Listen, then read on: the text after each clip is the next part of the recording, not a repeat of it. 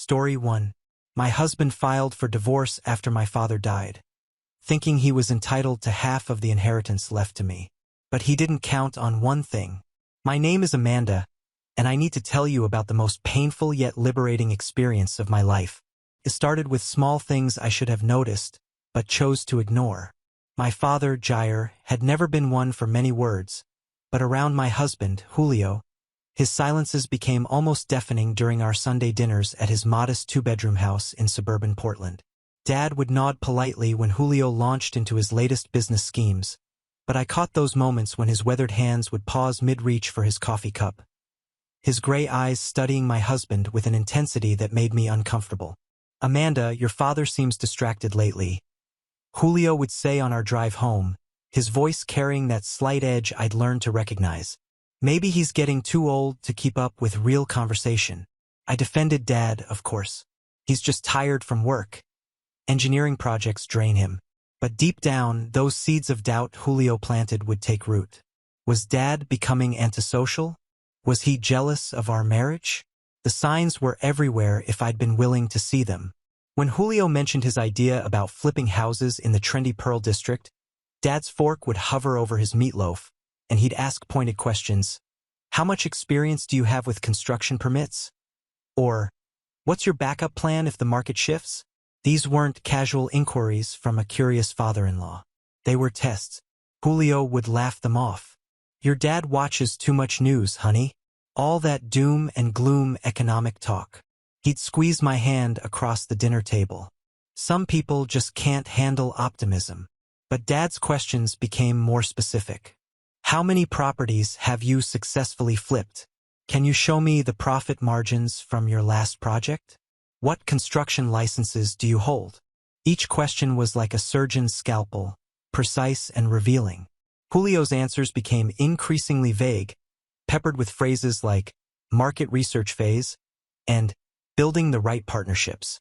I remember one particularly tense evening when Julio showed up wearing a new Rolex knockoff he'd bought online. Dad's eyes fixed on it immediately. "Nice watch," he said quietly. "Thanks. Good eye, Jair. It's all about projecting success, you know. Clients need to see you're serious." Dad nodded slowly, but I caught him checking his own modest Timex, the same one he'd worn for 15 years. Later, as we cleared dishes, he asked me privately, "How's your savings account looking, sweetheart?" "Fine, Dad." "Why?" "Just checking. Your mother always said to keep something set aside. You never know." I should have listened to him. I should have paid attention to the way his jaw tightened whenever Julio talked about money, or how his questions grew sharper each week. Dad wasn't being difficult or antisocial. He was trying to protect me from something he could see, but I was too blind to recognize. Those Sunday dinners weren't just family time for him. They were reconnaissance missions, gathering intelligence about the man who had married his daughter. Looking back now, I can see every warning sign Dad was trying to send me. The way he'd quietly excuse himself whenever Julio started talking about his big deals. How he'd changed the subject when my husband mentioned expensive purchases. The careful way he'd ask about our joint finances, always probing gently but persistently. But I was so caught up in defending my marriage, in proving that Dad was wrong to be suspicious, that I missed the real message he was trying to send. He wasn't disapproving of Julio out of overprotectiveness or jealousy. He was trying to save me from a man whose interest in me might not be as genuine as I believed. The call came at 6:47 a.m. on a Tuesday in March. I was scrambling eggs when my phone rang with that shrill tone that somehow always signals bad news. "Miss Peterson, this is Dr. Martinez from Providence Medical Center. Your father was brought in about an hour ago. Heart attack. Massive. They'd done everything they could, but Dad was gone before the ambulance even reached the hospital.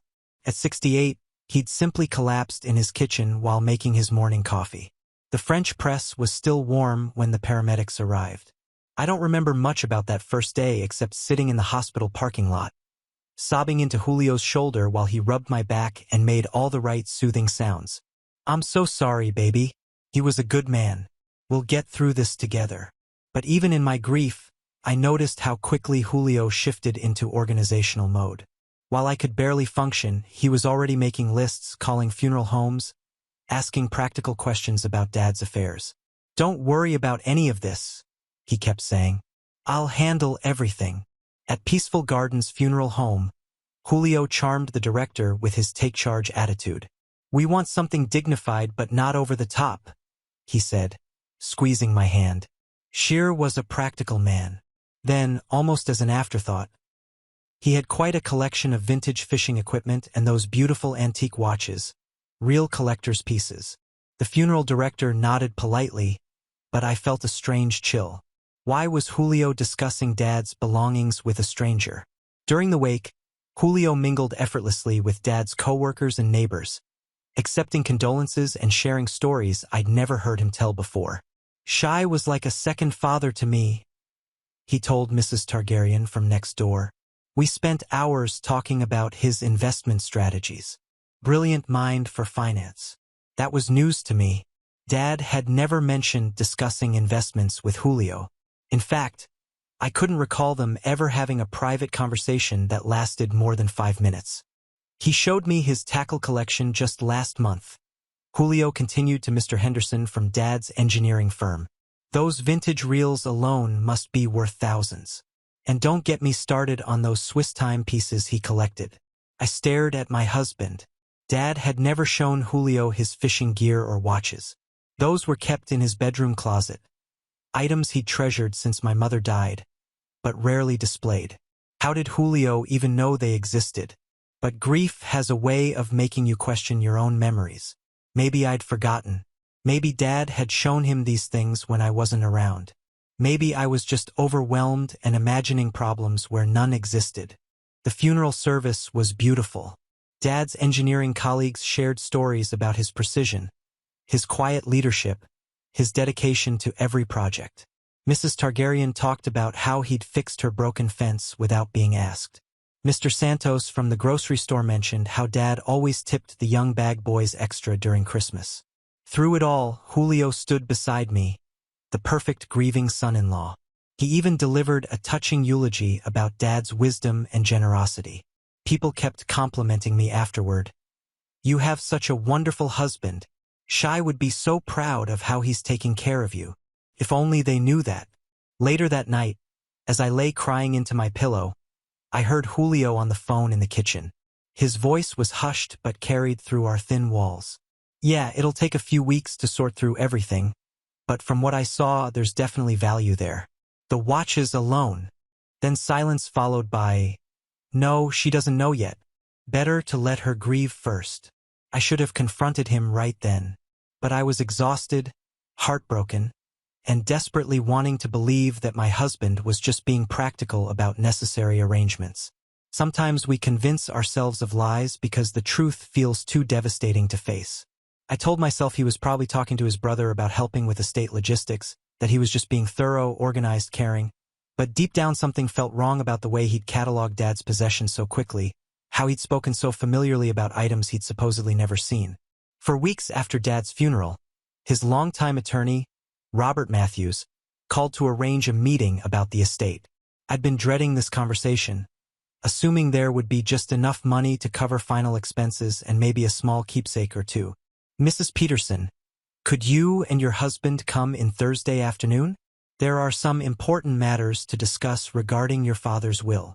Julio insisted on driving, even though Matthews and Associates was only 10 minutes from our apartment. "You're still too emotional to handle legal stuff," he said, adjusting his tie in the rearview mirror. "Good thing I'll be there to help you understand everything." Robert Matthews had been Dad's attorney for over 20 years. A silver-haired man with kind eyes who had handled my parents' modest affairs since I was a teenager. His office smelled of old leather and coffee, walls lined with law books that looked like they'd been there since the 1980s.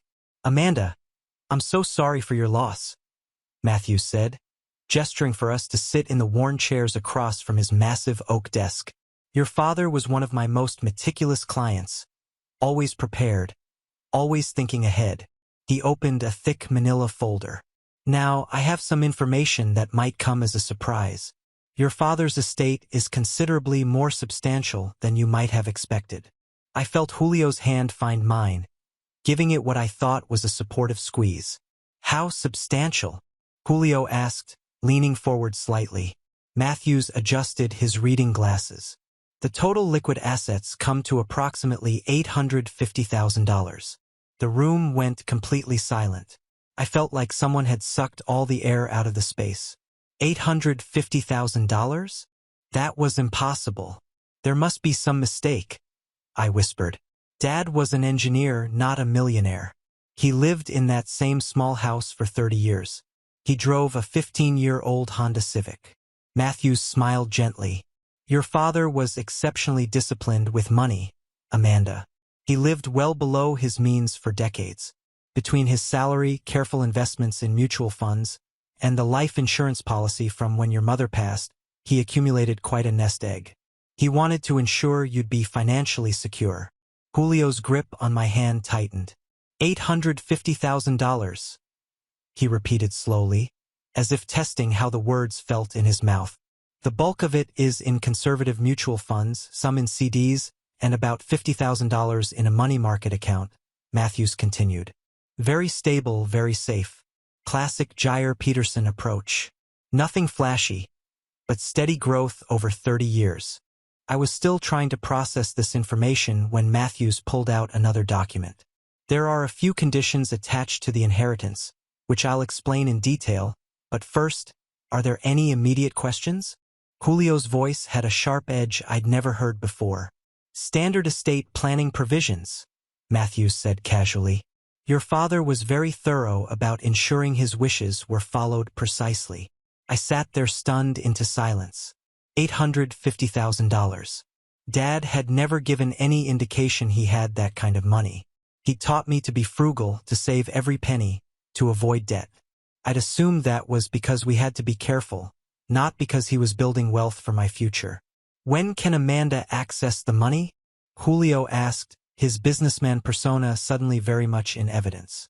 Matthews looked at him with a slight frown. Well, that depends on the conditions I mentioned. Jair was very specific about when and how these funds should be distributed. Something in the attorney's tone made me look up from my shock. There was a gravity there, a weight to his words that suggested these weren't ordinary conditions. What kind of conditions? I asked, my voice barely above a whisper. Matthews glanced between Julio and me, then opened to a specific page in the legal documents. Perhaps we should review them together carefully. Your father put considerable thought into these provisions, and they're quite unique. The drive home from the attorney's office was eerily quiet. Julio gripped the steering wheel so tightly his knuckles were white, and I could practically hear the wheels turning in his head. $850,000. The number kept echoing in my mind like a mantra I couldn't shake. Can you believe it? I finally said as we pulled into our apartment complex. All these years, Dad was secretly building this fortune for me. I had no idea. Julio parked and turned to face me, his eyes bright with an intensity I'd rarely seen. It's incredible, Amanda. Your father was obviously much smarter than anyone gave him credit for. He paused, then added with a grin, we're going to be able to do so much with that money. The words stuck in my mind, but I brushed off the discomfort. We were married, after all. Of course he'd think of it as our money. But that night, everything changed.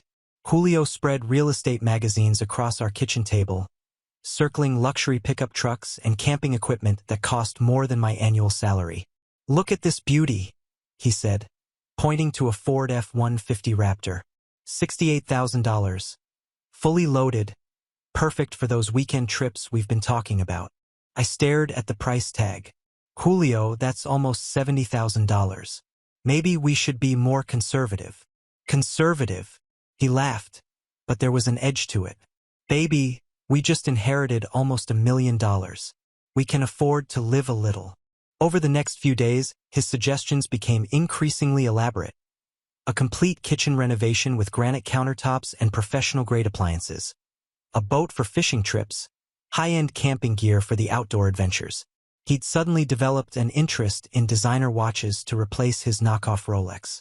Your dad would want us to enjoy this money, he'd say whenever I expressed hesitation. He worked hard his whole life so you could have a better future. But something felt wrong about the way Julio was planning to spend Dad's life savings. This wasn't the careful, practical man I'd married 3 years ago. This was someone I'd never seen before. Impulsive, demanding, almost greedy. When I suggested we should invest most of the money and only spend a small portion, Julio's entire demeanor shifted. The supportive, grieving husband disappeared, replaced by someone cold and calculating. "You're being ridiculous, Amanda," he snapped when I mentioned wanting to keep the bulk of the inheritance in safe investments like Dad had done. "This is our chance to really build something, to upgrade our lives." "Build what, exactly?" I asked. "A real estate portfolio. That house-flipping business I've been talking about. We could buy 3 or 4 properties, renovate them, and double our money within 2 years." I reminded him that he'd never actually flipped a house, that he had no construction experience, no contractor licenses, no proven track record. His response was to accuse me of not believing in him, of being negative and unsupportive, just like my father had been. The accusations stung because they were so unfair. Dad had never been unsupportive. He'd been cautious. There was a difference, though I was only beginning to understand it. Julio started making unilateral decisions. He brought home brochures for expensive vacation packages to Costa Rica and Thailand. He scheduled appointments with boat dealers without asking me. He even put a deposit down on a motorcycle, claiming it was just to hold it until we could access the inheritance money. When I objected, he became sullen and withdrawn. The little kindnesses that had made our marriage pleasant, bringing me coffee in the morning, asking about my day, holding hands while watching TV, all disappeared. Our conversations became solely focused on money and how to spend it. "You're acting like this inheritance is some kind of burden instead of a blessing," he said one evening after I'd suggested we wait 6 months before making any major purchases. "Maybe grief is affecting your judgment more than you realize." It was a cruel thing to say, and it revealed something ugly about my husband that I'd never seen before. The mask was slipping, and underneath was someone I didn't recognize. Someone who saw my father's death not as a tragedy, but as a financial opportunity. The transformation was complete by the 6th week after Dad's death. The man I'd married, the one who used to bring me wildflowers from our evening walks, who'd rub my feet after long days at my accounting job, who'd make silly jokes just to see me smile, had been replaced by a stranger obsessed with spending money we didn't even have access to yet. Julio became increasingly aggressive about my selfishness regarding the inheritance.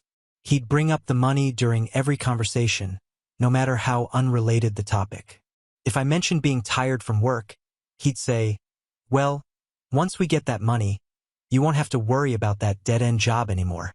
If I suggested we stay home for dinner instead of going out, he'd respond with, "Why are you being so cheap when we're about to be rich?"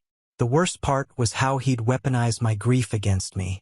"You're not thinking clearly," became his favorite phrase whenever I disagreed with his spending plans. "Losing your father has obviously affected your judgment. Maybe you should let me handle the financial decisions for a while." Our apartment became a war zone of unspoken resentment. Julio would slam cabinets when I walked into the kitchen. He'd turn up the TV volume when I tried to talk to him. He stopped saying good morning or good night, treating me like a roommate he barely tolerated rather than his wife. But I noticed he was spending a lot of time on his laptop with the screen angled away from me. When I'd walk past, he'd quickly minimize windows or close the browser entirely. His phone, which used to sit casually on our coffee table, was now always face down and password protected. Jessica, my best friend since college, finally called me out on how withdrawn I'd become. "You haven't returned my texts in 2 weeks, she said when she showed up at my apartment unannounced one evening. "And you look terrible. What's going on?" I broke down and told her everything about the inheritance, about Julio's transformation, about how he'd become someone I didn't recognize. Jessica listened with growing concern, occasionally asking clarifying questions that made me realize how bad things had gotten. "Amanda," she said finally, "this isn't normal grief behavior. People don't usually become financial predators when their spouse inherits money. Has he always been like this about money?" I thought about it honestly for the first time. The answer was complicated. Julio had always been interested in get-rich-quick schemes and expensive toys, but I'd attributed that to normal ambition. Now, I wondered if there had been warning signs I'd missed, patterns I'd ignored because I wanted to believe the best about the man I'd married. Maybe your father saw something you couldn't, Jessica said gently. Maybe all those questions he asked weren't jealousy or overprotectiveness. Maybe he was trying to protect you. That night, lying in bed next to my husband, who now felt like a stranger, I finally admitted to myself that our marriage might be in serious trouble, and that Dad's instincts about Julio might have been right all along. 3 weeks after my conversation with Jessica, I made a discovery that shattered what remained of my faith in my marriage. Julio had left his laptop open on the kitchen counter while he went to take a shower, and I noticed multiple browser tabs still open. My eyes caught familiar names: Henderson and Associates Divorce Attorneys, Peterson Inheritance Oregon Law, and Spousal Rights Inherited Assets. My hands trembled as I read through his browser history, page after page of searches about divorce law in Oregon, how inherited assets are divided in marriage dissolution, and even specific queries like wife inherited money before divorce and percentage spouse entitled inheritance Oregon. He wasn't just researching casually. Some of these sites had been bookmarked. There were downloaded PDFs with titles like Protecting Your Rights in High-Asset Divorce and Maximizing Settlement Outcomes. The most recent search from just 2 hours earlier was for Best Divorce Attorneys Portland, Oregon Inheritance Cases. I felt sick. While I'd been mourning my father and trying to save our marriage, Julio had been methodically planning our divorce. Not because he was unhappy, not because we had irreconcilable differences, but because he thought he could get a portion of Dad's money through legal proceedings. The shower was still running, so I quickly opened his email. What I found there was even worse. Draft emails to divorce attorneys, never sent but clearly composed. One particularly damning draft read, "My wife recently inherited a substantial sum, $850K plus, and is being unreasonable about sharing marital assets. I need to understand my rights and the best strategy for protecting my interests." Another draft, this one to his brother Marcus, was more honest about his motivations. Amanda's being impossible about the money, acting like it's all hers just because it came from her father. Marriage is supposed to be a partnership, right? I've been supporting her for 3 years, and now she wants to hoard everything. My lawyer says I might be entitled to half if we split up. The water stopped running. I quickly closed everything and walked to the living room, my heart pounding so hard I thought it might burst. When Julio emerged from the bathroom 20 minutes later, hair perfectly styled and wearing his favorite cologne, I was sitting on the couch pretending to read a magazine. "You're up late," he said, not really looking at me. "Couldn't sleep," I managed to reply. He nodded and went to his laptop, closing it without checking anything. "I'm going to bed. Got an early meeting tomorrow." I lay awake all night staring at the ceiling and trying to process what I'd learned. My husband, the man I'd promised to love and honor, was planning to divorce me for money. Not because he was unhappy, not because we'd grown apart, but because he saw my inheritance as his ticket to a better life.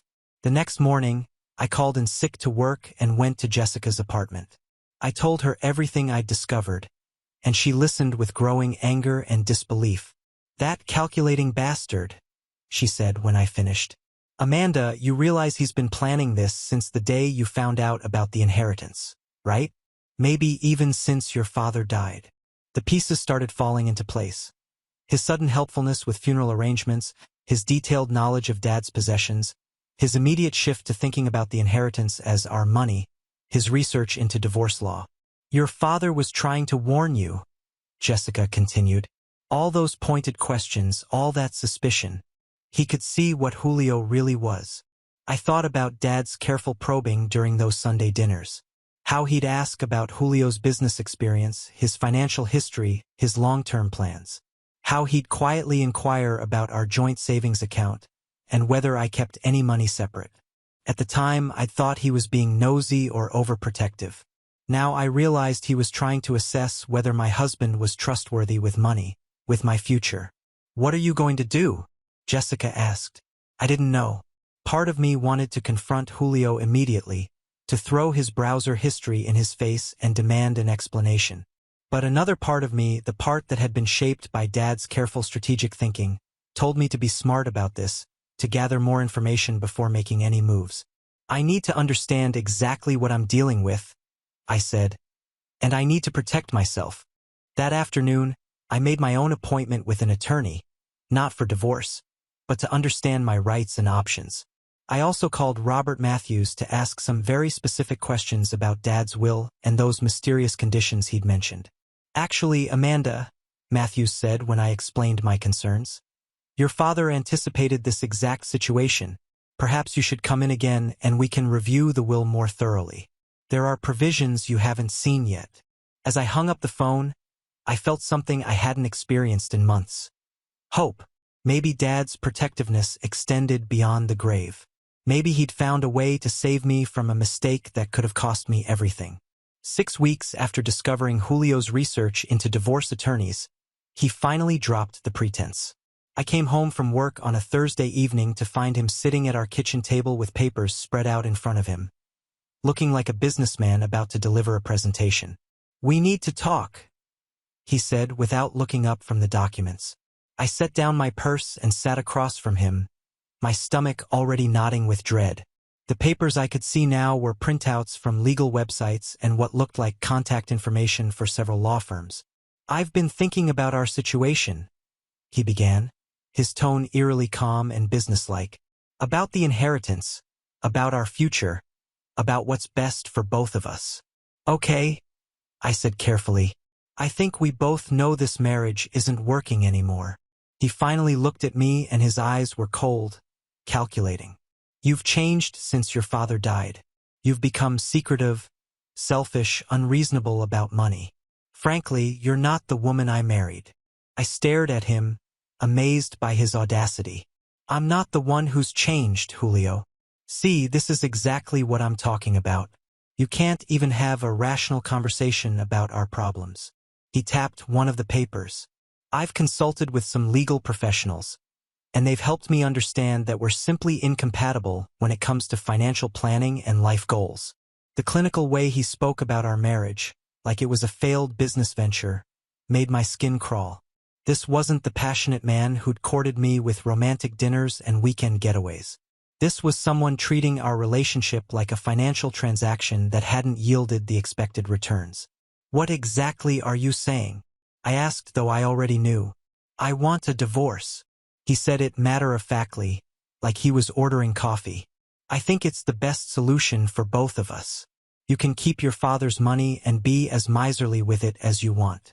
And I can find someone who shares my vision for building wealth and enjoying life." Just like that, my voice was barely a whisper. "Amanda, be honest.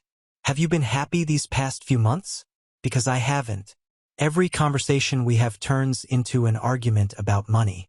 You've made it clear that you see your inheritance as yours alone, not something we should build our future on together." The gaslighting was breathtaking. He was rewriting history to make me the villain in a story where he'd been plotting our divorce for financial gain.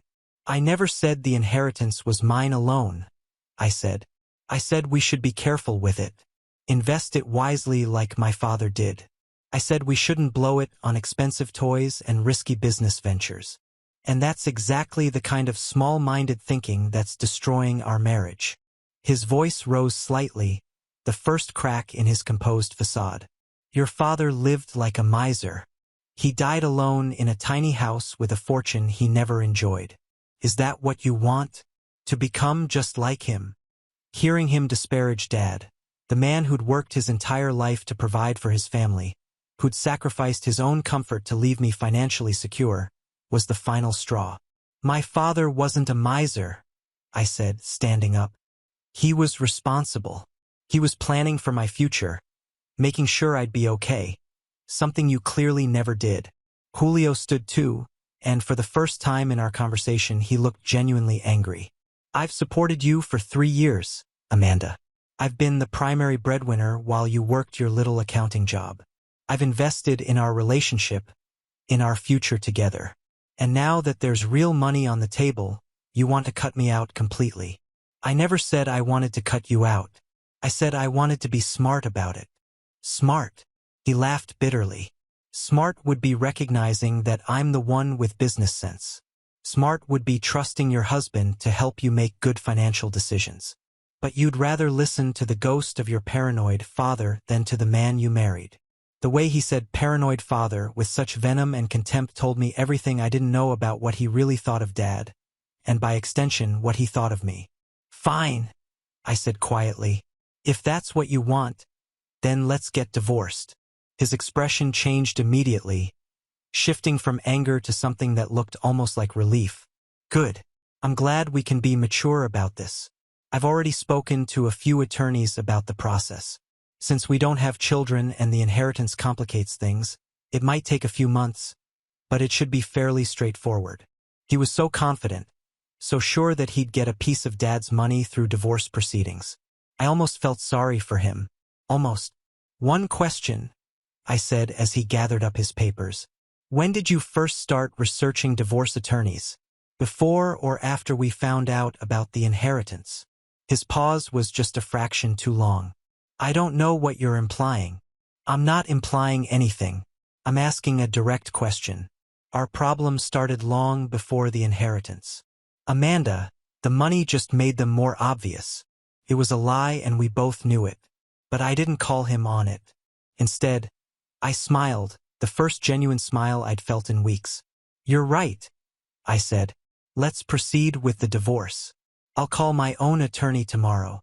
As Julio walked toward our bedroom, probably to make more calls to his legal team, I felt something unexpected. Freedom.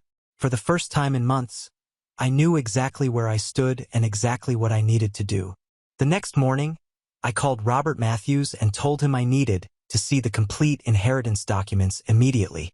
There was an urgency in my voice that must have concerned him because he cleared his schedule and agreed to meet me that afternoon.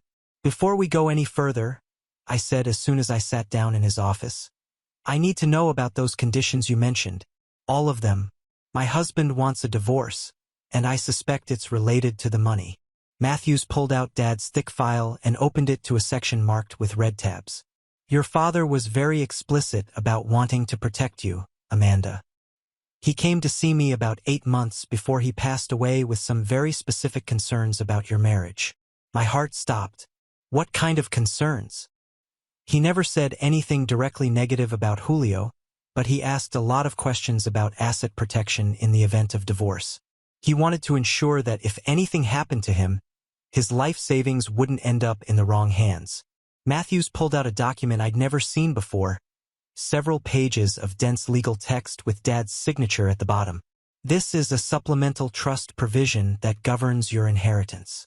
The basic structure is this. You can only access the full inheritance under 2 specific conditions. He adjusted his glasses and read directly from the document. Condition 1. You remain unmarried for at least 1 full year after your father's death. Condition 2. If you were married at the time of his death, you must be legally divorced and single for a minimum of 6 months before the trust releases the funds. I stared at him, my mind racing. What happens if I stay married? The entire inheritance goes to the Disabled Veterans Foundation of Oregon. Every penny. Your father was very clear that the money should help people who truly need it rather than potentially enabling someone he considered untrustworthy. The room spun slightly as the implications hit me. Dad had essentially set up a test. If Julio truly loved me, he'd want me to stay married regardless of money. If he was only interested in the inheritance, he'd push for divorce and get nothing. He knew, I whispered. Somehow, he knew this would happen. Matthews nodded gravely. Your father spent months crafting this provision. He consulted with multiple attorneys to ensure it was legally bulletproof. He told me he hoped he was wrong about his suspicions. But if he wasn't, he wanted to make sure you'd be protected. Does Julio know about these conditions? Not unless you've told him. The basic will reading we did only covered the existence of the inheritance and mentioned that there were conditions. The specifics were to be revealed only to you and only if certain circumstances arose. Matthews leaned forward. Amanda, has your husband been pressuring you about the money? I told him everything about Julio's transformation, his elaborate spending plans, his research into divorce attorneys, his ultimatum. Matthews listened with the expression of someone who'd seen this pattern before. Your father anticipated this exact scenario, he said when I finished. He even wrote a letter for you to be opened only if you requested to see the full trust conditions. He pulled out a sealed envelope with my name written in Dad's careful handwriting. With trembling fingers, I opened it. Dad's voice seemed to speak from the page. My dearest Amanda, if you're reading this, it means my worst fears about Julio have come true. I pray I'm wrong, but if he's shown his true colors after learning about this inheritance, then you need to know something. Real love doesn't come with price tags. A man who truly loves you would never see your father's death as a financial opportunity. I've spent my entire life working to provide for you, and I'll be damned if I let someone use my death to take advantage of my daughter. The money is yours, sweetheart, but only when you're free from anyone who might want it more than they want you. Trust yourself. Trust your instincts. And remember that sometimes the most loving thing a father can do is protect his child from her own generous heart. I love you always, Dad. Tears streamed down my face as I folded the letter. Dad had known. He'd seen through Julio's charm and spotted the opportunist underneath. All those pointed questions, all that apparent disapproval. It had been love, pure protective love. So if I get divorced, I said, wiping my eyes, I get the full inheritance after 6 months of being single. Correct. And Julio, as your ex-husband, would have no legal claim to any of it since it was never technically yours during the marriage. The trust owns the money until the conditions are met. I started laughing, not from humor, but from the brilliant simplicity of Dad's plan. Julio thought he was manipulating me into a divorce that would give him access to the money. Instead, he was walking directly into a trap that would leave him with nothing. Mr. Matthews, I said, I need you to prepare the divorce papers, and I want to make sure Julio understands exactly what he's giving up. I waited until the perfect moment to reveal the truth to Julio. He'd been smugly confident for 3 days since our divorce conversation, making calls to attorneys and even looking at apartments online. He clearly thought he'd outmaneuvered me, that his research and planning would pay off with a substantial settlement. The opportunity came when he brought home a bottle of expensive champagne, Dom Perignon, that cost more than our weekly grocery budget. What's the occasion? I asked, though I had a sick feeling I already knew. I spoke with Harrison and Associates today, he said, popping the cork with theatrical flair. They're confident about our case. Apparently, Oregon law is pretty favorable when it comes to asset division, even with inherited money. He poured 2 glasses and offered me one. To new beginnings and financial freedom. I accepted the glass, but didn't drink. Before we toast, there's something you should know about the inheritance. Some details that Mr. Matthews didn't share during our first meeting. Julio's smile faltered slightly. What kind of details? I pulled out the trust documents I'd gotten from Matthews. It turns out Dad was more thorough than either of us realized. The inheritance isn't actually mine yet. It's held in a trust with very specific conditions. What conditions? His voice had an edge now. I can only access the money if I'm single.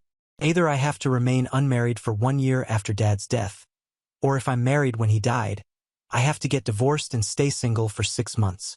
I set the legal papers on the table between us. If I remain married, every penny goes to a veterans charity. The champagne glass slipped from Julio's hand, shattering on our kitchen floor. The expensive wine spread across the linoleum like a golden stain. That's impossible, he whispered. It's all right here in black and white. Dad set up the trust 8 months before he died. Apparently, he had concerns about my marriage. I met his eyes steadily. Specifically, concerns about you. Julio's face went through several emotions in rapid succession. Disbelief, anger, calculation, and finally, panic. But that means our divorce won't get you anything. In fact, staying married won't get you anything either. The money was never legally mine to share. It belongs to the trust until I meet the conditions. He grabbed the papers and read them frantically, his eyes scanning the legal language as if he could find a loophole through sheer will. There has to be a way around this. We can contest it. We can claim undue influence or mental incompetence or... Dad was evaluated by 2 independent psychiatrists before setting up the trust. It's bulletproof. The change in Julio was immediate and dramatic. Gone was the cold, calculating businessman who demanded a divorce. In his place was a desperate man who suddenly realized his meal ticket had evaporated. "Amanda, baby, wait," he said, reaching for my hands, pulled them away. "Maybe we're being hasty about this whole divorce thing. I mean, we've been through some tough times, but that doesn't mean we can't work things out." "Really? 2 hours ago, you called me selfish and said I wasn't the woman you married." I was angry. People say things they don't mean when they're upset. His voice took on a wheedling quality I'd never heard before. "Look, we can get counseling. We can work through our problems. Marriage takes effort from both people, right?" It was pathetic watching him try to backpedal. The man who'd been researching divorce attorneys for weeks was now desperately trying to save a marriage he'd just declared dead. "What about all those things you said about my father? About him being paranoid and miserly?" "I was grieving too, Amanda. I said things I didn't mean. Your father was a good man. A smart man. Maybe too smart for his own good." He laughed nervously. "I guess he really did know how to protect his daughter." "Yes, he did." Julio spent the next hour trying every manipulation tactic in his arsenal. He apologized profusely for his behavior. He promised to be more supportive and understanding. He suggested we could use the inheritance money for charity work to help people less fortunate than ourselves. He even brought up starting a family, claiming that having children would bring us closer together. But it was too late. I'd seen behind the mask and there was no going back. "The thing is, Julio," I said finally, "even if I wanted to reconcile, I don't think I could ever trust you again. You spent weeks planning our divorce in secret. You researched how to get money that wasn't even mine. You treated my father's death and my inheritance like a business opportunity. That's not fair. You called him paranoid for trying to protect me. But he was right, wasn't he? He saw exactly what you were." Julio's last attempt was to appeal to our history together. "We had good times, Amanda. Remember our trip to the coast? Remember how happy we were when we first got married? That was real. This money thing has poisoned everything. But we can get back to who we used to be." But I realized now that who we used to be was probably an illusion. Julio had been charming and attentive when he thought I was just a middle-class accountant with a modest future. The moment real money entered the picture, his true priorities had revealed themselves. Dad hadn't just protected my inheritance. He'd saved me from wasting my life with someone who would never truly love me, only what I could provide for him. The divorce process moved faster than I'd expected. Once Julio's attorney understood the trust conditions and realized there was no money to be gained, they advised him to accept a quick no-contest dissolution. Suddenly, the man who'd been planning to fight for half of our assets was eager to expedite the proceedings. Julio made one last desperate attempt at reconciliation the day before our final court date. He showed up at the apartment, which I'd kept since his name wasn't on the lease, with flowers and a speech about how he'd realized his mistakes. "I've been doing a lot of thinking," he said, standing in our doorway like a door-to-door salesman. "About us, about what's really important. Money isn't everything, Amanda. Love is." "You're absolutely right," I agreed. "Money isn't everything. That's why I'm sure you'll be happy knowing that I'm planning to donate a significant portion of Dad's inheritance to charity once I receive it." His face went pale. "Donate it?" "The Disabled Veterans Foundation. Actually, the same organization that would have gotten it if I'd stayed married. It seems like the right thing to do, honoring Dad's wishes." I wasn't lying. I had been considering a substantial donation, though not the entire amount. That's very generous of you," he managed, though he looked like he might be sick. "I thought you'd approve since you said love is more important than money." The divorce was finalized on a rainy Tuesday in November, exactly 7 months after Dad's death. Julio didn't contest anything, and I kept our modest possessions and my maiden name, which I'd never changed anyway. As we left the courthouse separately, I felt lighter than I had in years. "How do you feel?" Jessica asked when I called her from the parking lot. "Free," I said and meant it. The 6-month waiting period began immediately. According to the trust conditions, I had to remain single and not cohabitate with anyone romantically for 180 consecutive days before the inheritance would be released. It was like a cooling-off period, a chance to make sure I was making decisions based on my own judgment rather than emotional rebound. I used the time well. I threw myself into work, earning a promotion and a significant raise at the accounting firm. I started therapy to process not just Dad's death and my divorce, but the deeper patterns of people-pleasing and conflict avoidance that had made me vulnerable to Julio's manipulation. Your father sounds like he was incredibly wise. My therapist, Dr. Sarah Chun, observed during one of our sessions. He created a situation where you could discover the truth about your marriage without his interference. That takes tremendous restraint and love. I also began exploring interests I'd suppressed during my marriage. Julio had always dismissed my love of hiking as boring and my interest in photography as expensive and impractical. Suddenly, I had weekends free to drive to the Columbia River Gorge with my camera, capturing sunrise shots of waterfalls and forest trails. The hardest part of the waiting period wasn't being alone. It was dealing with Julio's periodic attempts at contact. He'd text me occasionally with updates about his life, mentioning how much he missed me and asking if I wanted to get coffee, just as friends. Each message felt like a test of my resolve. I keep thinking about that weekend we spent in Cannon Beach, read one text. Remember how perfect everything was? I did remember. We'd walked along the shore at sunset, and Julio had been unusually thoughtful and romantic. At the time, I'd thought it was spontaneous affection. Now, I wondered if he'd been feeling guilty about something, or if he'd been trying to secure my loyalty before making some financial ask I'd forgotten about. I heard you got a promotion, said another message. I always knew you were capable of more than you realized. I'm proud of you. The presumption that he had any right to be proud of my achievements annoyed me more than his attempts at reconciliation. He'd spent 3 years subtly undermining my confidence, suggesting that my accounting job was cute, but not serious, that I lacked the ambition for real success. Now that I was succeeding without him, he wanted credit for believing in me. I stopped responding to his messages entirely. On a cold February morning, exactly 6 months and 1 day after our divorce was finalized, I received a call from Robert Matthews. Amanda, congratulations. As of today, you meet all the trust conditions. Would you like to schedule an appointment to transfer the inheritance into your personal accounts? I was sitting in my car outside a hiking trail about to start a solo trek through Forest Park. The morning mist was rising through the Douglas firs and everything felt possible. Yes, I said. I'd like that very much.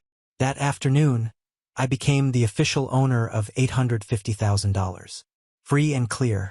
No strings attached. No one else's claim on it. No need to justify my decisions to anyone. The first thing I did was write a check to the Disabled Veterans Foundation for $100,000. It felt like the right way to honor Dad's memory and the organization he'd chosen as his backup beneficiary. The second thing I did was quit my job and start planning the rest of my life. With my newfound financial freedom, I made the kind of bold decisions I'd never allowed myself to even dream about during my marriage. The first was leaving Portland entirely. I'd always loved the Oregon coast, but had never been able to afford living there. Julio had dismissed my fascination with seaside towns as impractical romantic nonsense, insisting we needed to stay close to the city for his business opportunities. I found a charming cottage in Manzanita, a small coastal community where the forest meets the ocean. The house was nothing fancy. 2 bedrooms, 1 bathroom, a tiny kitchen with windows overlooking the beach, but it felt like paradise compared to our cramped Portland apartment. The previous owners had installed skylights throughout, filling every room with natural light that changed throughout the day as clouds moved across the Pacific sky. The purchase process was surreal. After years of carefully budgeting every expense, I could simply write a check for the full amount. No mortgage, no monthly payments, no stress about making ends meet. The house was mine completely and forever.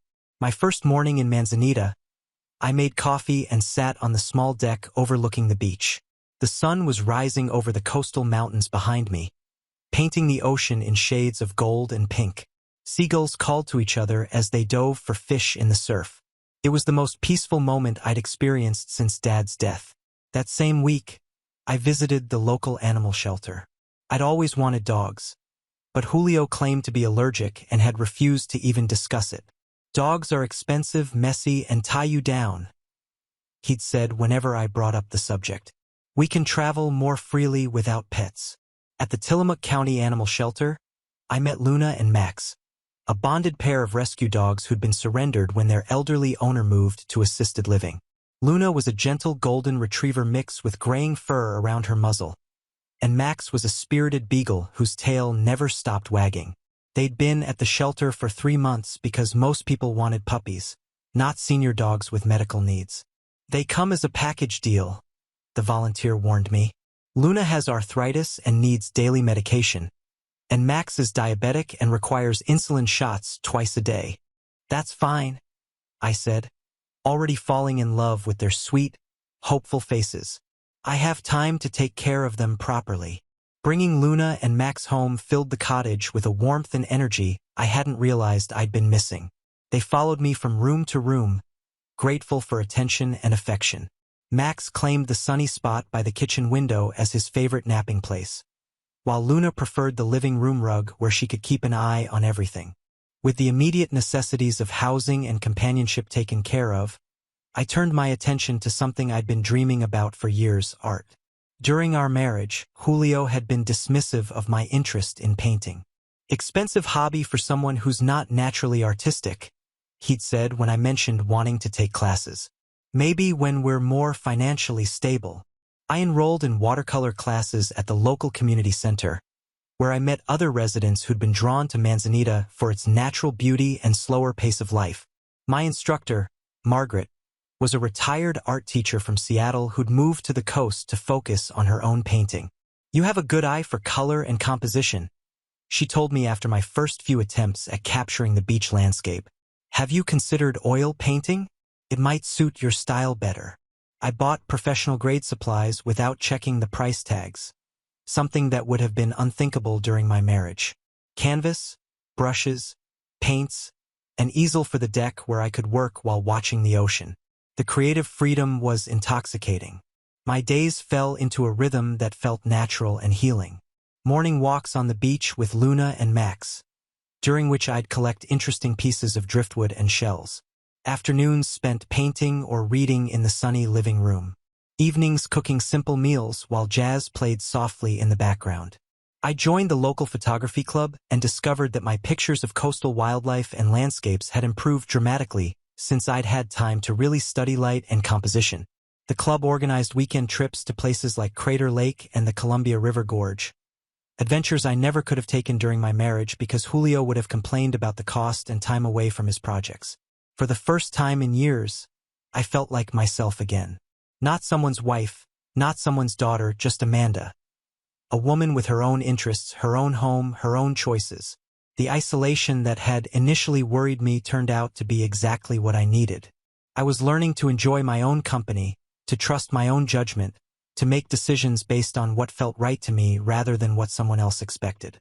6 months into my new life, I realized I couldn't remember the last time I'd felt anxious about money, worried about someone else's approval, or questioned whether I was being too selfish for wanting something.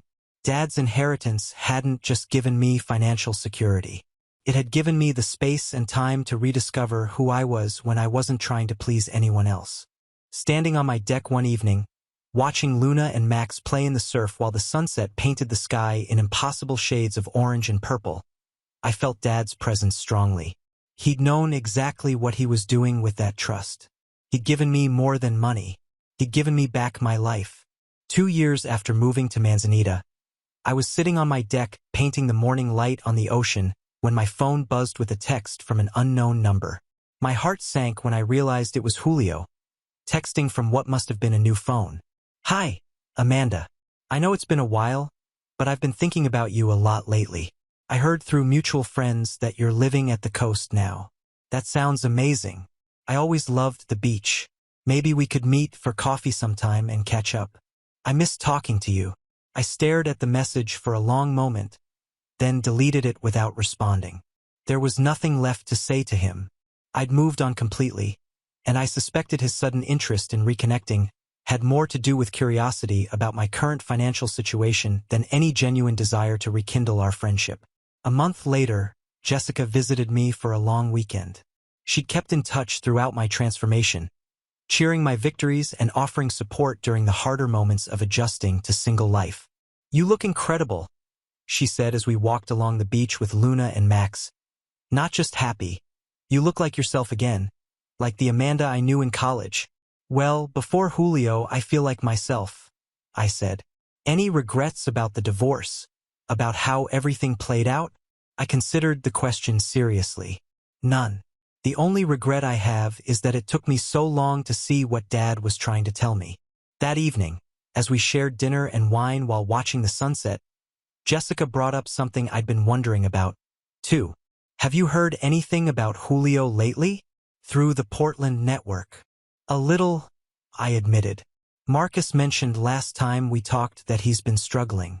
Apparently, he went through a series of failed business ventures after our divorce. The house flipping thing never materialized, and he lost quite a bit of money on some cryptocurrency speculation." Jessica raised an eyebrow. "Cryptocurrency? That doesn't sound like him."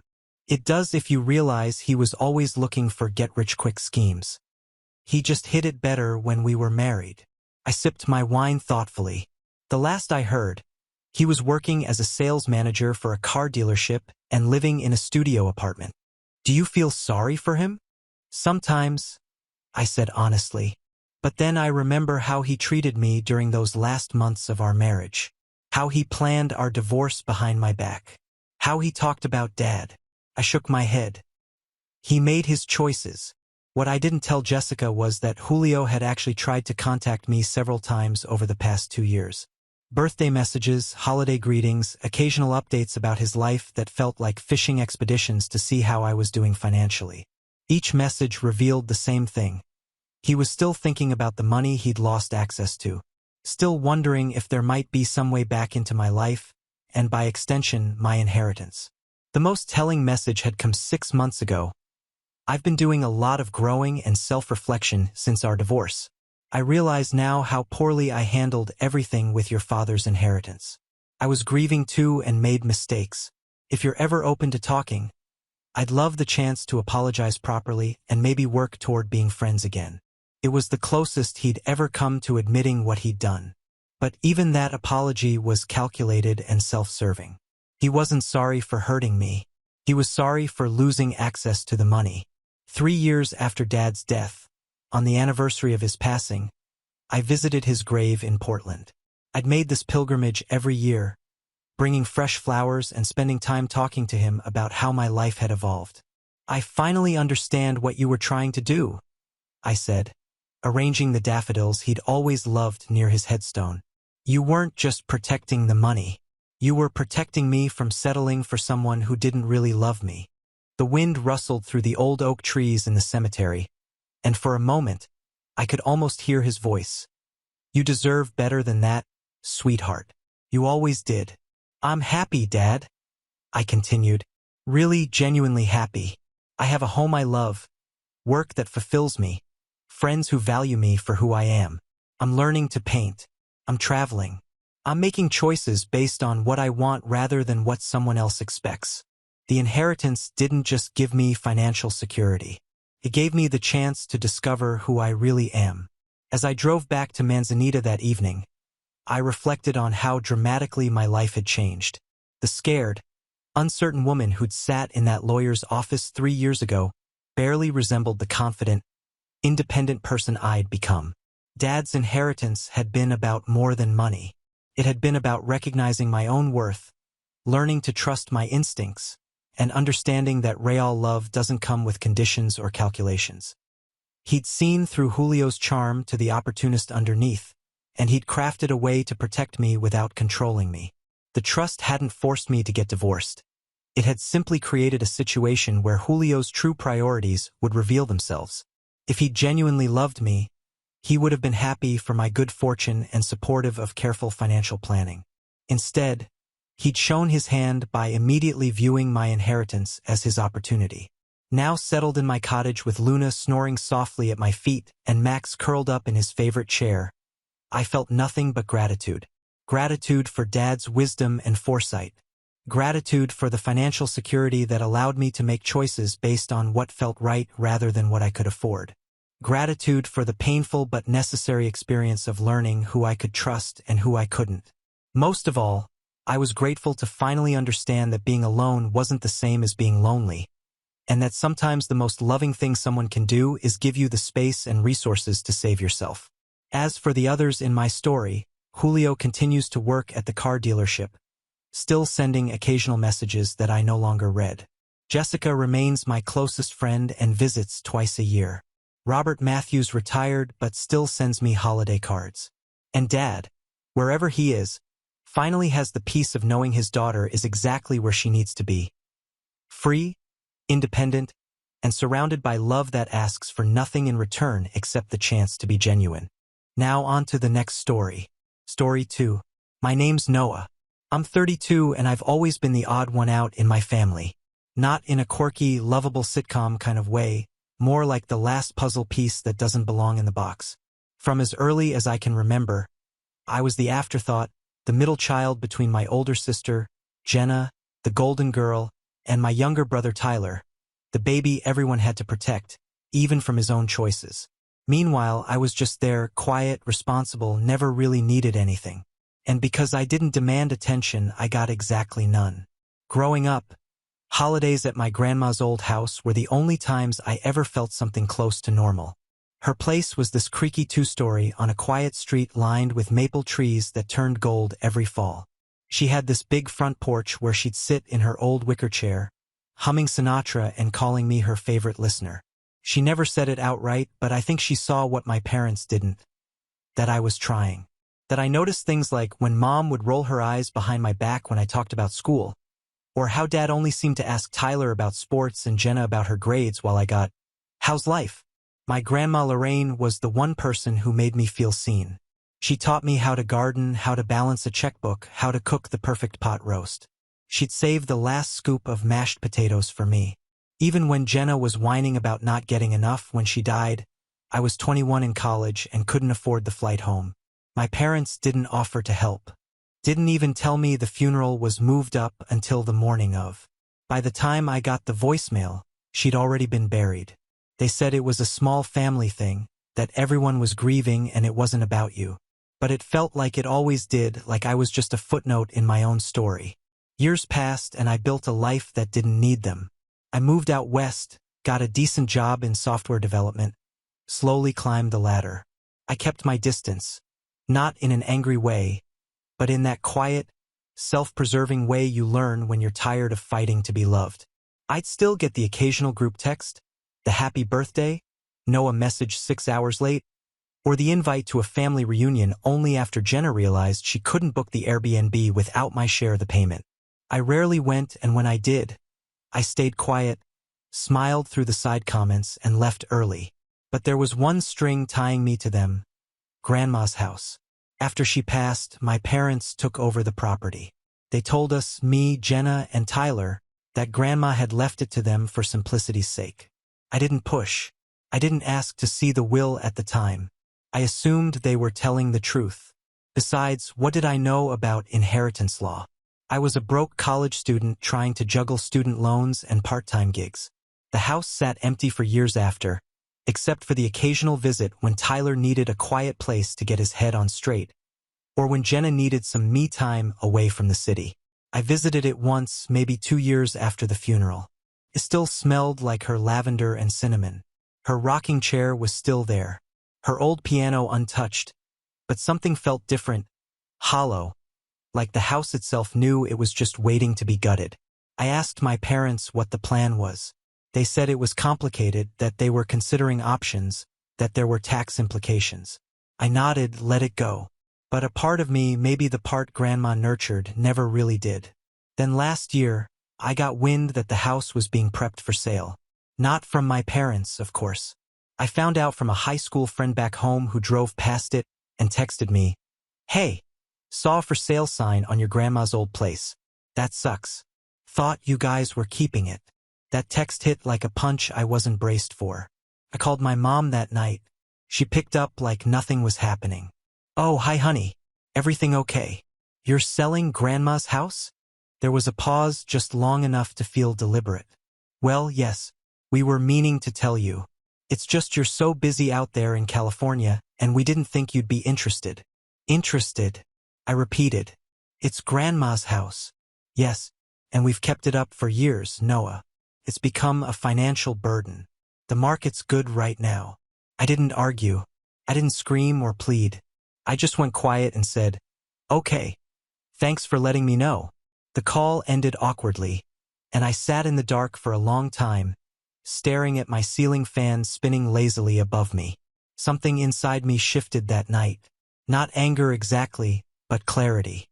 A realization that I'd spent too long letting this family decide what I did and didn't deserve. That maybe it was time I stepped into the driver's seat. The next week, I started making calls, quiet ones. I called the realtor listed on the sign, introduced myself with a different last name, my middle name, Bennett. I asked for a tour, pretending I was a remote investor. I got on a plane, showed up in a blazer, and walked through my grandma's house like a stranger. My heart cracked in places I didn't know still existed. The garden was overgrown, the wallpaper peeling, but the bones were still there. Her spirit lingered in the corners. When the realtor asked if I was serious about putting in an offer, I smiled and said, "Very. I didn't overbid. I didn't use emotion. I used a shell company I'd quietly started 6 months earlier for another real estate project. The paperwork was clean. The sale went through fast. And just like that, I owned the house, but I didn't say a word. Not yet, because Christmas was coming. And like clockwork, Jenna sent out the group text in early December. Christmas dinner at Mom and Dad's.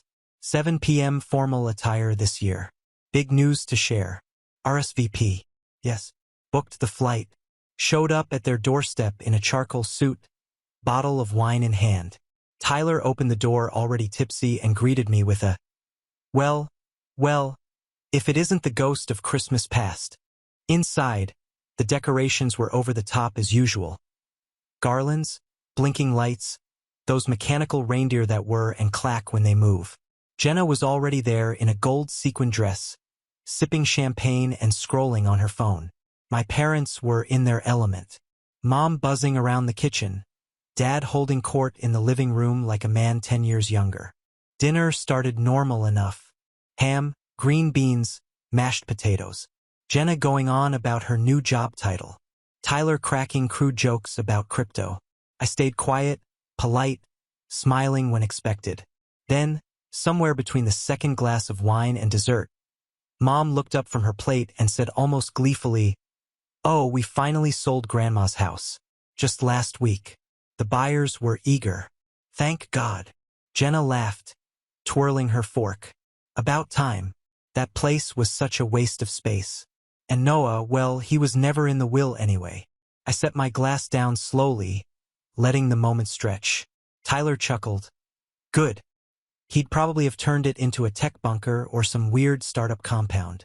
I looked around the table at the people who always assumed I'd stay quiet, who thought I'd let it go. I picked up my wine again, took a sip and said, "Cool. Hope you enjoy the cash, since I'm the one who bought it." The table went silent. Mom's face froze mid-smile. Jenna blinked, confused. Tyler furrowed his brow like he was trying to solve a math problem. And I just sat there, calm as ever, watching the curtain finally lift. For a moment, no one said a word.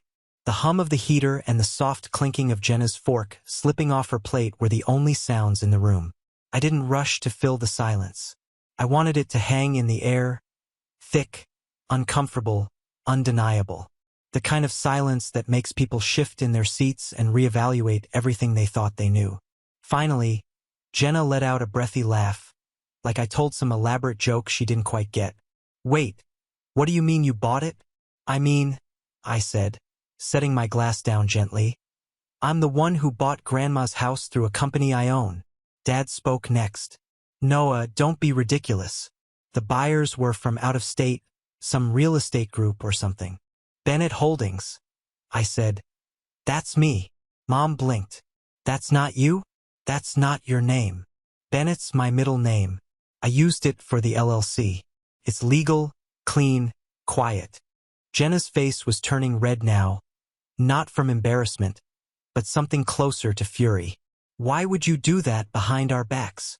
That word, our, rang in my ears, like I was trespassing on something sacred.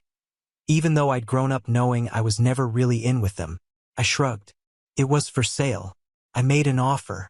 It was accepted. Nothing behind anyone's back. But we would have gotten so much more if we knew it was you, Mom blurted. That told me everything I needed to know. It wasn't about legacy. It wasn't about Grandma.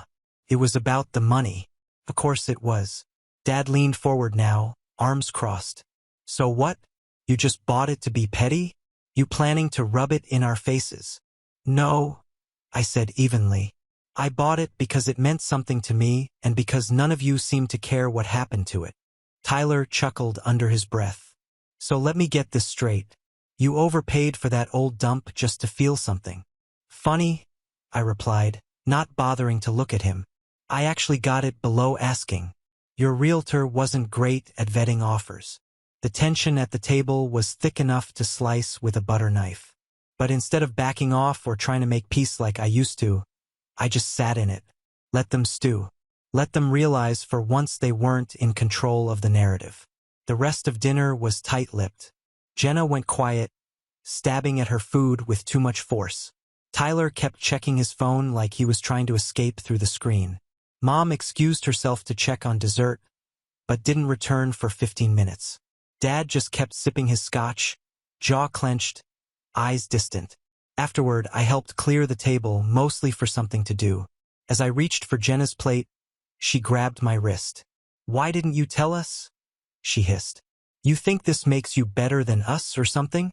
I paused, looking her dead in the eye. No, I think it means I stopped waiting for permission to do what felt right. She dropped my wrist like it burned her. You're unbelievable. You're welcome to come by sometime, I added. Maybe I'll show you the garden. I'm thinking of planting sunflowers. She stormed off. After dessert, store-bought tiramisu that Mom pretended was homemade, I made my excuses. Said I had an early flight. Thanked them for dinner. Hugs were avoided, except a half-hearted one from Dad, stiff as a plank. But as I turned to leave, Mom followed me to the door. You blindsided us, she said, her voice low but sharp. This family has always made decisions together. You know that. I stopped, hand on the doorknob. You mean you and Dad make the decisions? Jenna cheers. Tyler coasts. And I'm just supposed to go along with it. That's not fair. No, I said, turning to face her. What's not fair is you telling me I wasn't in Grandma's will. Like that was something to laugh about. Like I didn't matter to her. She flinched just slightly, but it was there. I opened the door. I'll see you around. I walked out into the cold, the night air biting but clean, freeing. Back at my hotel, I lay on the bed fully dressed, staring at the ceiling. I expected to feel triumphant, but instead I felt unsettled, like I'd pulled back the curtain and finally seen them for who they really were. And part of me hated that I wasn't even surprised. But the next morning, that's when the fallout started. Tyler was the first to text me. Bro, Mom's losing it. She thinks you manipulated them. Then came Jenna, real classy Noah. Can't believe you'd lie just to spite us. And finally, Mom. Hers was more passive-aggressive. We're disappointed, but not surprised. Your actions have consequences. Don't expect us to support you if things go south. I stared at that one the longest. Support. I'd never asked them for anything. Not when I couldn't afford the funeral. Not when I struggled to pay rent. Not when I got my first promotion, and no one even replied to the group text I sent. They'd done nothing but withhold. And now they acted like I'd betrayed them. Over the next few weeks, it escalated. First, they started dropping little bombs in the extended family group chats. Subtle jabs. So grateful Jenna helped us through all the estate stuff. Some people just care about the money. Can't believe how people twist things to make themselves look like heroes. Then came the calls from my aunt and uncle, from cousins I barely spoke to. Most were polite but probing. "Noah, I heard you bought the house. Why didn't you say anything sooner?" "I thought it was a family decision." "Aren't your parents upset?" "I didn't feed the fire. I just said, it's complicated, and let them draw their own conclusions." But behind the scenes, I started preparing for something more. I wasn't done. Not yet. Because while they were busy trying to rewrite the story, I was quietly digging into the one thing they never expected me to look at: Grandma's actual will. The will was never supposed to be complicated. At least that's what Mom always claimed. Every time the house came up in conversation over the years, rare as those times were, she'd casually throw in, "It was left to us." Simple and clean. Grandma didn't want to cause drama. And because I'd grown so used to being excluded, I believed it. Or maybe I just didn't have the energy to question it back then. But after that Christmas dinner, I couldn't shake the feeling. Something didn't sit right. The way Mom smirked when she told me I was never in the will. The way Jenna laughed like it was a punchline. The speed at which they sold the house once I started asking questions. So one quiet evening, curled up on my worn couch with a laptop and a stiff drink, I started digging. I didn't expect to find much, but curiosity is a strange thing. Pulls you forward even when you're not sure what you're looking for. I started with public records. The sale deed from Grandma to my parents. Nothing surprising there except the date. The property had been transferred 3 weeks after Grandma's funeral, not part of her will, but through a quitclaim deed. That raised my first red flag. Why would they use a quitclaim deed instead of letting it go through probate? And why would Grandma do that when I knew for a fact she had a will? So, I called the county records office the next day, asked about the will.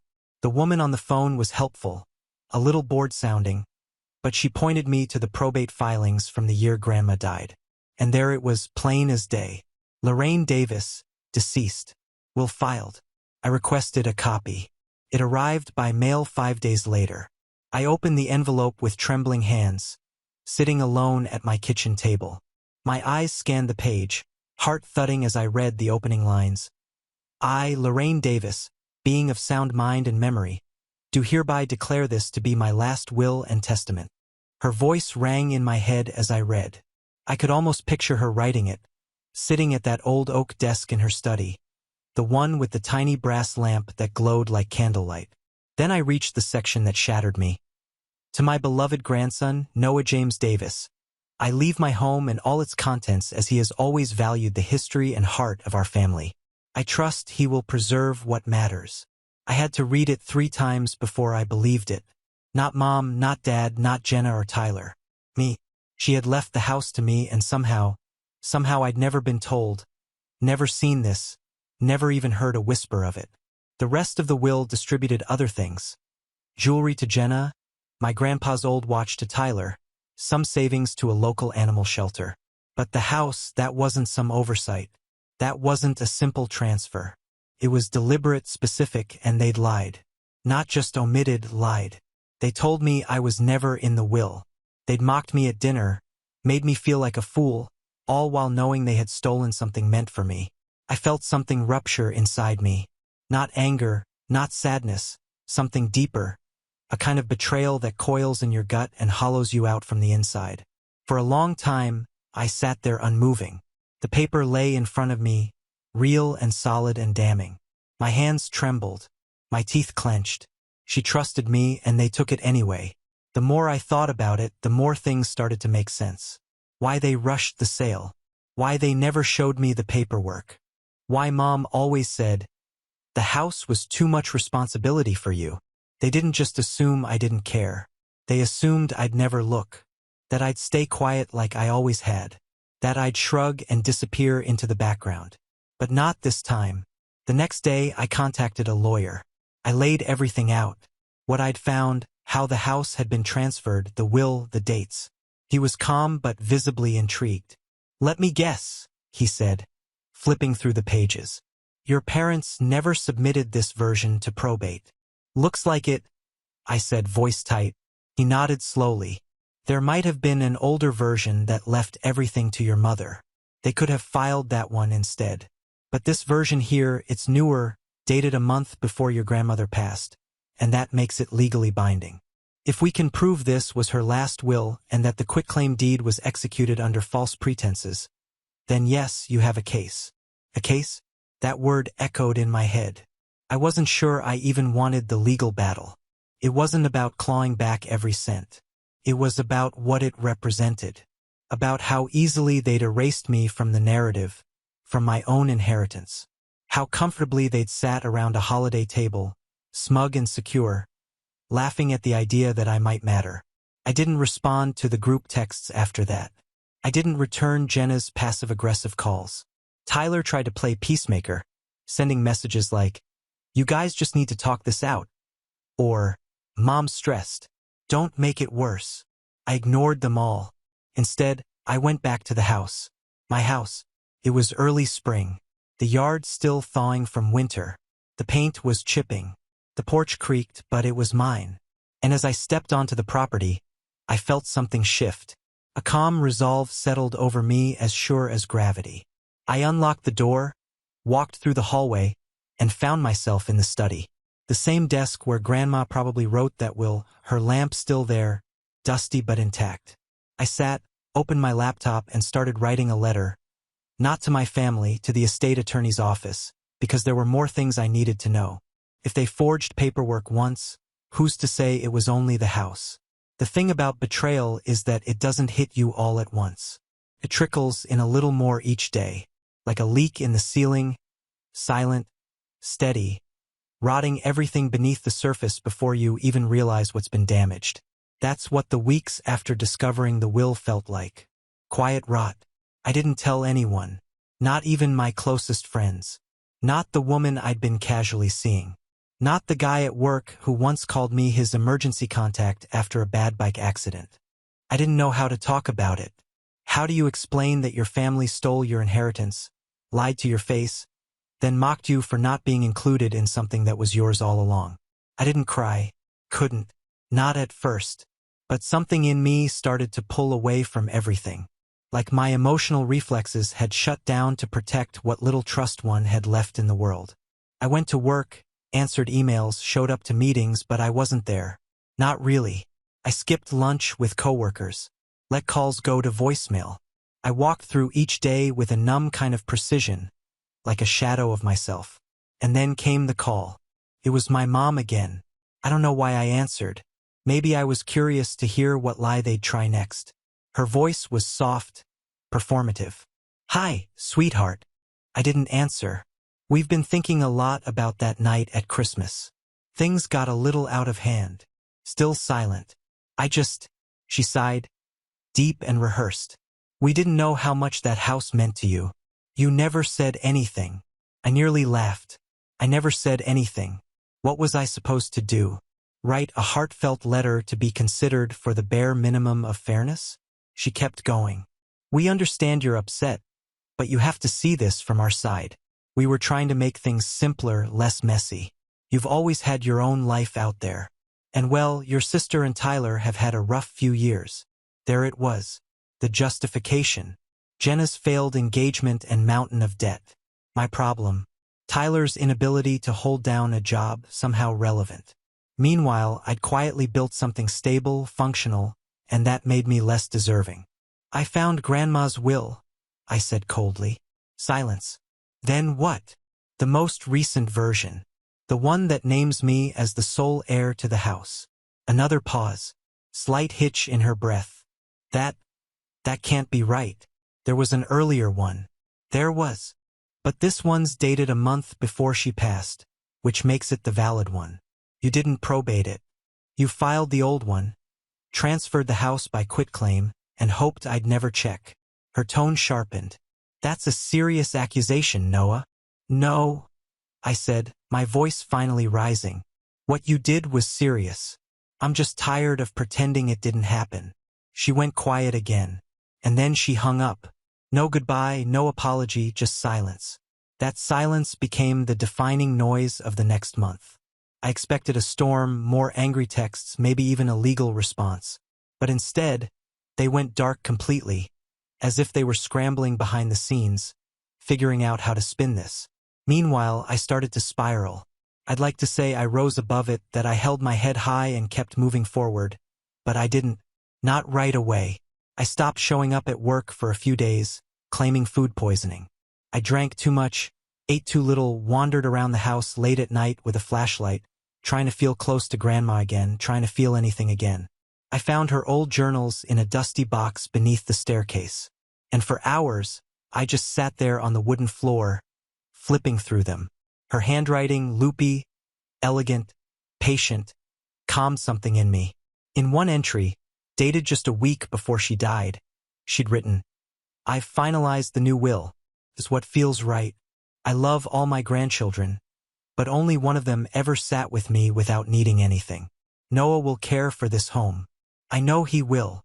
That was the moment I broke. Not in anger, in grief. I wept quietly in that old hollow house. For her, for the child I used to be. For the version of me that still clung to hope that this family, my family, might one day see me. I stayed the night on the old couch. No heat, just a blanket and the smell of aged wood and memory. But for the first time in weeks, I slept. Deep, uninterrupted sleep. The next morning, I made a decision. I wasn't going to fight them yet. I wasn't going to launch a public family war. Not while they were still pretending nothing had happened. That's what they expected. Drama, noise, me swinging wildly out of desperation. No, I was going to plan quietly, strategically. I started meeting with my lawyer more regularly, building a timeline, collecting every text, every voicemail, every signed document. We mapped out their entire shell game from the probate filing to the deed transfer to the recent sale attempt. And then we filed for a full investigation into the mishandling of the estate.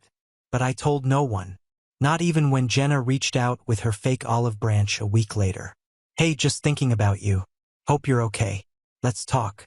I left it on read. Not because I didn't want to respond, but because for once the silence belonged to me. In the meantime, I returned to work, cleaned up my apartment, started cooking again. Little steps. I wasn't okay. Not fully, but I was moving again, and that mattered. Back at the house one weekend, I noticed something new. Car parked down the street. Same one 3 days in a row. At first, I thought it was just a neighbor's guest. But on the fourth day, I recognized the driver. Dad. He didn't approach, didn't get out, just sat there watching. He thought I didn't notice, but I did. And I realized something important in that moment. They weren't scared of losing money. They were scared of losing control, which meant for the first time in my life I had leverage and I wasn't done using it. For most of my life, my family's attention or lack of it dictated how I moved through the world. I was shaped by their indifference, their favoritism, their constant need to remind me that I was the quiet one, the forgettable one, the one who always had enough and didn't need help. It wasn't until they took something sacred from me, Grandma's house, that I finally understood what I had let them get away with. But once I saw it clearly, there was no going back. I'd hit bottom, sure, but something about rock bottom gives you a perfect view of everything above you, and I was ready to climb. The first step was reclaiming space. Not just the physical house, but the mental room they'd taken up in my life. I deleted the family group chat, blocked Jenna and Tyler on socials, and quietly set new boundaries with extended relatives. When my Aunt Carol messaged me a half-hearted, "Hope you're doing okay. Your mom's very upset," I didn't respond. I didn't owe anyone an explanation. Let them talk. Let them guess. I was done performing. The second step was restoring the house. It became a project, something to pour myself into. I took a few weeks off work. Not for mental health, though I probably needed that too, but to roll up my sleeves and do something real. I hired a contractor to fix the foundation cracks and water damage, consulted an interior designer who specialized in historical homes, and found an old photo album of Grandma's tucked away in a hallway closet. Every detail, every fixture, every color scheme, I brought it back to life with purpose. Neighbors started noticing. Some remembered her, came by and told stories. One woman, Mrs. Valente from across the street, brought over banana bread and said, "Your grandmother would be proud of what you're doing here. She talked about you all the time." And for the first time in a long time, I felt proud of myself, too. The house wasn't just a home anymore. It was a symbol, a quiet declaration that I could build something, that I wasn't the forgotten middle child, the background character. I was the protagonist now, the architect of this chapter. Meanwhile, my lawyer continued digging, and what he uncovered only made their betrayal deeper. Apparently, Grandma had updated her will not once, but twice in her final year. The first change had removed Jenna as a secondary executor. The second, dated just 10 days before her passing, formally cut both my parents out of any control over her estate, naming an independent executor from her church congregation. But that man had died a month before her, and my parents had pounced on the confusion. They'd never told anyone about the newest version. They submitted the oldest one they could find, forged Grandma's signature on a quitclaim deed, and made sure the estate passed peacefully into their hands. It was fraud clear as day. Armed with that, my lawyer began preparing something bigger, a civil case. Not just to reclaim what had been stolen, but to expose it. To show the court that what they did wasn't a misunderstanding. It was calculated. It was theft disguised as caretaking. But I wasn't just thinking about courtrooms anymore. I was thinking about legacy. So I created a nonprofit. It started as a simple idea, the Lorraine Foundation. Its mission was to restore and preserve the homes of elderly people who'd passed, especially when they had no one left to protect their wishes. I wanted to help other families keep their histories alive. And I wanted my grandmother's name to mean something again. I put up my own money to launch it. I had savings. I cashed out a few investments. And once the site went live, something unexpected happened. People noticed. A local journalist reached out. Intrigued by the mission, she came by the house, took pictures, asked questions. She was polite and professional until she asked, "Do you mind if I ask what inspired this?" I hesitated, then said, "Let's just say it was a gift that was almost lost, and now I'm making sure it never is." The article ran the next week. Grandson honors grandmother's legacy with home restoration project. It was simple, heartfelt, and oddly powerful. Donations trickled in. Emails started arriving. Stories from people who'd been through the same thing. Fights over wills. Homes lost. Memories erased. I wasn't alone. And then the silence from my family finally broke. Jenna emailed me with a subject line that just said, "We need to talk." I didn't open it. 2 days later, Tyler called from an unknown number. I picked up out of curiosity. "Noah, man, come on. This is getting out of hand." "Is it?" I said coolly. "You're dragging the family through the mud. Everyone's talking about that article." I didn't name anyone. If people are assuming, maybe that's on them. "You're seriously going to sue Mom and Dad after everything?" I almost laughed. "After everything? You mean after they stole my inheritance and tried to gaslight me into thinking it never existed?" He was quiet. I added, "You all made your choices. Now I'm making mine." I hung up. Something about that moment felt final, like a door closing behind me that I no longer had any interest in walking back through. And just when I thought things had settled, the final piece dropped into place. My lawyer forwarded me an email from a bank in town. Apparently, Grandma had a small trust fund, nothing massive, just under $40,000, meant to go to the heir of her house for repairs, upkeep, or personal development. It had never been claimed because no one told me it existed, because they assumed I wouldn't look. But I had, and now it was mine. With it, I finished the final phase of the home's restoration. I turned the upstairs bedroom into a community reading room, installed a little plaque by the door. For Lorraine, who listened when no one else did. And people came, neighbors, old friends of hers, curious visitors who'd read the article. The house became alive again, not just with furniture or wallpaper, but with purpose. And through it all, I remained silent. I didn't confront them. I didn't gloat. I let them stew in the distance. Let them try to explain to others why I'd vanished. Why the quiet kid they'd ignored all those years had suddenly become the one thing they couldn't control. But behind the scenes, my lawyer filed the lawsuit quietly, officially. And what we included in that filing would change everything. By the time we filed the civil suit, I wasn't doing it just for myself anymore. Yes, they'd stolen something from me. Yes, they'd lied, manipulated, covered their tracks. But this wasn't just about a house or even about Grandma's will. It was about the pattern. The the system they'd created within our family, where control flowed one way and dissent was treated like betrayal, where silence was expected and questioning the status quo was met with thin smiles and quiet punishment. And I wasn't going to be silent anymore. My lawyer, James, was brilliant, sharp without being flashy, methodical without being cold. He understood the stakes immediately. "We're not just proving fraud," he said, sliding the paperwork across his desk to me. "We're showing a long-standing pattern of intentional misrepresentation. This isn't a clerical error. It's a cover-up." The suit outlined 3 main charges: fraudulent concealment of the valid will, unlawful transfer of property through a forged quitclaim deed, and misappropriation of estate assets, including the trust Grandma had set aside for me. We were seeking restitution, damages, and most importantly, a formal judgment invalidating the transfer of the property and restoring my legal rights as the rightful heir. But James had one more idea, a big one.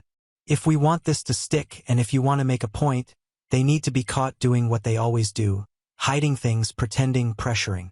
I frowned. "You want to bait them?" "Not directly. But if we leak just enough information to certain people, the pressure will do the work for us. People like your cousin Ethan or that neighbor who still talks to your mom. Let the news of the lawsuit trickle. Give them time to panic. And when they panic, they'll make mistakes." Felt risky, but it also felt right. So we did it. We didn't go public. Not yet. No press. No big announcements. Just a quiet ripple sent through familiar waters. A distant cousin received a heads-up email. One of Jenna's old friends got curious and asked questions in the family group chat. The lawyer who'd originally helped Grandma draft her last will, now retired, but still in contact with the firm, reached out to confirm he'd be willing to testify. And just like that, the web began to vibrate. 3 days later, Tyler texted me, "Bro, I heard about the legal stuff. What are you doing? This is getting ugly." I ignored it. Then Jenna sent me an email. "So, this is how you want to handle things? Through lawyers? You couldn't even talk to us like adults? You think you're some victim? Grandma loved all of us." I replied, "If that were true, you wouldn't have hidden her last will. I'm done pretending, Jenna. See you in court."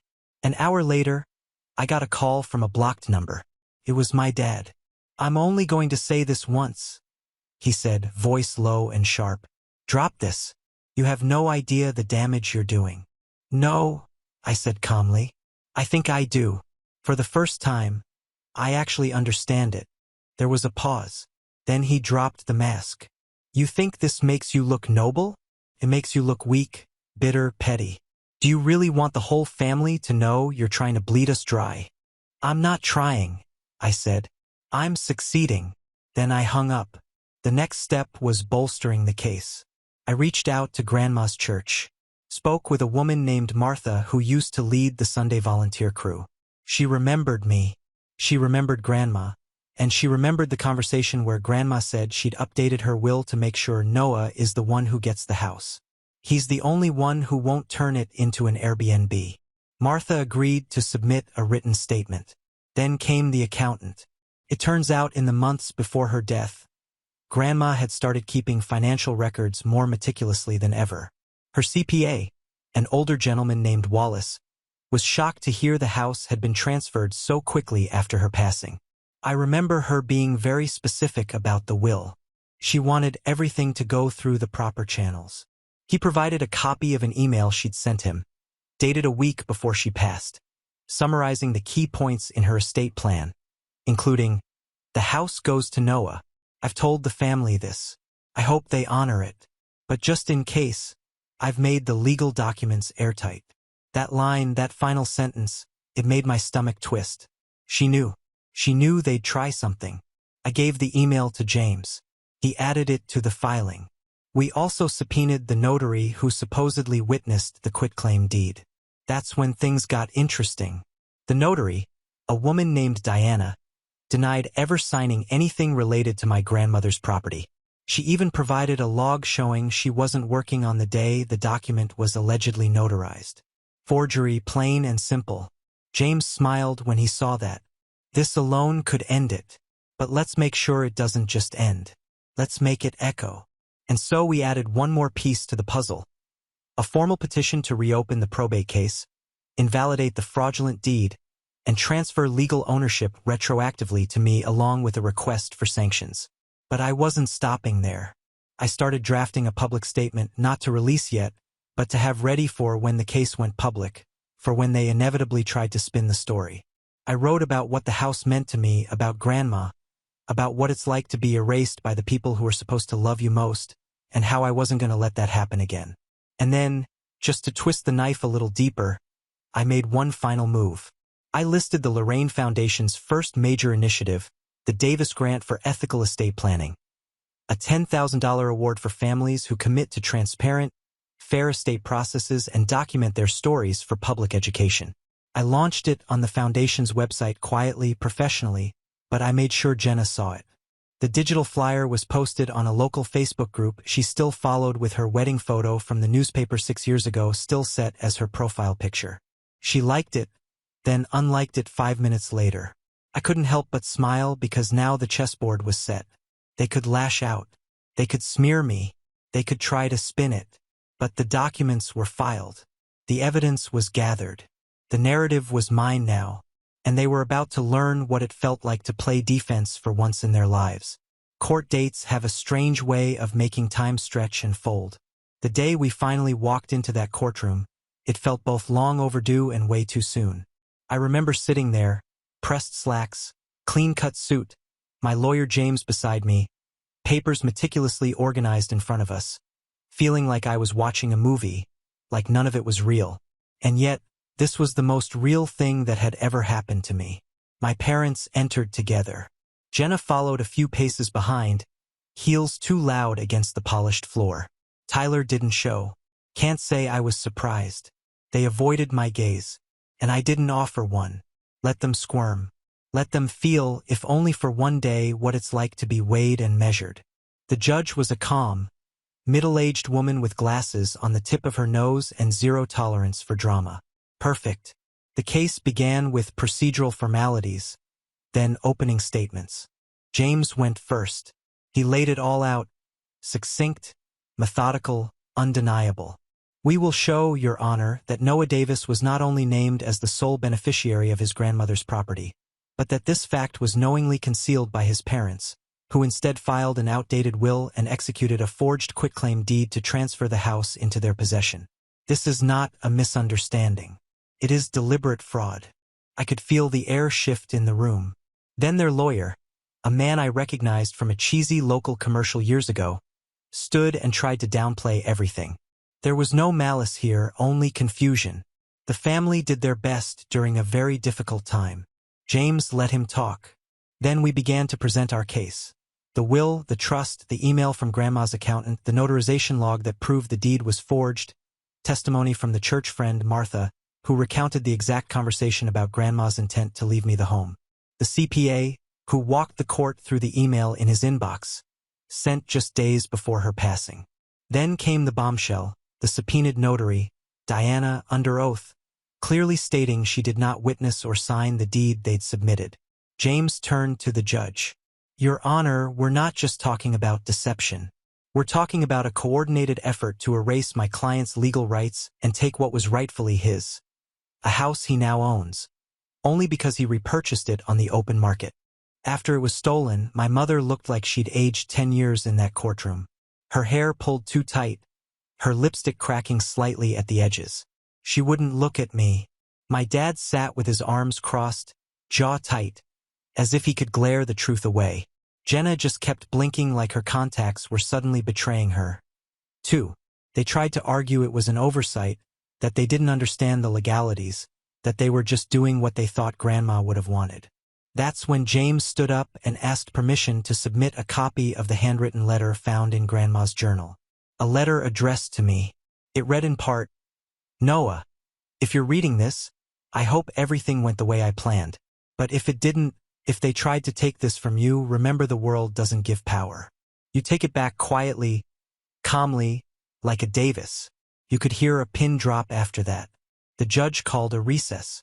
When we returned, she didn't waste time. She ruled in our favor on all counts. The will was reinstated.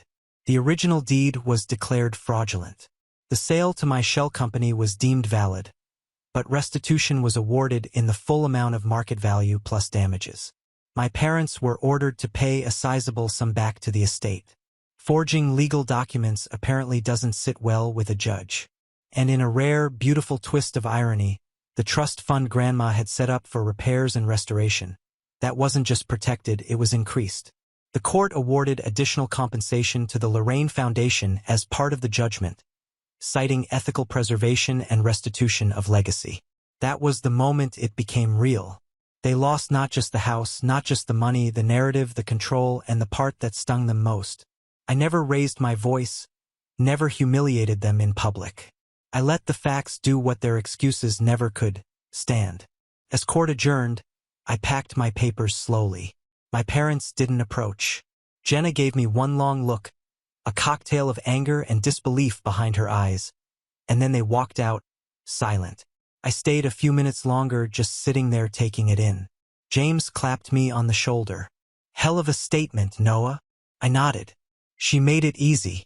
All I had to do was follow the map she left behind. That night, I returned to the house. The house they said I wasn't meant to have. I walked through every room again, touched the railing she used to grip, stood on the porch she once rocked on for hours with a glass of lemonade and a crossword. And then as the sun set, I turned on the porch light and unlocked the front door. Not for them, not for reconciliation, but for the community. Because her home, my home, was now more than a place. It was a quiet monument to the truth. In the weeks that followed the verdict, the fallout hit my family like a slow-motion train wreck. Painful, inevitable, and completely self-inflicted. Word spread quickly. Maybe it was the local article. The journalist wrote an updated follow-up titled "Grandmother's Last Wish," a legal battle for legacy. Or maybe it was the family itself spinning damage control like a broken record. Either way, the truth had left the courtroom and entered living rooms, church pews, and weekend brunch tables across town. Extended relatives began to reach out, not with sympathy, with distance. Cousin Ethan called me and said, "I always figured something was weird with how fast they sold the place. I'm sorry, man. I wish I'd asked more questions." Aunt Carol messaged me a long-winded apology, mostly trying to shift blame to my parents. "You know how your mother gets when she's stressed?" But I didn't reply. I wasn't looking for apologies. I was watching the web they'd built unravel thread by thread. My mother was forced to resign from the community council she'd proudly chaired for years. Apparently, members were uncomfortable being associated with someone under public record for estate fraud. Jenna's luxury wedding planning business took a hit. One of her clients pulled out after reading the article. Another requested a refund. She posted a vague Instagram story about cancel culture and family betrayal, but it only stirred more questions. Her follower count dropped, so did her credibility. My father kept a low profile, but I heard from a reliable source, one of his old golfing buddies, that a local investor backed out of a property deal with him. "Didn't like the idea of working with someone who forges signatures," the guy reportedly said. And Tyler, he finally reached out with a text that just said, "I didn't know everything, but I should have. I'm sorry." I thought about replying. I didn't, because by now it wasn't about whether they said sorry. It was about what they'd done when they thought I couldn't fight back. I didn't need revenge in the form of screaming matches or public shaming. That wasn't my style. I'd already won where it mattered, quietly, with dignity and a steady hand, just like Grandma would have wanted. The Lorraine Foundation continued to grow. We partnered with a law firm offering free estate planning clinics for the elderly. A few months later, a small nonprofit in another state reached out and asked to replicate the model. I said yes. I even visited their first restored property, a little blue house with chipped paint and a rose garden out back, and helped plant a new tree in the yard. Back home, the house was thriving. The community room hosted monthly book clubs and memory-sharing nights. Locals stopped by to drop off letters, flowers, sometimes old photos of my grandmother from neighborhood events. Her legacy was no longer trapped in the past. It was living. And me, I finally felt free. Not just from their lies, from the weight of being the invisible child, the family scapegoat, the one they underestimated for far too long. On the one-year anniversary of the verdict, I hosted a small gathering on the porch. Just a few close friends, some of the volunteers from the foundation, and a quiet playlist of Frank Sinatra humming through an old record player I'd found in the attic. As the sun dipped below the maple trees, I sat on the same wicker chair Grandma once claimed as her throne and looked out across the street. A familiar car passed by slowly, my father behind the wheel, my mother in the passenger seat. They didn't stop, didn't wave, didn't even turn their heads. I just watched them go, peaceful and unmoved. Then I stood up, walked to the front steps, and flipped the porch light on. Let them drive into the dark. This house stays lit. Now on to the next story. Story 3. My name's Aaron. I'm 34, and for the past 7 years, I've been what my family calls the reliable one. You know, the type. Pays on time, answers calls, shows up when someone's in the hospital, takes care of the chaos behind the scenes, so no one else has to. I never asked for that role, never volunteered, but I fell into it the way most eldest siblings do. One missed bill at a time. One, hey, could you cover this just once? At a time. Eventually, it wasn't a favor anymore. It was expected, and I let it slide for a long time, mostly because it was easier than fighting with them. Until last weekend, my nephew Tyler turned 10. He's a sweet kid. Funny, smart, a little quiet around crowds, but lights up when he's around animals. I adore him. Every year, I go out of my way to make sure his birthday is something special. Especially since my sister Jenna and her husband Travis have a habit of planning late and spinning even later. Last year, they tried to book a venue the week of the party. It got canceled the night before. I ended up reserving a backup indoor trampoline park out of pocket, $1,600, just to keep the kids from being crushed with disappointment. They never paid me back, not even a thank you card. This year, I prepaid the venue again. An animal petting farm Tyler had mentioned once in passing. I remembered because he'd lit up when he talked about goats, and I figured, why not? I also chipped in for the cake, the food truck, the rented tables and chairs, none of which Jenna asked for directly, of course. She just texted me things like, "We'll need more chairs. Can you take care of that?" Or food trucks asking for deposit. Should I give them your info? I handled it because I didn't want Tyler to suffer because his parents were flaky. But something had been building in me lately. A pressure. A quiet, cold realization that I wasn't appreciated, just used. And I think I knew deep down that this party was going to be the last straw. Started off fine. The kids were running around the yard. The goats were bleating and Tyler looked genuinely happy, which almost made it worth it. Almost. I tried to stay out of the way, helped set up some tables, tipped the food truck guy a little extra, handed out water bottles. Then came cake time. Everyone gathered near the patio where Jenna had set up a folding table for the desserts. She had on one of those boho maxi dresses, all flowy and bright, like she was auditioning for some Instagram parenting reel. Travis stood behind her with his usual smirk, nursing a plastic cup of soda, and acting like he'd done anything to earn this moment. Jenna cut the cake, passed a few pieces to the kids, and then turned to me with a tight smile. "Here," she said, handing me a slice. "Least I can do since you're always buying your way into being the favorite." I blinked. "What?" She laughed. But there was no warmth in it. "You know, buying stuff doesn't make you special, Aaron. You're just the family wallet. That's all you've ever been." Travis chuckled like she just said something wildly clever. "It's true, man. Got to admit, it's convenient. You always swoop in and save the day." I stood there for a second, holding that stupid plate of cake, looking between them. My mom was a few feet away, fussing with napkins. She glanced over, heard enough to know what was going on, and muttered without looking up, "Let it go, Aaron. It's not worth it. Not today. Let it go." The same words I'd heard when they borrowed my car and returned it with a busted bumper.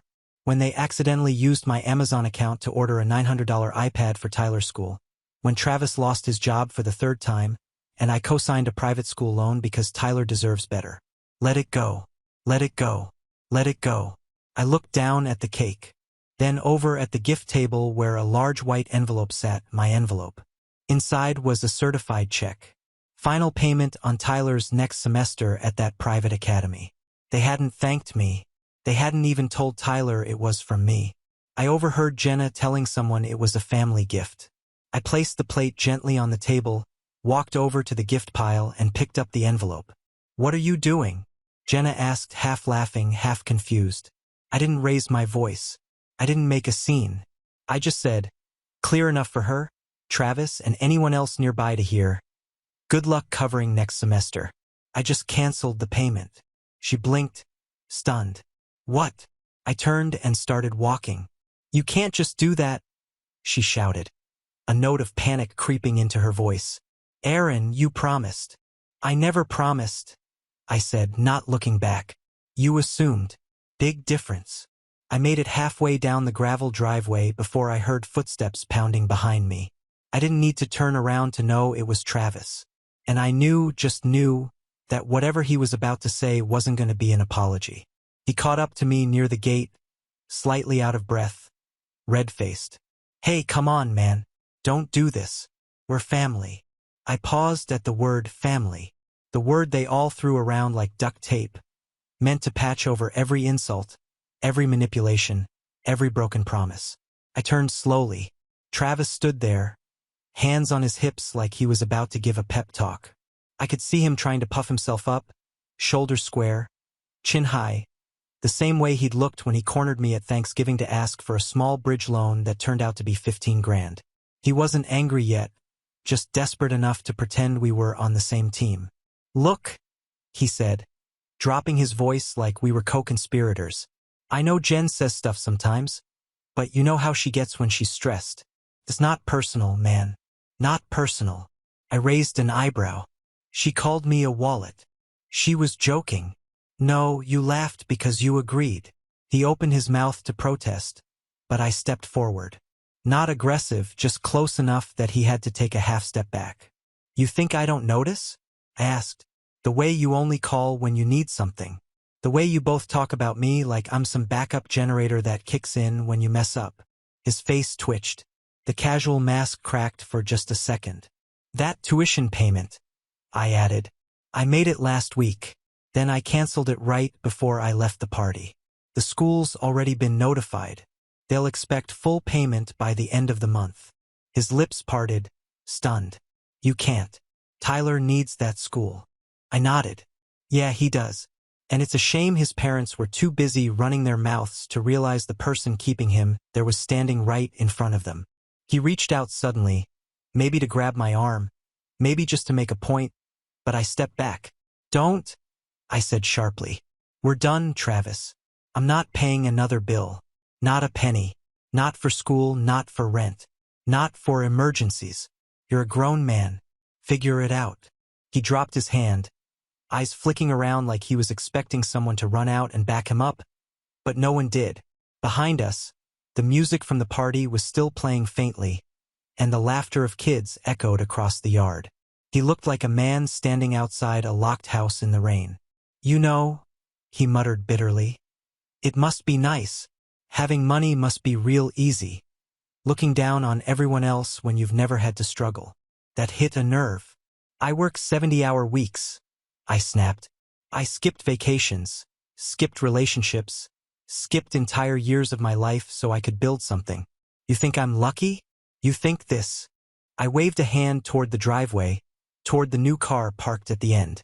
"Just fell into my lap while you were sleeping in and job hopping?"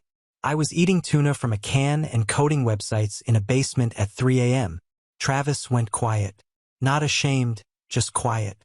His jaw clenched, but there was no comeback this time. "I'm not mad that you needed help," I said, my voice lowering. "I'm mad that you took it for granted. That Jenna made a speech about how we paid for everything. That your kid doesn't even know who really kept the lights on." He looked away. "Tell her I'm done. Finished. Tell your wife that the wallet just closed." I turned and walked away, passing the long row of parked cars. I could hear him still standing there, but he didn't follow. When I got into my car and shut the door, the silence hit me harder than I expected. No one had ever chased after me before. Not when I left family dinners early.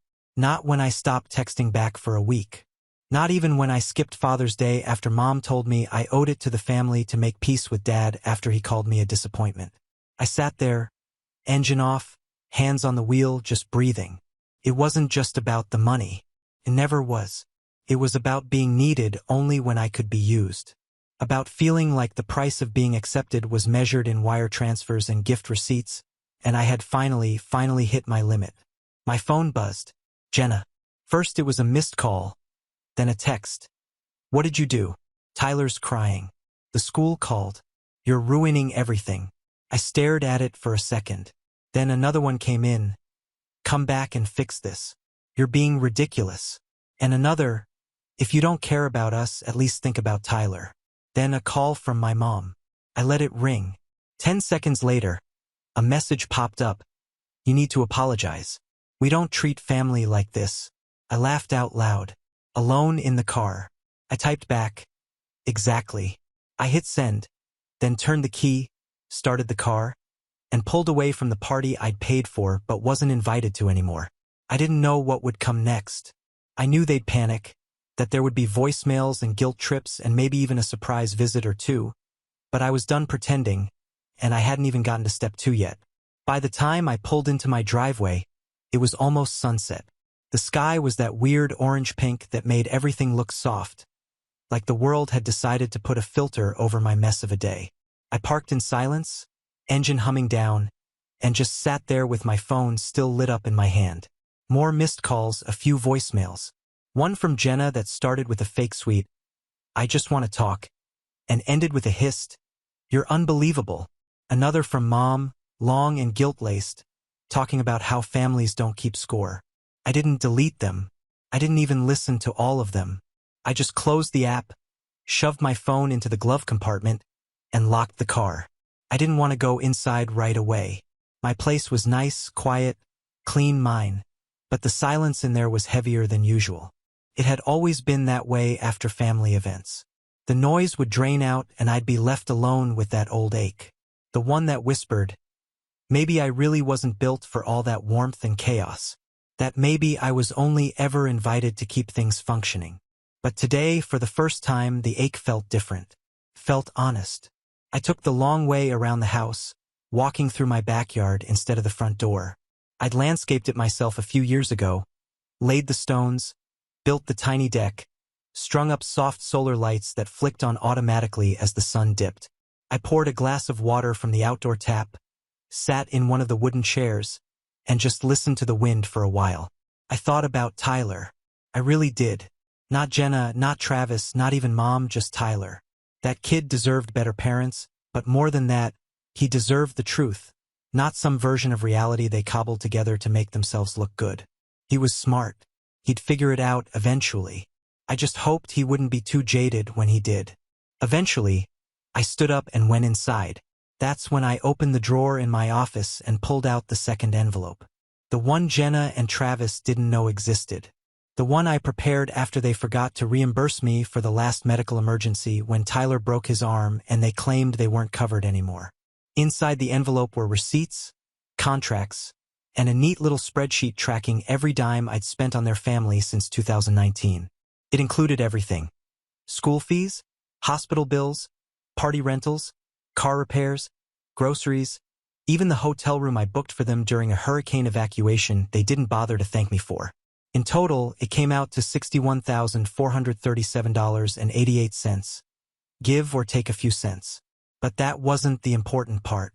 The important part was the email I'd scheduled to go out that morning. Not to them, no, that would have been too easy. It went to the school administrator, the financial aid director, and one of my old college friends who now worked for the school's board. The email simply explained that I was no longer associated with Tyler's tuition, but I was deeply concerned that he might suffer academically due to his parents' financial misrepresentation. It offered to send a full breakdown of prior payments under my name, as well as to provide contact information for someone who could verify the circumstances.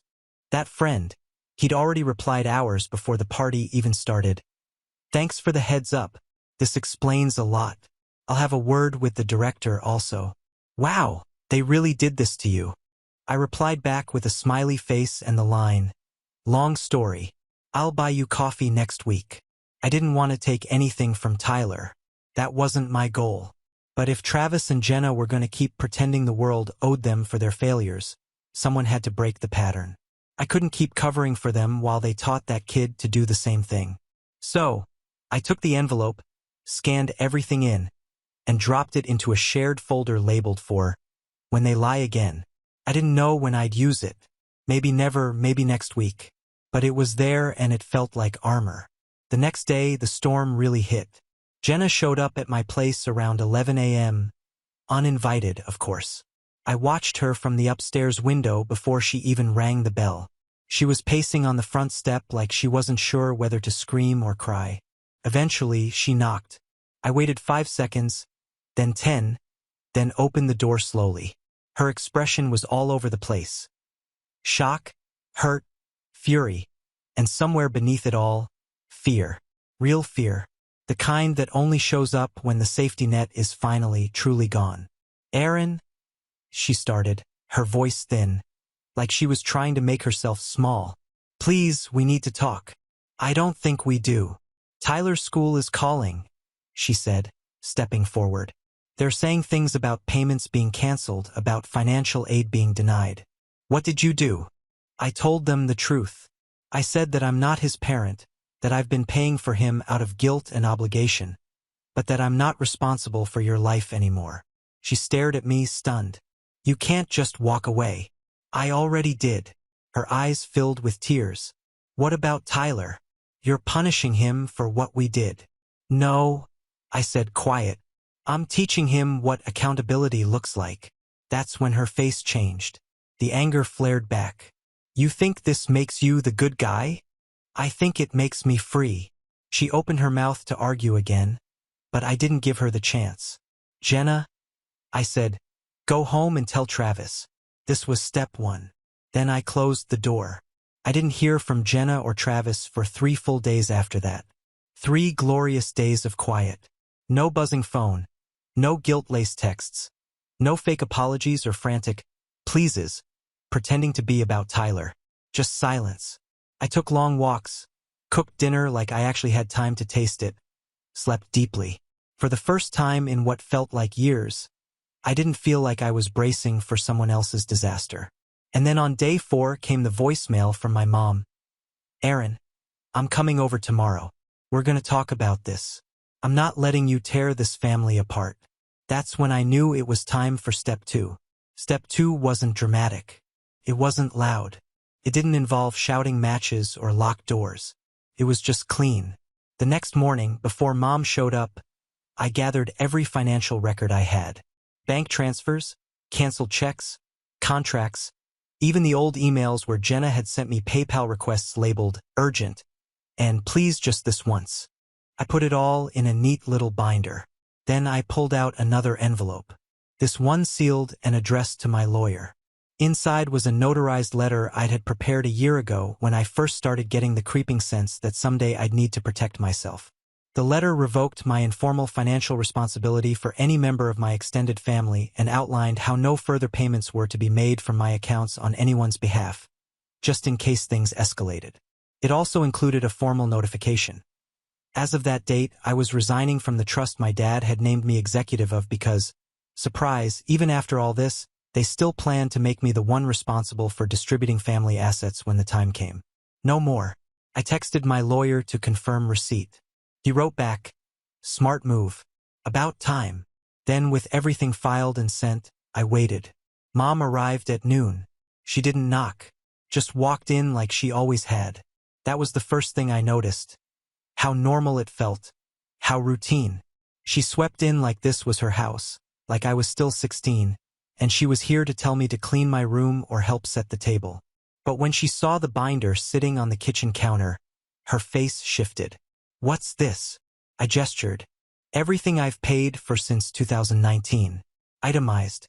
Receipts included. I thought it might help make the next conversation easier. She flipped through a few pages, frowning. Why are you doing this? Because you said I was tearing the family apart. I figured if we're going to talk about that, we should look at the facts. She closed the binder and gave me one of those tired mom sighs. The kind meant to imply I was being dramatic, overthinking, ungrateful. You're missing the point, she said. It's not about money. It's about love, about helping each other. I laughed. Is that what this is? Love, Aaron? Because if this is what love looks like, I want no part of it. She sat down across from me, her expression hardening. You've always been the strong one, the capable one. That's why we leaned on you. You make things look easy. Maybe we forgot to say thank you every time, but that doesn't mean we didn't appreciate it. That's the problem, I said, calm but sharp. You didn't forget to say thank you. You just decided you didn't need to anymore. There was a long pause. She didn't deny it. I'm not going to ruin my life so the rest of you can avoid cleaning up yours, I said. I love Tyler, but Jenna and Travis, they crossed a line. Mom shook her head slowly. So what? You're just cutting us all off. I leaned forward. No, I'm just taking back control of my time, my money, my sanity. If you need something, you ask. I'll think about it. But the era of me being the silent safety net, it's over. She looked like she wanted to argue, but she didn't. Instead, she stood, smoothed her sweater and said, I hope you can live with this. I smiled. I'm counting on it. She left without another word. 2 weeks passed. I didn't hear from anyone, not even Tyler. Then, one evening, I got a knock on the door. Not Jenna, not Travis. Tyler, 10 years old, wearing his school backpack, standing nervously on my porch. Hey, he said. I don't think I was supposed to come. I crouched down to meet him at eye level. You're always welcome here, buddy. What's up? He hesitated. They're fighting a lot. Mom and Dad, about the school, about money, about you. I nodded slowly. That's not your fault.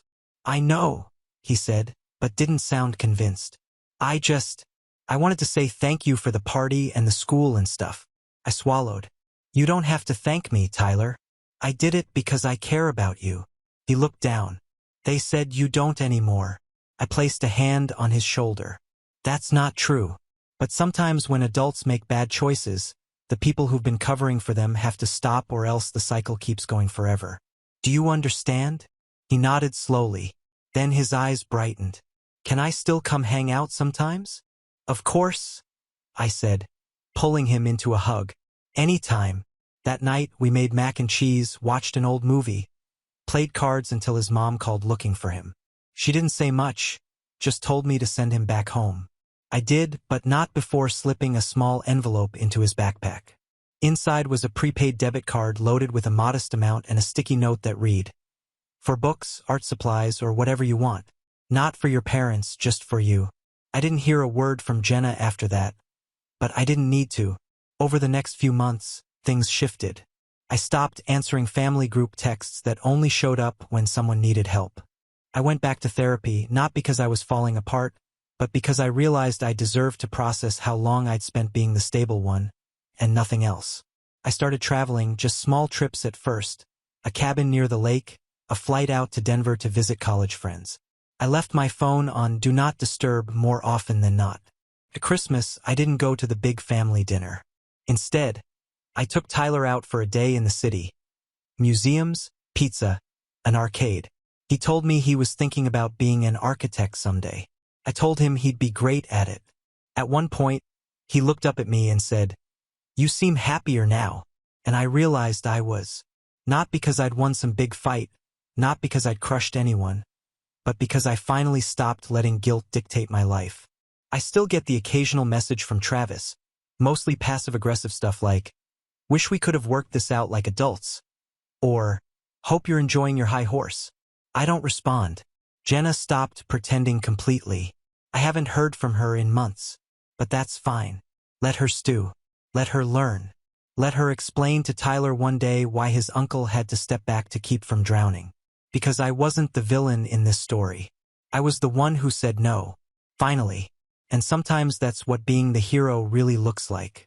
Now on to the next story. Story 4. My name is Jake and I'm 32 years old. Up until recently, I thought I had a pretty solid, if not perfect, relationship with my parents. Sure, I always knew they favored my younger brother, Ethan, but I never thought they would take it as far as they did. Ethan has always been the golden child.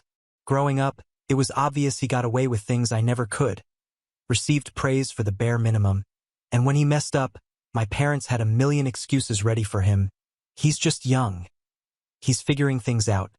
You need to be patient with him, Jake. Meanwhile, I was expected to be the responsible one, the mature one, the one who had to lead by example. And I did. I worked hard in school, got a decent job, and made something of myself. Ethan, not so much.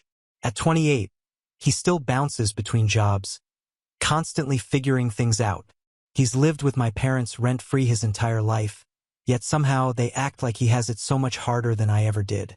Anytime I tried to point out the double standard, I was met with the response, "Jake, you're independent. You don't need us the way Ethan does." That was their justification for every single thing. If I got a cheap birthday gift while Ethan got the latest gaming console, well, Jake, you have a good salary now. You can buy it yourself. If I had to help out around the house while Ethan lounged on the couch, he's just not as responsible as you. If Ethan wrecked their car and they paid to fix it, but I had to buy my own first car with my own money, you can handle it, Jake. And for years I swallowed it. I let it go. I told myself it wasn't worth fighting over. Then I found out about the will. I had been helping my parents financially for years, covering part of their mortgage, paying for home repairs, even chipping in for their medical bills. I never did it expecting anything in return. They were my parents and I wanted to make sure they were taken care of. But one day, completely by accident, I learned that they had left everything to Ethan. The house, the savings, their belongings, everything. It happened when I was visiting to help them sort out some paperwork. My mom had left a folder on the kitchen table while she stepped away to take a call, and I glanced at it absent-mindedly. That's when I saw my name, or rather, the absence of it. Ethan was listed as the sole inheritor. When my mom came back, I asked about it. I wasn't angry. Not yet. I just wanted to understand. But instead of looking guilty or regretful, she acted like it was nothing. "Oh, that," she said, waving a hand dismissively. "We just figured it made the most sense. You have a good job, a stable life. Ethan, well, he's not as lucky. He's going to need the help more than you." I couldn't believe what I was hearing. So, because I worked hard and built a stable life, I get nothing even after everything I've done for you? She frowned at me like I was being unreasonable. "You don't need it, Jake. It's just money. You'll be fine." Something in me snapped. For years, I had been their safety net. I had given, and the moment I stopped to ask if I mattered at all, I was dismissed like a greedy child throwing a tantrum. I realized then and there that, in their eyes, I was nothing more than a resource. Someone to rely on when they needed help, but never someone they truly valued. So I made a decision. I stopped paying their bills. I stopped covering their mortgage. I stopped sending them money for groceries or repairs or unexpected expenses. If I didn't matter enough to be included in their will, then surely they didn't need my financial support either. It didn't take long for reality to hit them. At first, they didn't say anything. Maybe they thought I was just busy or that I had forgotten. But then, about a month later, I got a text from my mom. No greeting, no small talk, just, "The rent is due." That was it. No, "How are you?" No, "Hope you're doing well." Just a demand like I was their personal ATM. I stared at the message for a long time, feeling a mix of emotions. Anger, hurt, disappointment. Then finally I replied. I didn't yell, I didn't curse. I didn't beg them to see how unfair they had been. I simply responded with, "I'm sure Ethan will handle it." That was all I said. No explanation, no argument, just a simple statement. And then I put my phone down and went about my day. It didn't take long for the backlash to begin. Less than an hour later, my phone buzzed again. This time, a call from my mom. I ignored it. Then another and another. Finally, a text. "Jake, answer the phone. This isn't funny." I let it sit. I wasn't in the mood to entertain whatever guilt trip they were about to throw at me. But sure enough, when I finally checked my voicemail later, I got exactly what I expected. Mom's voice was dripping with disappointment. "Jake, I don't know what's gotten into you, but this is really selfish. Your father and I have always done our best for you. Is this really the kind of son you want to be, ignoring us when we need you?" Ethan can't afford to help right now, he's struggling. We thought you'd understand that. Call me back.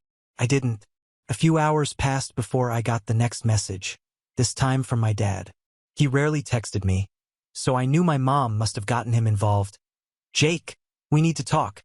This is serious. Call your mother. Still, I ignored it, and for the first time in years I felt something I hadn't before. Control. I had spent so long playing the role of the dutiful son, the responsible one, the one who never asked for anything, but the moment I refused to be used, they lost their minds. Then, as I expected, Ethan got involved. Dude, what is wrong with you? Mom and Dad are freaking out. Just pay the rent like you always do. Why are you being so difficult? I almost laughed at that. Like I always do. As if it was my job to keep a roof over their heads. As if the fact that he was their favorite meant that responsibility automatically shifted to me. I finally responded, but I kept it short. Not my problem. The response came within seconds. WTF does that mean? You can literally afford it. Stop being a dick. I set my phone down without replying. It was incredible how quickly the entitlement came out. No, hey, are you okay? No. I didn't realize how much you've been helping. Just immediate anger that I wasn't keeping the ship afloat for them. I expected more texts, maybe a few angry voicemails, but what I didn't expect was what happened next. The next day, I woke up to a message from my aunt, my mom's sister. Hey sweetie, your mom just called me in tears. She says you're refusing to help them and that they're at risk of losing the house. What's going on? I thought you guys were close. I sighed. Of course, the flying monkeys had arrived. I took a deep breath before responding. Hey Aunt Lisa, I appreciate you checking in. I'd love to explain, but I think you should ask Mom why she left me out of the will completely while expecting me to pay their bills. Let me know what she says. There was a long pause before she finally replied. Wait, what? I smirked. That was my cue to step back and watch the fallout begin. Because now it wasn't just between me and my parents. Now, the rest of the family was about to find out exactly what had been happening behind closed doors, and I had a feeling my parents weren't going to like it. Aunt Lisa didn't text back right away, and I figured she was either trying to get the full story from my mom or just processing what I'd said. Either way, I wasn't going to chase after her for a response. Instead, I went about my day, enjoying the rare peace that came with not being at my parents' beck and call. But that peace didn't last long. By the afternoon, my phone lit up again. This time, it was my mom. How could you say that to Lisa? This is a family matter, not her business. You're making us look bad. There it was. Not, we're sorry. Let's talk about this. Not, I didn't realize how unfair this was to you. Just pure outrage that their actions were now being questioned by someone else. I waited a few minutes before responding. It became her business the moment you dragged her into it. If you don't want people knowing what you did, maybe you shouldn't have done it. That shut her up, at least for the moment. But then Ethan chimed in again. Mom is literally crying right now. Do you feel good about that? Do you feel good about making your own mother cry? I stared at the text, shaking my head. The manipulation was so blatant it was almost funny. Almost. If she's crying, it's because she's realizing that actions have consequences. Not my problem. I sent it, and this time Ethan didn't respond right away. Maybe he was running back to Mom and Dad, feeding them my words so they could all sit together and fume about how awful I was. Meanwhile, I was starting to realize just how much weight had been lifted off my shoulders. For years, I had been the responsible one, the dependable one, the one who picked up the slack when my parents coddled Ethan and let him skate through life without consequences. And what did I get for it? Nothing. Not even an acknowledgement in their will. I'd sacrificed vacations, nights out, even put off buying a home of my own because I was always helping them out, and they never once appreciated it. I was done. A few hours passed, and then my phone rang again. This time I answered because it was Aunt Lisa. Hey, I said, keeping my voice neutral. Hey Jake, she said, and I could tell from her tone that she was treading carefully. I just got off the phone with your mom. I waited, letting her continue. She told me a very different version of what's going on. I almost laughed. Let me guess? She made it sound like I'm some selfish, greedy son who suddenly decided to abandon them for no reason. There was a pause, and then a quiet sigh. More or less. I leaned back in my chair. Did she mention that I've been covering their bills for years? Or that they left me out of the will entirely while giving Ethan everything? Another pause. No, she left that part out. Of course she did. Well, I said, keeping my tone even. That's what happened. Lisa sighed again. Jake, I had no idea. I really didn't. And honestly, I don't blame you one bit. That surprised me. Really? Of course. Look, I love your mom. She's my sister, but she's always played favorites with Ethan. And I hate to say it, but I think she just assumed you'd always be there to clean up their messes, that you would never say no. Well, I said, she assumed wrong. Lisa was quiet for a moment. Then she said, so, what now? I exhaled slowly. Now? Now they figure it out on their own. I'm done being their safety net. Lisa didn't argue.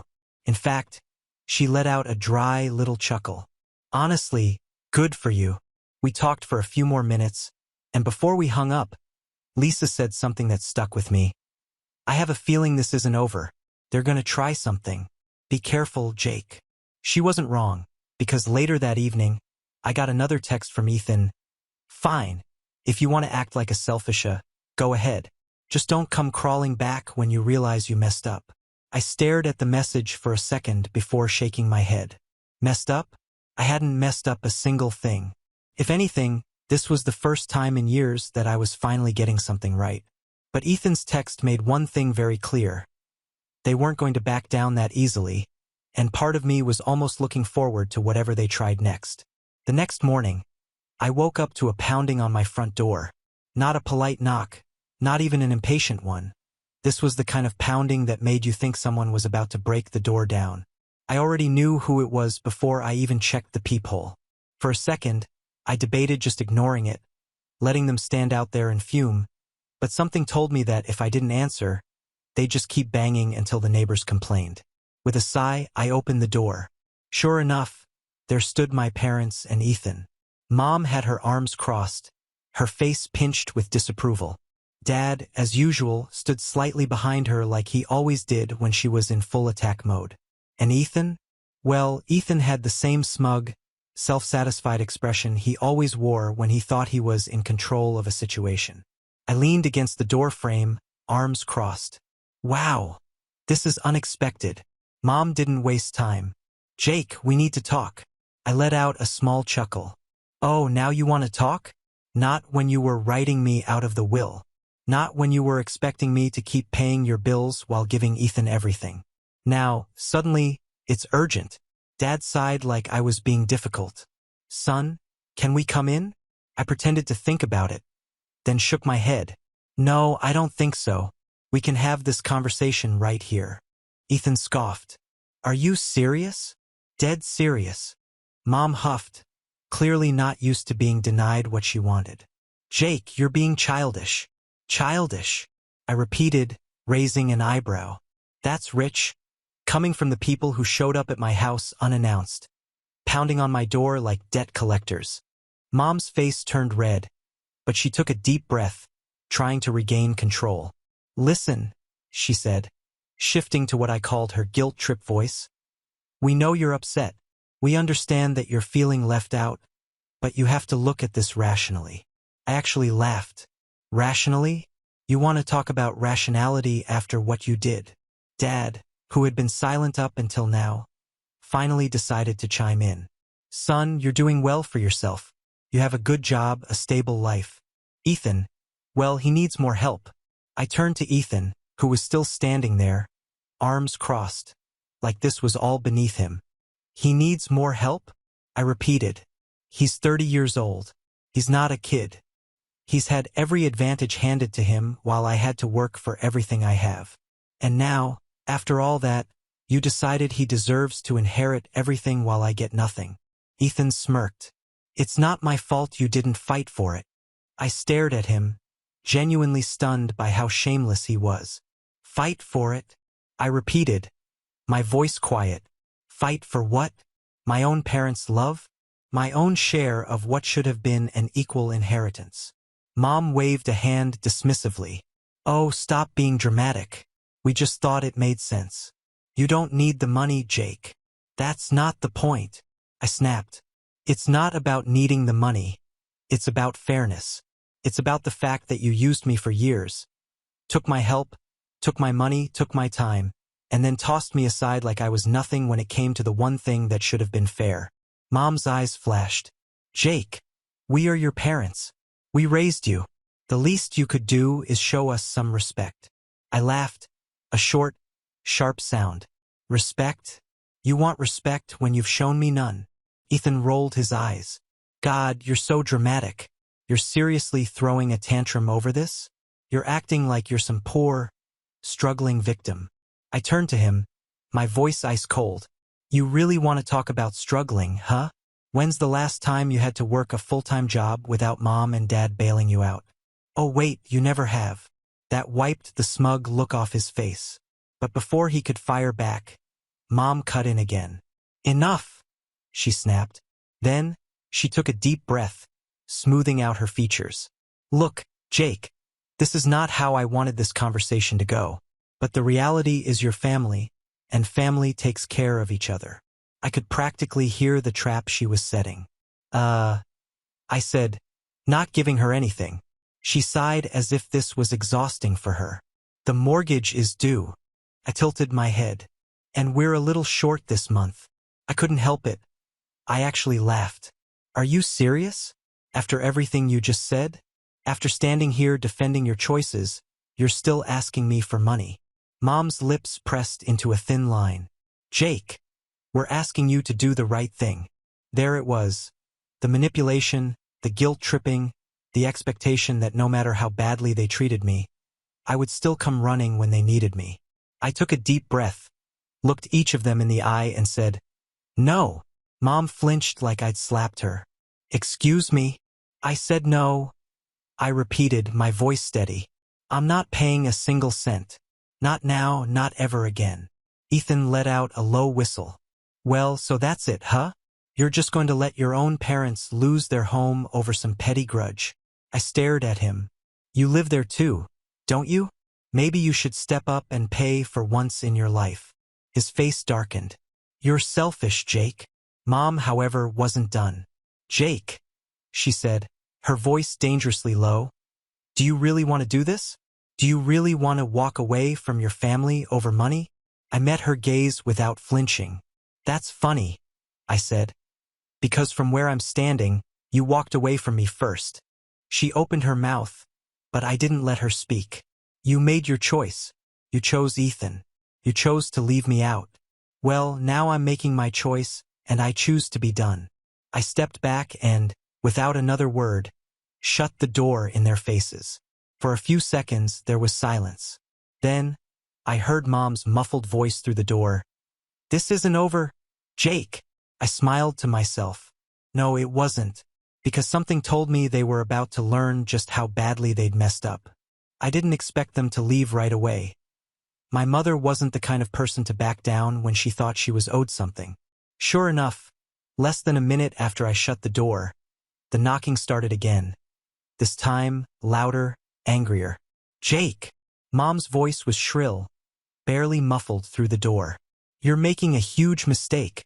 You're going to regret this. I leaned against the door, arms crossed, listening to her rant.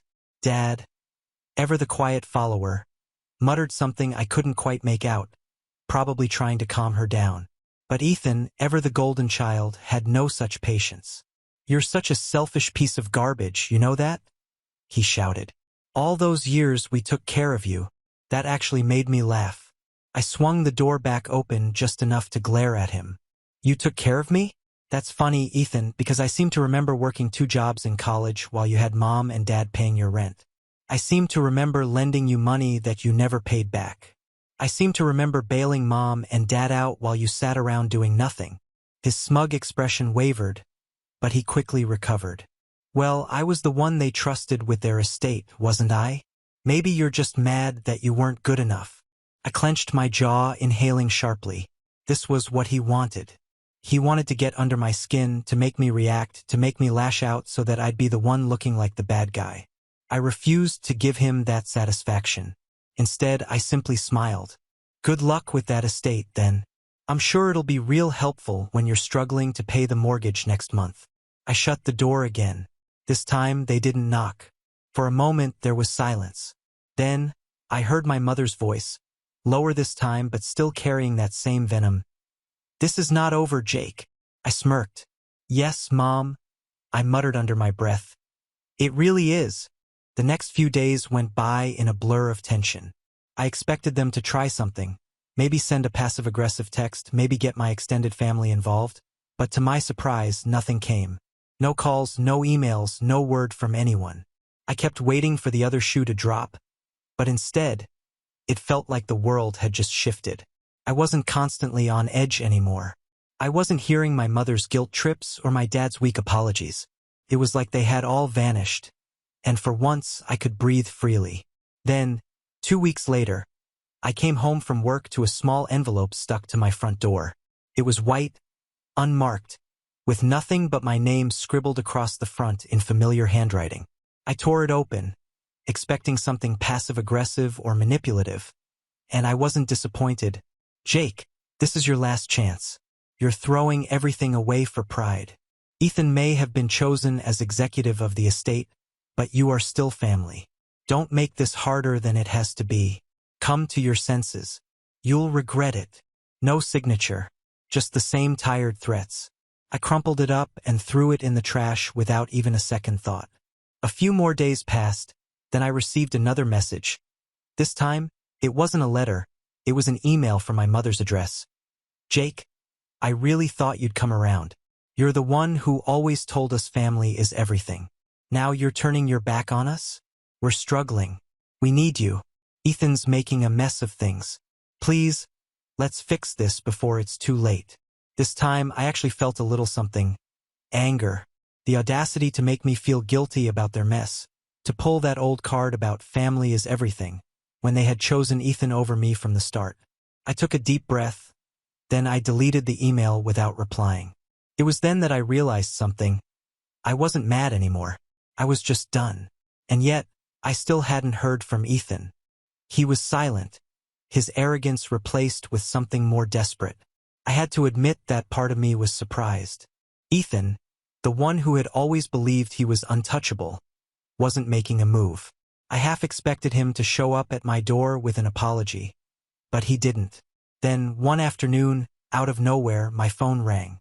The number was unfamiliar, but something told me I should pick up. I answered, and sure enough, it was my mother's voice again. "Jake, please," she was crying. I could hear it in her voice, and I was taken aback. "You need to come over. Ethan's lost the house. He's messing everything up. We have nowhere to go. Please, we need you to help us." For the first time, I felt nothing. No sympathy, no guilt, no obligation. I almost felt a strange sense of relief. This was it.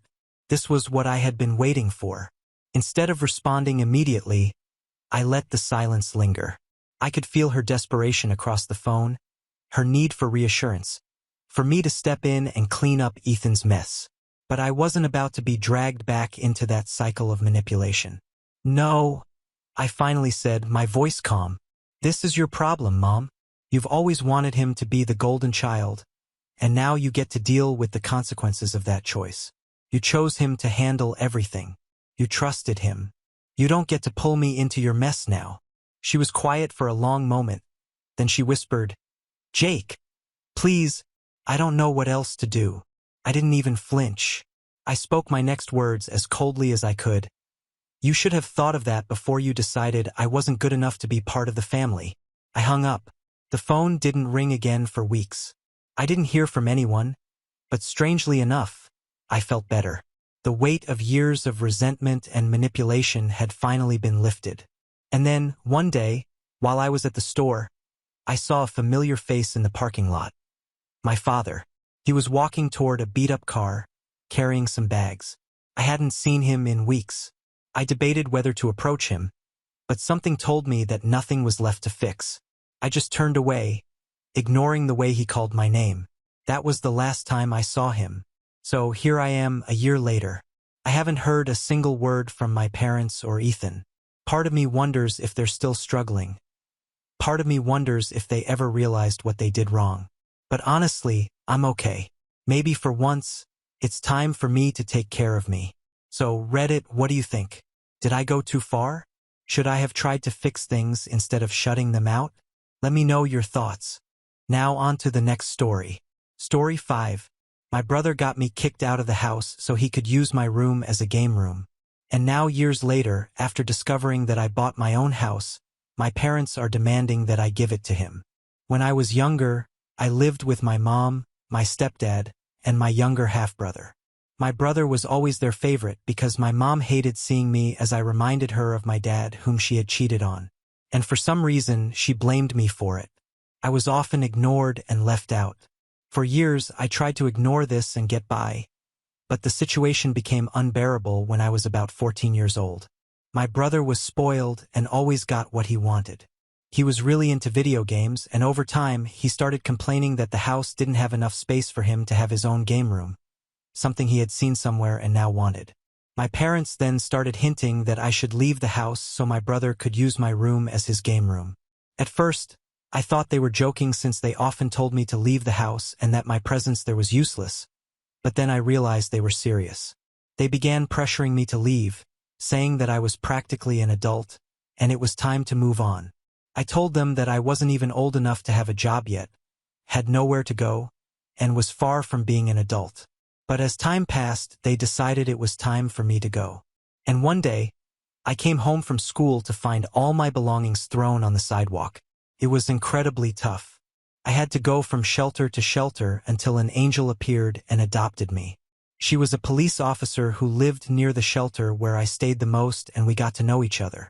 A few months later, she took me to live with her and eventually adopted me. Honestly, if it weren't for her, I don't know how I would have managed to move forward. Years went by and I did my best to move on.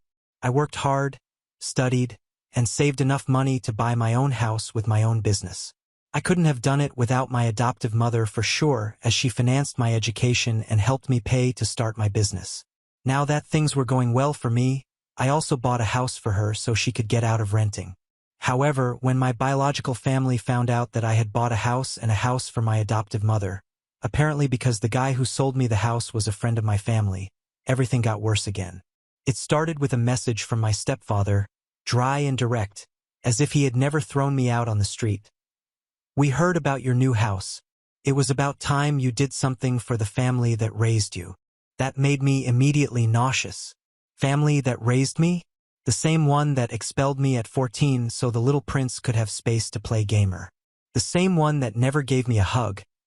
Everything will be okay. A plate of hot food when I went to sleep crying.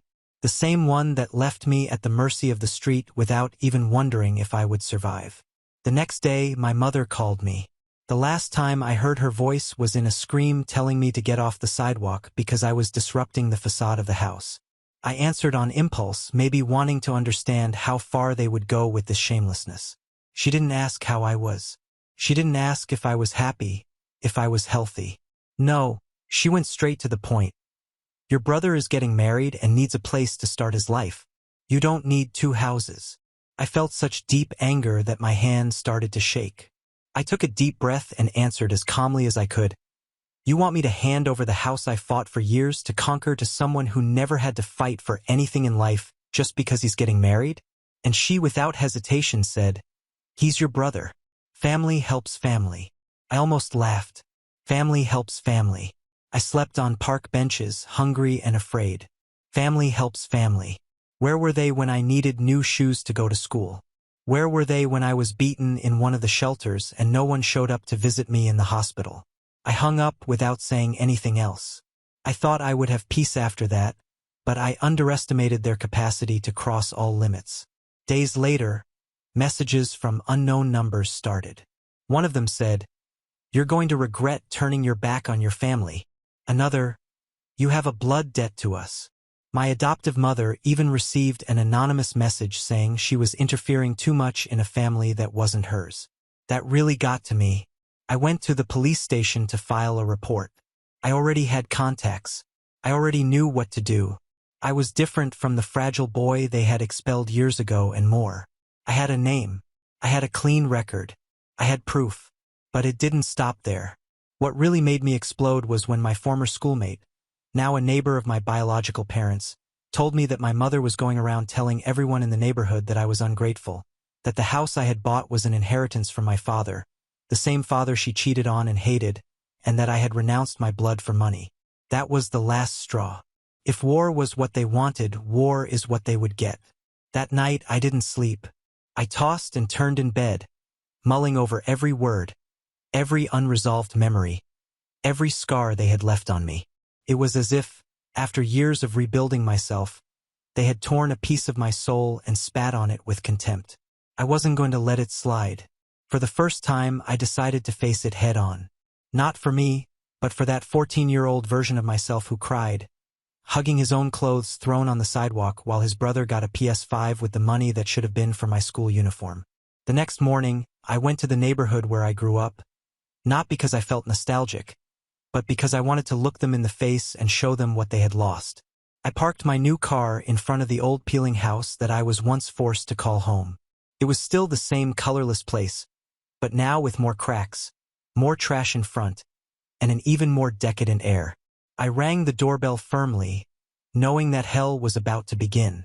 The one who opened the door was my brother, now in his early 20s, with a beer belly that didn't match his age and the same spoiled look as always. When he saw me, his eyes widened and he tried to force a cynical smile. "Hey bro, did you come to hand over the keys?" I laughed in his face, a dry laugh, one of those that burns in your throat from so much accumulated contempt. "No. I came to tell you that if you or our parents contact me again, I'll take you all to court for moral harassment, slander, and attempted extortion. And I have proof." "Oh, and one more thing," I said, taking my phone out of my pocket and showing the recording of my mother's call, the messages, the screenshots of the threats. "The lawyer already has all of this." He went pale. "You're exaggerating. It's just a house." "It's not just a house. It's my life. It's everything I conquered with sweat, tears, and an immense desire to never again depend on people like you." He tried to argue, but my mother appeared at the door.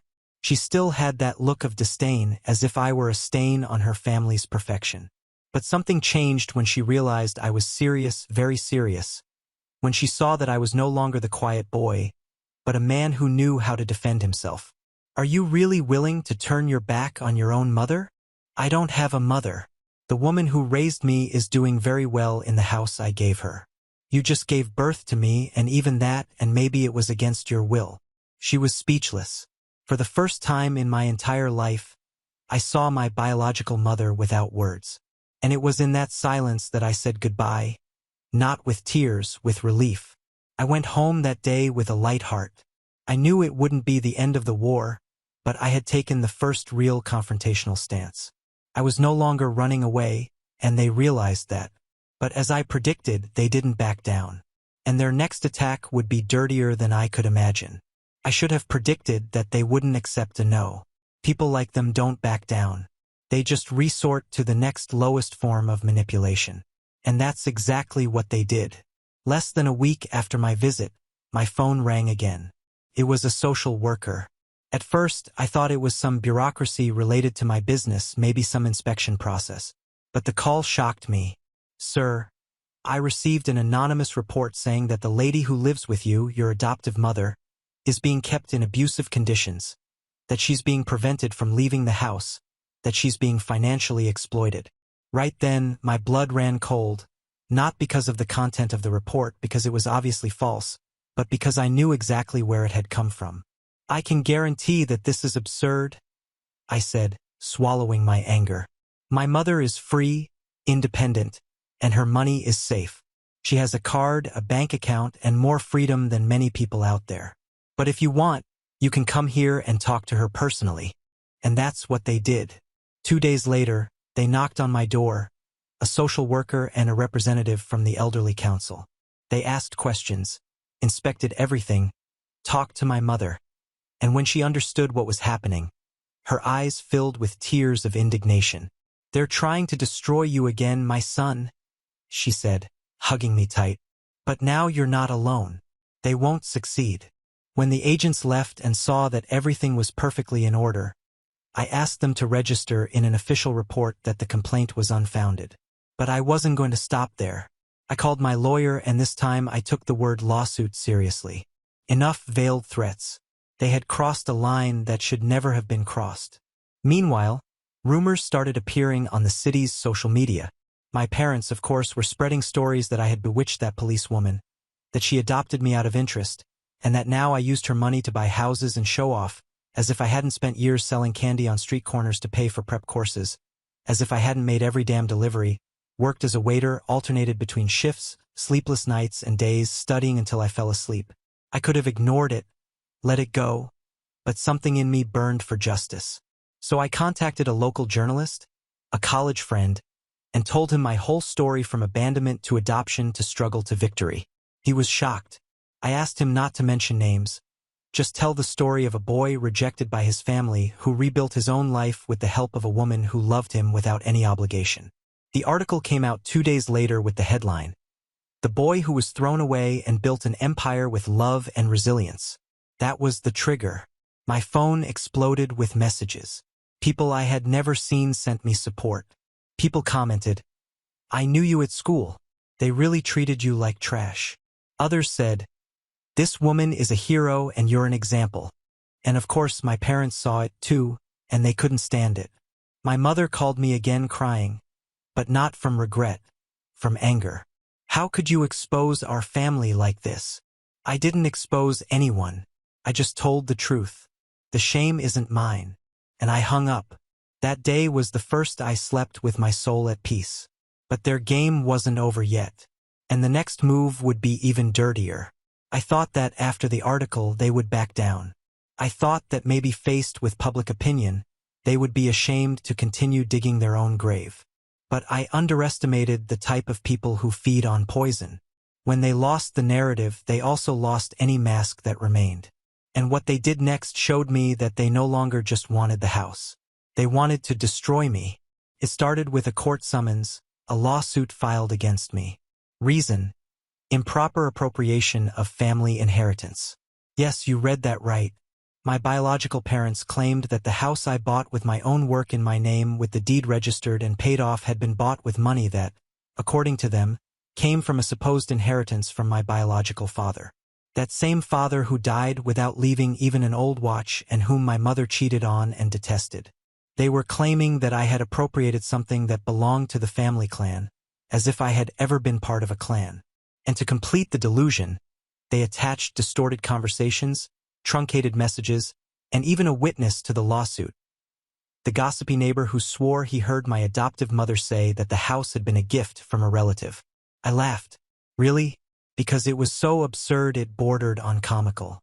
But my lawyer didn't find it funny. He explained to me that even though it was a case without legal basis, the lawsuit could hinder me, block transactions, damage my name in the market, create friction with clients, and more.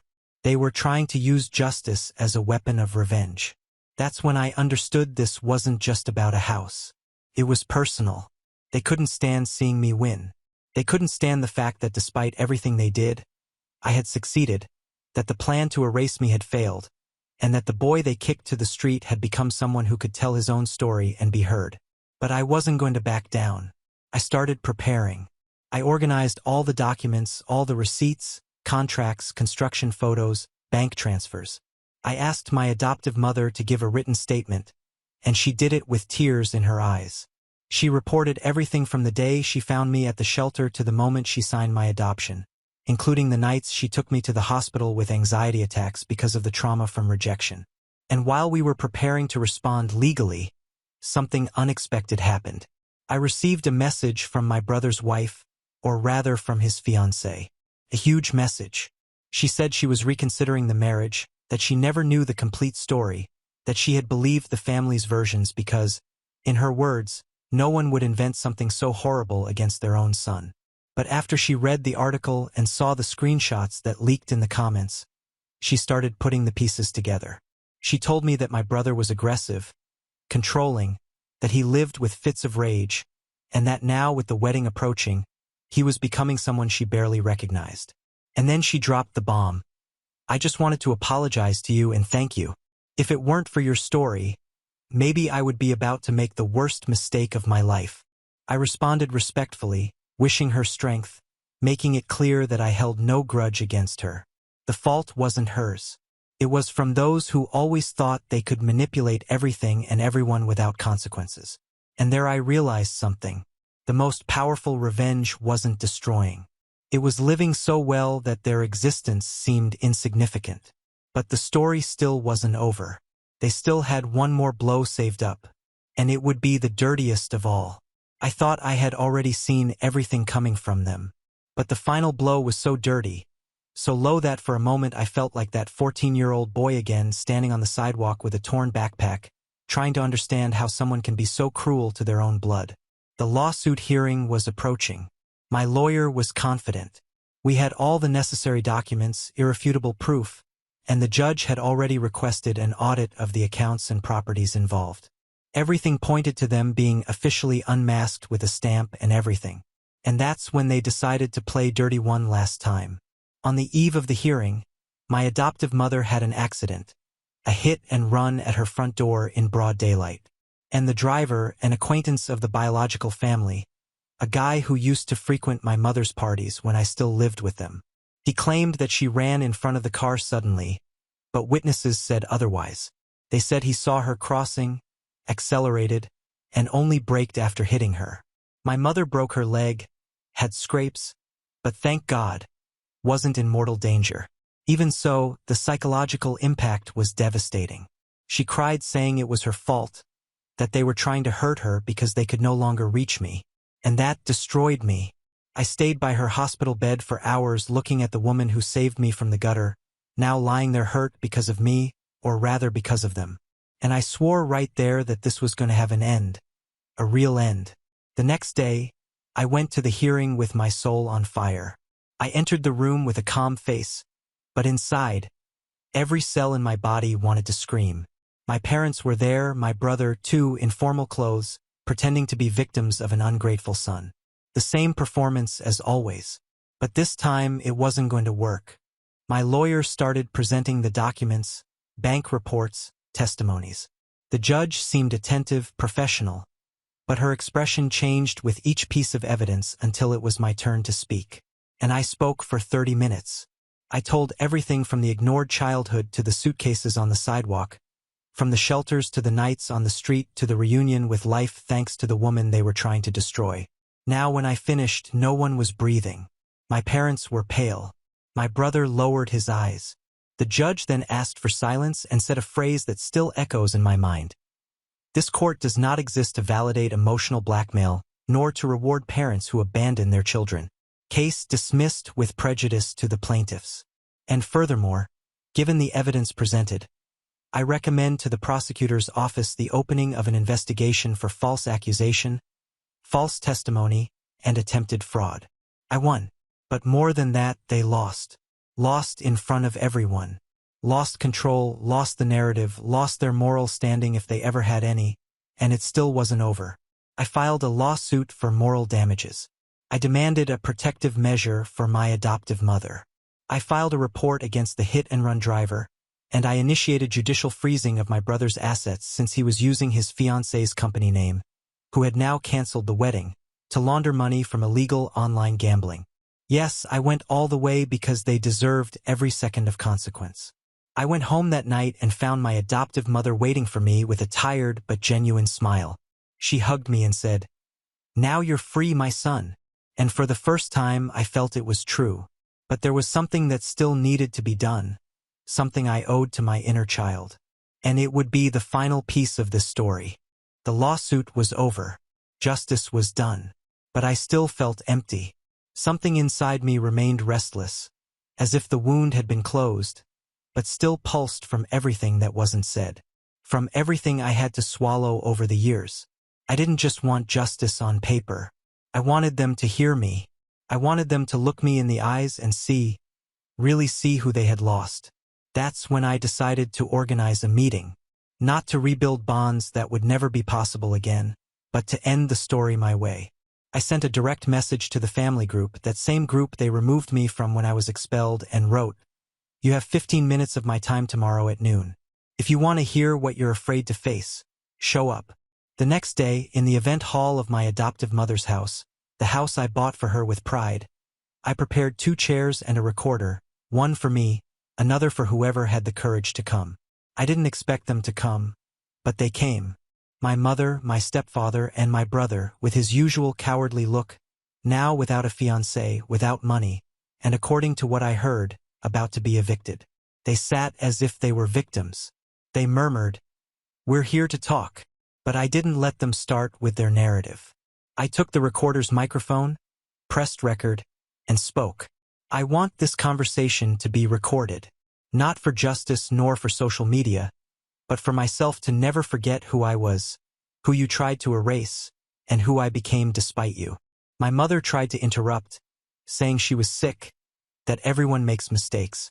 But I stopped her with a gesture. Mistakes? A mistake is forgetting a birthday. A mistake is yelling in the middle of a fight.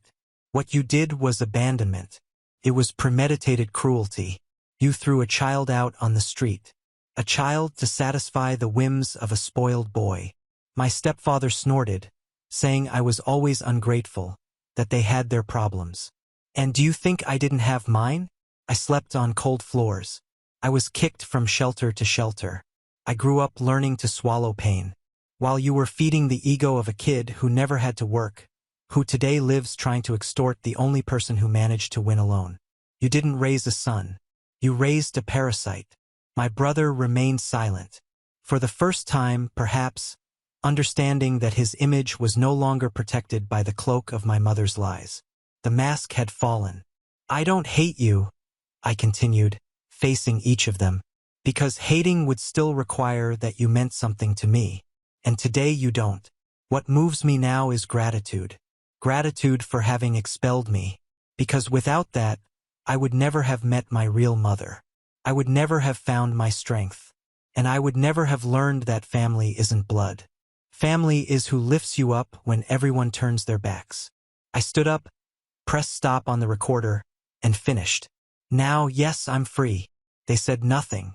They couldn't, and I left without looking back. Months later, I received a notification that my biological mother had applied for social assistance. The damages lawsuit continued and their lives crumbled. But I felt no pleasure in that. I felt peace because now I knew who I was. I knew what I had conquered. And above all, I knew that my story was one of victory, not revenge. Today, I give lectures on overcoming adversity. My company grew, and my adoptive mother, my real mother, lives with me, full of health, surrounded by friends who treat her like the queen she is. And every time I look in the mirror, I see not only the reflection of someone who won, but the calm gaze of someone who went to hell and came back building bridges. Now on to the next story. Story 6. I covered $12,400 for my parents' backyard remodel, but my aunt called me after. "Oh, by the way, the party's just immediate family. Hope you understand." My dad texted, "Don't be dramatic." So I didn't dramatize. I just canceled every contractor payment and froze the landscaping funds. The next day, I had 49 missed calls and my mom at my door yelling my name. I let her scream, then opened the door, and then at that moment, I decided I was done being convenient. Done playing the role of the reliable son, the one who always shows up, pays up, shuts up. I wasn't going to be their safety net anymore. Not after what they pulled. It all started with a call from my dad in early April. He asked if I could help with some renovations in their backyard. New patio, upgraded grill area, maybe even a little fire pit for family gatherings. I said, sure. Honestly, I liked the idea of giving back to them. They helped me through college and I was finally in a good financial place.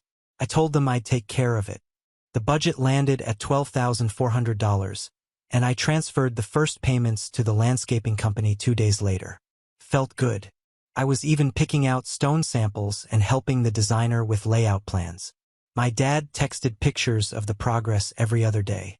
My mom called to say how excited she was for the big party in June. A get-together with all the cousins, uncles, and friends. I was really into it until I got a call from my aunt. She started with some small talk and then just dropped it like it was nothing. By the way, the party will be for immediate family only. I hope you understand. I didn't understand. I wasn't invited. I didn't say anything. I just thanked her and hung up. 10 minutes later, I messaged my dad. I asked if it was true. He replied with just 3 words, "Don't be dramatic." That was the moment something inside me snapped. Not because I wasn't invited, but because they didn't even think I cared. They thought I was dumb enough to drop over 12 grand into a party space I wouldn't even be welcome to enjoy. So I didn't reply to my dad. I just got to work. I called the landscaping company, canceled all pending payments, told them to stop all work immediately, froze the remaining funds, and blocked any new transactions from my renovation account. That was Tuesday. By Wednesday morning, I had 49 missed calls. By noon, someone was pounding on my front door like it was the police. I didn't move. Then I heard her voice. My mom shouting my name like I burned the house down. She didn't knock. She yelled nonstop for over a minute. Then I opened the door. She looked half out of her mind. Hair a mess, makeup smudged, phone still in her hand. She pushed past me and walked in like she owned the place. Didn't even ask. First thing she said, "You embarrassed your father." I just laughed. Not because it was funny, but because I couldn't believe she was serious. I told her I didn't want to pay for a backyard meant to host a party I wasn't invited to. She didn't like that. Said it wasn't about the party, it was about family and that I was being selfish. I asked her why I wasn't considered immediate family. Then she deflected, kept talking in circles. Eventually, she threatened me, not subtly either. Told me I'd regret this and that. "You don't turn your back on blood." Then she stormed out. I figured that was the end of it. I had no idea how far they were willing to go. The silence after my mom's visit was suspicious. 2 full days without a call. Not a peep from my dad. Not even one of those guilt-laced texts he usually sends when they think I've overreacted. I almost started to think they were going to let it go. That maybe, just maybe, they understood I'd had enough. Then Friday came. Started like any other day. I was working from home, running through reports on a Zoom call when I heard a noise from outside. At first, I thought it was thunder. Then a second sound came, sharper, like metal on metal. My stomach dropped. I muted the call and stood up. Then came the sound of glass shattering. I ran to the window and just stared. My mom was in the driveway in broad daylight holding a landscaping brick. One of my bricks from their backyard. She was screaming, winding up like she was pitching in the major leagues. And then, boom, hurled the brick straight at my car windshield. The glass spiderwebbed instantly. My dad was standing behind her like a statue, arms crossed, just watching. I thought I was hallucinating. Before I could get outside, she'd picked up a thick branch, something from my own yard, and started swinging at my car like it had insulted her personally. First the side mirror, then the hood. I yelled, but she didn't stop. Didn't even pause. She just kept shouting about how I betrayed the family, about how I disrespected her house, and how this was all because I thought I was better than everyone now. She actually said that while destroying my car. I didn't even try to stop her physically. I was too stunned. My dad finally moved when she reached back for another swing, grabbed her arm, and pulled her away like it was nothing more than an argument over dinner. They didn't apologize. Didn't even look at me. They walked back to their car like it was just another Friday chore. I stood in my front yard staring at the wreckage. My windshield was smashed to hell. The mirror was dangling by a wire. There were dents across the hood. Bits of glass and bark everywhere. I called the police, filed a report right there, and showed them the security footage from my doorbell cam. One of the officers just shook his head and said, "You're pressing charges, right?" Damn right I was. That night I called a lawyer, told him everything. Every cent I'd paid for that renovation, the missed calls, the party, the threats, and now this. He didn't hesitate. Told me we'd be filing a restraining order first thing Monday morning, and we'd open a civil suit immediately after for destruction of property, emotional distress, and reimbursement of the $12,400 plus legal fees. He told me I had a hell of a case. I sat alone that night just replaying the scene over and over in my head. My own mom throwing bricks at my car because I stopped letting them use me. My dad standing there like a stranger. There was no going back after that. That wasn't just a bad argument. That was a line being crossed so far it couldn't even be seen anymore. The next day, my dad texted me one sentence. "We should talk this out like adults." I stared at it for a while, didn't respond. The time for talking was long gone. He stood there and let her destroy my car. Let her come to my house and act like a lunatic. I didn't respond to my mom at all. I didn't even block her. I wanted her to see the silence. Feel it. No, it wasn't just a tantrum or a phase. She thought she could guilt me back into being their safety net. She had no idea what was coming next. Monday morning, I sat across from my lawyer in a quiet office that smelled like paper and stale coffee. I handed him a flash drive with all the doorbell footage, printed screenshots of text messages, and the police report. He didn't even flinch, just said, "This is going to be very straightforward," and started typing. First came the request for a restraining order against my mother. Immediate family or not, what she did wasn't just unhinged. It was criminal. The footage clearly showed her walking up my driveway with a landscaping brick, screaming, smashing my windshield, then going at my car with a thick branch. My dad just stood behind her, hands in his pockets, like it was completely normal behavior. Then we moved on to the lawsuit. We filed for damages to my car, $3,100, verified by 2 body shops. We included the full $12,400 I'd already paid for the backyard renovations since the work was canceled halfway through. But that wasn't enough. I wanted to hit back harder. We added $10,000 for emotional distress and harassment. Another $6,000 for legal fees. My lawyer even considered adding punitive damages. But we held off for now. When he handed me the total figure, it was $31,500. He looked at me and said, "This isn't about the money anymore, is it?" He was right. It was about principle now. It was about letting them know I wasn't theirs to use anymore. The papers were served that Thursday. I waited not for an apology because I knew better. I waited for the chaos, and it came. My phone started buzzing within an hour. First, my dad, 5 missed calls in 10 minutes. Then a series of long, rambling voicemails from my mom, which I didn't even bother listening to. Then came the unknown numbers. I picked one up thinking it might be someone official. It was my cousin Mara. "What the hell is going on?" she asked. I told her everything briefly. The party, the backyard, the call from my aunt, the brick, the car, the lawsuit. There was silence on the other end. Then she said, "Send me the video." So I did. And not just to her. I sent it to 5 of my cousins. The ones I was closest to, the ones who weren't at that party either. No commentary. Just, "Thought you should see this." The reactions came fast.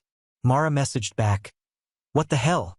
I can't believe Uncle Tom just stood there."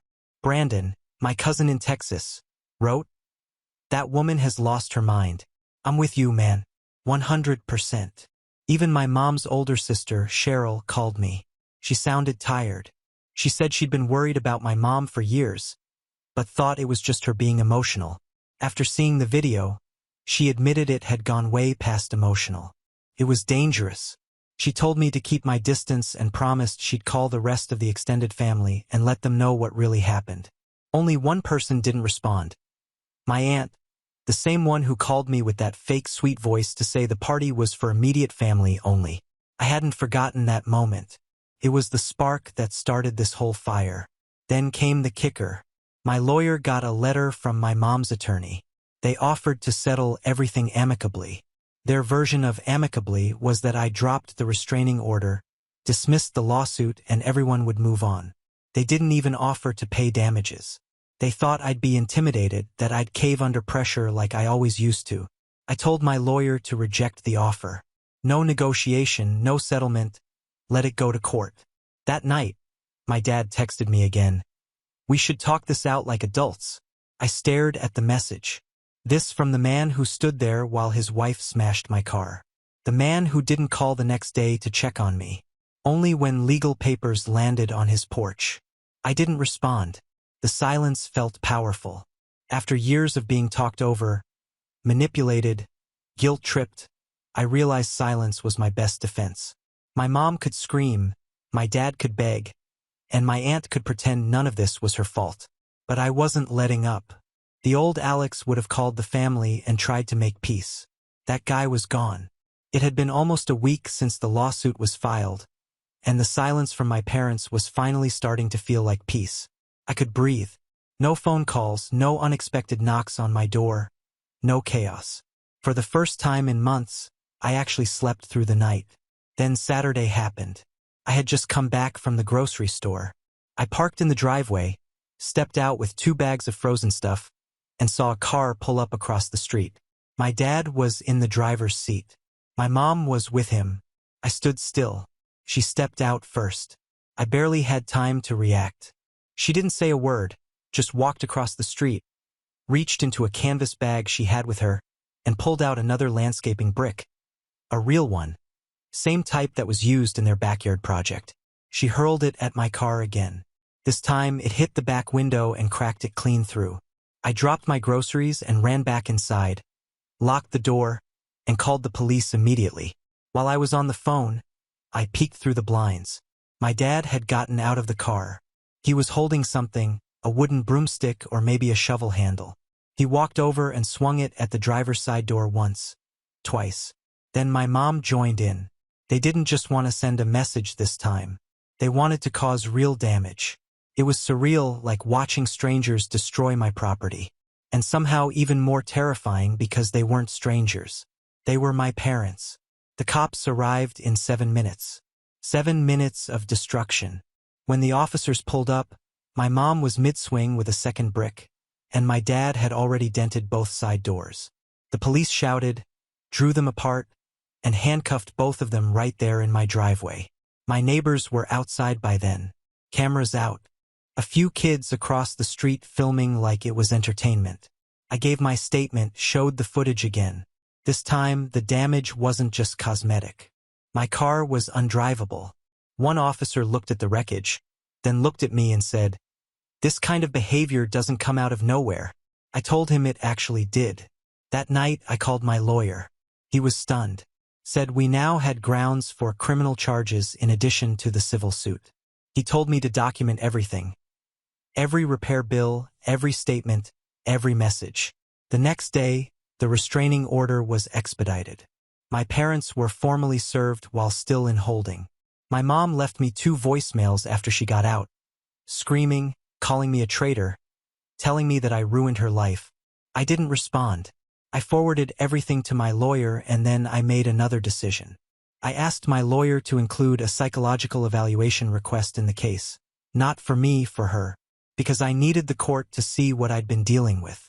I needed something official to protect me if she ever came near me again. After that, I stopped talking to my mother completely for weeks. The only contact I had was through my dad. And even that was barely civil. He tried to play mediator.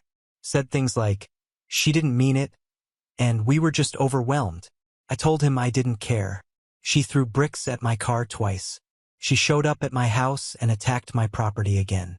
There was no excuse for that. And the worst part was she wasn't even sorry. She still thought she was right. The rest of the family, almost all of them, took my side after seeing the second incident. A few told me to be merciful, but most were just shocked she'd gone that far. My aunt didn't say a word. Not publicly, not to me. I knew she was hiding. Knew she was the one who lit the match and then stepped back to watch the fire. She wasn't going to stay quiet forever. But when she finally spoke up, I wasn't ready for what she had to say. 2 weeks after my parents were arrested in my driveway, the silence returned. It felt different this time, like something was simmering under the surface. My dad stopped texting. My mom hadn't called since the voicemails, and even the cousins who had been loudly on my side got quiet. That's when I found out there had been a family meeting. A cousin of mine, Zach, who'd supported me from day one, called and said he was sorry for not telling me earlier, but most of the family had been invited to a dinner at my aunt's house. The one who made the original call about the party, the one who hadn't said a word to me since this all began. Apparently, my aunt stood up at the table holding a manila folder and announced she was going to clear the air once and for all. According to Zach, She went on some bizarre rant about how I was manipulating everyone, how I'd been planning to sue the family for months, and even said she had proof that I planned the whole backyard cancellation as some sort of scheme. Then she passed around photocopies of texts, except they weren't mine. They were edited screenshots. Messages I had supposedly sent to a friend bragging about how I was going to make them pay for everything, how I hated my parents and was done pretending to be the good son. The timestamps were off, and some were so absurd anyone with a brain could have told they were fake, but people wanted to believe them. I didn't even know she had the nerve to fake evidence until Zach sent me a photo of one of the pages. I sat there staring at my phone trying to figure out who would even go to this level. Then I realized this wasn't just about my mom anymore. This was my aunt. She was scared. Not for my parents, but for herself. Because here's the thing I haven't mentioned yet. I had been paying for her daughter's college books for 2 semesters, quietly, without telling anyone, because her husband lost his job and I felt bad. And the payments, they went through the same account I'd used for the backyard project. She knew that if I cut that off, if I told the family how much I'd done for her, the whole image she had of being the family glue would crumble. So instead, she went on the offensive. She tried to rewrite the story and people bought it. Some cousins messaged me asking if it was true. One even asked, "Did you really say you hated your parents?" That's when I lost it. I went online and posted the real texts, the call logs, the police reports, the car damage estimates. I blurred names, didn't accuse anyone directly, just posted the facts. Then I dropped the kicker. Screenshots of the bank statements showing the payments I made for her daughter's tuition materials with her name attached. Clear as day. The post didn't go viral, but it spread fast enough. Within hours, I started getting messages. Apologies. Confessions. One of my cousins said Maya left the family group chat the moment the post went live. But that wasn't the unexpected part. 3 days later, I got a letter in the mail. Handwritten. No return address. Inside was a note from my aunt. It said, "You think you've won, but you've just declared war on the wrong person." There was no signature, just a photo tucked inside the envelope. A photo of me standing in my front yard, taken from across the street. The photo shook me more than I wanted to admit. I stared at it for a long time, longer than made sense. It was me in my front yard holding a bag of takeout, caught mid-step. Taken from the angle of a car parked across the street. My first thought was, when? Then I realized it didn't matter. Someone had been watching me. I handed everything over to my lawyer, the note, the photo, the envelope. He didn't say much, just told me this was no longer just a civil matter. He sent a copy to the police and quietly suggested I consider installing cameras around the house. Not just a doorbell, but full coverage. So I did. In the meantime, the court granted a permanent restraining order against my mom. My dad wasn't included, but he hadn't come near me since the brick incident. I suspect he wasn't staying away out of guilt, but because he couldn't deal with what his wife and sister had started. The lawsuit moved quickly. With the evidence so stacked in my favor, the judge ordered my mother to pay full damages. The emotional distress amount was reduced slightly, but the total payout still landed over $25,000. She appealed. She lost. I didn't even show up to the final hearing. My lawyer handled everything. I hadn't spoken a word to my mother since the day she was handcuffed in my driveway. Not one word. I kept communication with my dad short and transactional. Cousins still messaged me now and then, some trying to piece things together, some still picking sides, but I didn't engage. I didn't need validation. I'd stopped being convenient, and everything around me burned. But for the first time in my life, I felt free. Then, just when things felt like they were finally over, I got a message from an unknown number. It was a single sentence. "Look under your doormat." I thought it was a prank at first, but something told me to check. I walked to the door, lifted the mat, and found a flash drive in a Ziploc bag. No note, no explanation. I brought it inside and plugged it in using a spare laptop I didn't use anymore. There were 3 files. Each one was labeled with a date. All recent. I opened the first. It was a video. Grainy footage. Someone filming from behind bushes. My living room window barely visible through the leaves. You couldn't see much, just light and movement, but it was definitely my house. I opened the second video. It was me again in my driveway taking out the trash at night. And the third, my bedroom window from the backyard. That's when I realized something I hadn't wanted to admit. This wasn't just a family drama anymore. This was something else, something worse. And someone was still watching me. It's been 2 months since I found that flash drive under my doormat. I've moved twice since then. The first time was reactionary. I packed in a weekend and left my old house behind. I didn't tell anyone except my lawyer and one friend I trusted completely. I installed a security system that could make a government bunker jealous. I told myself I just needed time, space, and distance from the insanity. But after I moved, the paranoia didn't go away. I kept imagining shadows that weren't there.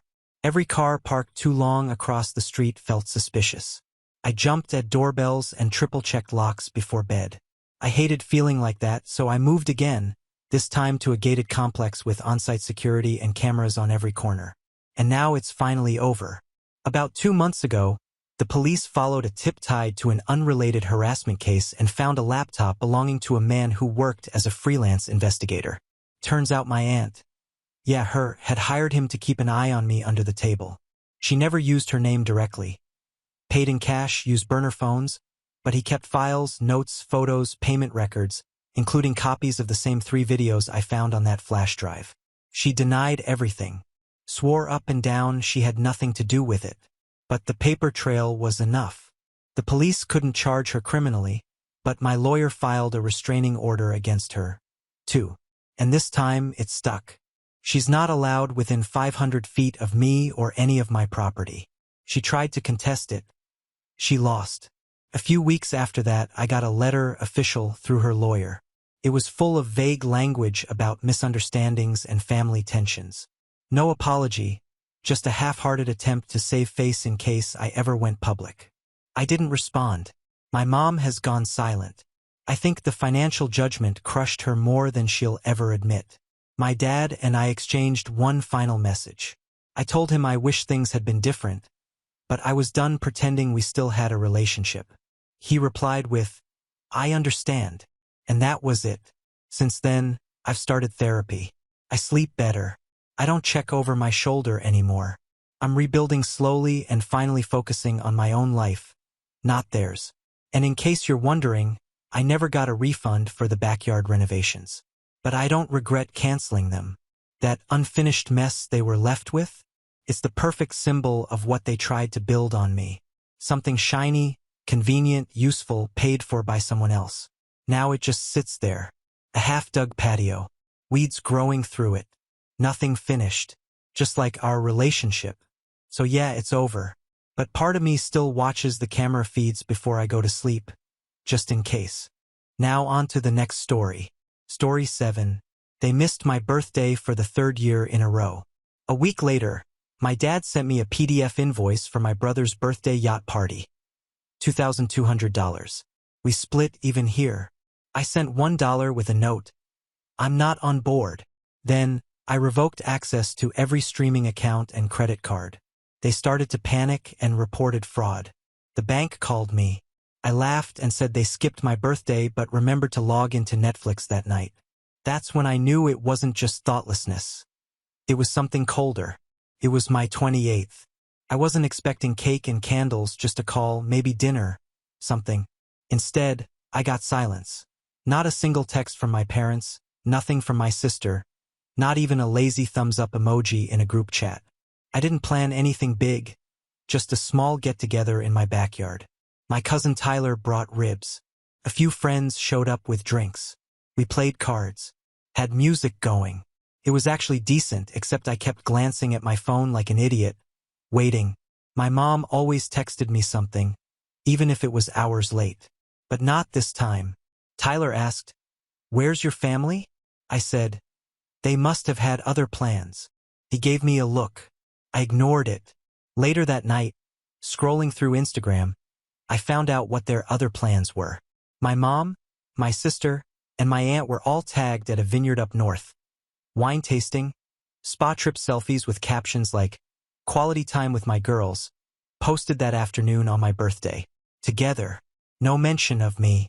I stared at that photo longer than I want to admit. Not because I was shocked. This wasn't out of nowhere, just the first time it was so blatant. Every time they needed something, I was right there. My sister needed help with her car insurance? Covered it. Mom said Dad's hours got cut? I paid their phone bill. They were all on my streaming plans, Prime, Netflix, Hulu, you name it. I'd even let them use a credit card in my name for emergencies. Turns out the emergency was giving a damn about me. That night, I decided I was done. No speech, no guilt trip, just action. First, I went into every streaming account, signed out all devices, and changed the passwords. Every one of them, Netflix, HBO Max, Disney+, Spotify, Amazon Prime, gone. I checked the login history for each. Yep, all still being used. The night of my birthday, while I was standing around my backyard drinking beer with Tyler and pretending not to notice, my phone was dead quiet. They were watching movies on my dime. Then I checked the credit card. My sister had used it for Postmates twice. My parents had been using it to pay for groceries. That wasn't the deal. I froze the card. Then I called the provider and closed it out. Paid off the remaining balance out of my own pocket. Expensive? Sure. Worth it? Absolutely. The next day, the texts came in. My sister, is Netflix down? My mom, your dad's card isn't working. Can you check it? I didn't respond. The next one was a little more panicked. Mom, again, we're at the store and the card keeps declining. What's going on? Then a call from the bank. Fraud alert. They said someone reported unauthorized activity. Asked if I'd frozen the account. I said, yeah, I did. And no, it's not fraud. Just no longer enabling people who only know how to take. Silence on the other end. The bank rep didn't know what to say. For the first time in years, I felt in control. Not angry, just finished. They never saw me as family. Not really. I was a walking ATM they didn't have to thank. But I wasn't finished. This was only step one. I wanted them to feel the slow unraveling, the discomfort of not having the lifeline they took for granted. They wouldn't learn anything if it all ended in a single cut. No, this was going to be gradual and painful. The real panic didn't start until their phones stopped working. That was when the situation stopped being inconvenient and became unthinkable for them, because money they could ignore, a missed birthday they could justify, but taking away their connection to the world, that got their attention fast. I'd started with the accounts and the credit cards. They noticed, sure, but they still thought it was temporary. They assumed I'd cool off, feel guilty, and give everything back like I always did. That's what I used to do. Keep the peace, cover the bills, let them pretend we were a normal family. So, when their phones died, and I mean died, the meltdown began. I was still the primary account holder. That family plan with 5 lines, all under my name, gone. I logged in, stripped it down to just my number, and canceled the rest. Done in 15 minutes. Cheaper for me, devastating for them. My sister messaged me through Facebook using Wi-Fi from somewhere. She didn't say hi, just launched into it. You really cut off our phones? Are you out of your mind? I didn't answer, just read the message and closed the app. My mom sent a frantic email that night, actual email like it was 2005, titled Urgent Call Me. In it, she said they had no way to reach anyone. They couldn't log into anything. They were locked out of important services. And worst of all, they felt abandoned. Abandoned. The same people who skipped my birthday while sipping wine and laughing in matching white robes now wanted me to feel bad for not paying their bills. That word stuck with me. I thought about how many times I'd canceled plans to drive my mom to appointments. How I'd fronted money when my dad got behind on his insurance. How I'd let my sister crash on my couch after every breakup. No questions asked. I gave and gave and gave, and they treated it like background noise. Then they had the nerve to call themselves abandoned. That night, my dad called again. I answered just to hear what he'd say. He didn't ask how I was. Didn't apologize. He went straight into it. What the hell's going on, Mike? Why are you acting like this? I said, I stopped acting. That's what's going on. He said I was being dramatic, that if I had a problem, I should have just talked to them instead of going nuclear. And that's when it really clicked for me. They didn't think they'd done anything wrong. They genuinely believed I was the problem, that I was being sensitive, overreacting. Like skipping my birthday and using me as a walking wallet was just family stuff. They didn't get it. They weren't going to. So I leaned into it. I made a list of everything I'd been covering or contributing to: food delivery accounts, rideshare credits, shared cloud storage, subscriptions, Amazon household, all gone. I hit every corner of digital comfort they'd gotten used to without realizing it came from me. Then came the worst one for them. I deleted them from my Amazon Prime. No more 2-day shipping. No more free movies. No more discounts. You'd think I pulled the fire alarm at a country club. That's when my Uncle James called. He's one of the few in the family who actually works for what he has. Old school guy, doesn't like drama. When I saw his name on the caller ID, I almost didn't answer, but I did. He didn't yell. Didn't tell me to fix things. He just said, "I heard about the situation. Your mom's saying you've lost it." I asked him what he thought. He was quiet for a second, then said, "I think you've finally drawn a line they should have seen coming 10 years ago." That stopped me cold. I told him everything, from the birthday to the spa trip to how they tried to gaslight me after reporting their card as fraud. He didn't interrupt, just listened. Then he said, "Just make sure you're doing this to wake them up, not to destroy them." I didn't answer right away because I wasn't sure myself. I didn't want revenge. Not exactly. I wanted them to understand, to see what it felt like to be taken for granted, to be erased from the parts that mattered and expected to bankroll the rest. But the deeper I went, the more I realized maybe they were never going to understand. Maybe this wasn't about waking them up. Maybe it was about finally waking myself up. The next week was quiet. Not peaceful, just quiet. The way things get right before a storm hits. I figured they were regrouping, trying to come up with a strategy to guilt me into reversing everything. That's how it always worked before. A mix of silence, fake concern, and eventually some half-hearted apology just to make sure the money kept flowing. But this time it was different. I didn't respond. I didn't flinch. I let them sit in it. Then came the knock on my door. It was my sister. I hadn't seen her in person in months. She stood there in gym clothes, no makeup, holding her dead phone in one hand and a Starbucks cup in the other, like she couldn't decide if she was here to fight or negotiate. She said, "Can we talk?" I didn't say anything, just held the door open and walked back inside. She sat down, looked around like she was waiting for backup, then asked if I'd had my little moment and was ready to fix things. That was the word she used, moment, like a tantrum. I told her nothing was getting fixed. Not anymore. She rolled her eyes and said Mom was worried sick and that Dad had to borrow a neighbor's phone to call his office. That they were stressed, confused, and didn't understand why I was burning everything down over one day. I just stared at her. One day. That's when I realized the gap between how they saw things and how I saw things was wider than I thought.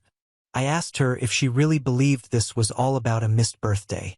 She didn't answer, just kept talking about how I'd blindsided everyone and cut them off. So, I listed it out. Years of paying their bills, letting them live off me digitally, financially, emotionally, never being thanked, never being invited to anything that didn't involve me doing something for them. And the one day that wasn't about them, just one, they deliberately left me out. Not by accident. By choice. She didn't say anything for a while. Then she said something that really stuck. "Well, you never asked for anything." Like that was the excuse. I said, "Yeah, that's what made it easier to forget me, right?" She didn't have an answer for that. She left soon after. No screaming, no crying, just silence again, but a different kind, heavier. 2 days later, my mom emailed again. This time it wasn't frantic. It was weirdly calm. She wrote that she was disappointed in the way I chose to handle things. That I should have come to them like an adult. That cutting them off made me selfish. Selfish. The word felt like acid in my throat. Coming from the woman who used my money to book a vineyard trip while pretending I didn't exist? I was selfish. I didn't reply, but it got worse. Apparently, the spa trip they posted about, it was paid for using points from one of the cards I had added them to years ago. My points, my rewards. They'd racked up thousands in hotel stays and meals using my name. I hadn't even noticed until I went through my account history. They not only ignored me, they celebrated on my dime. And then something in me just shut off. All the bitterness, all the hurt, it stopped feeling sharp. It just went cold. I stopped being angry. I stopped needing them to understand. I just wanted distance. I wanted peace. And that meant no more explanations. No more second chances.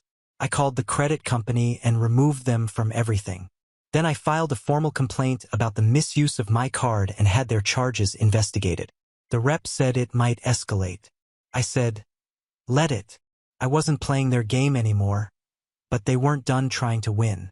They started calling the rest of the family, not to explain, not to apologize, but to twist it. Within a week, I started getting weird messages from cousins I hadn't talked to in years. Things like, hey, I don't know what's going on, but your mom seems really hurt. Maybe just talk to her before this goes too far. One even said, we all make mistakes, man. She's still your mom. That line made me laugh. I didn't bother arguing with any of them. What was the point? They didn't know the whole story. They weren't there when I stayed up helping my mom apply for assistance after she trashed her credit. They didn't know about the nights I skipped eating out so I could cover a bill she forgot. They just saw the drama now and assumed the villain must be me because I was the one making noise. My mom knew exactly what she was doing. She cried to the people who didn't know the truth and let them do the emotional dirty work. Classic move. Make me look ungrateful so she could keep the victim halo on. But not everyone bought it. My Aunt Lisa, my dad's sister, called me. I've always liked her. She's sharp, no filter. She said, I've heard about 10 versions of this story and 9 of them sound like crap. What actually happened? So I told her no sugarcoating, the birthday, the cards, the streaming, the years of financial support, how they made me feel like a backup plan they never even planned to think about. She didn't interrupt. When I finished, she just said, yeah, that tracks. I asked if I was going too far.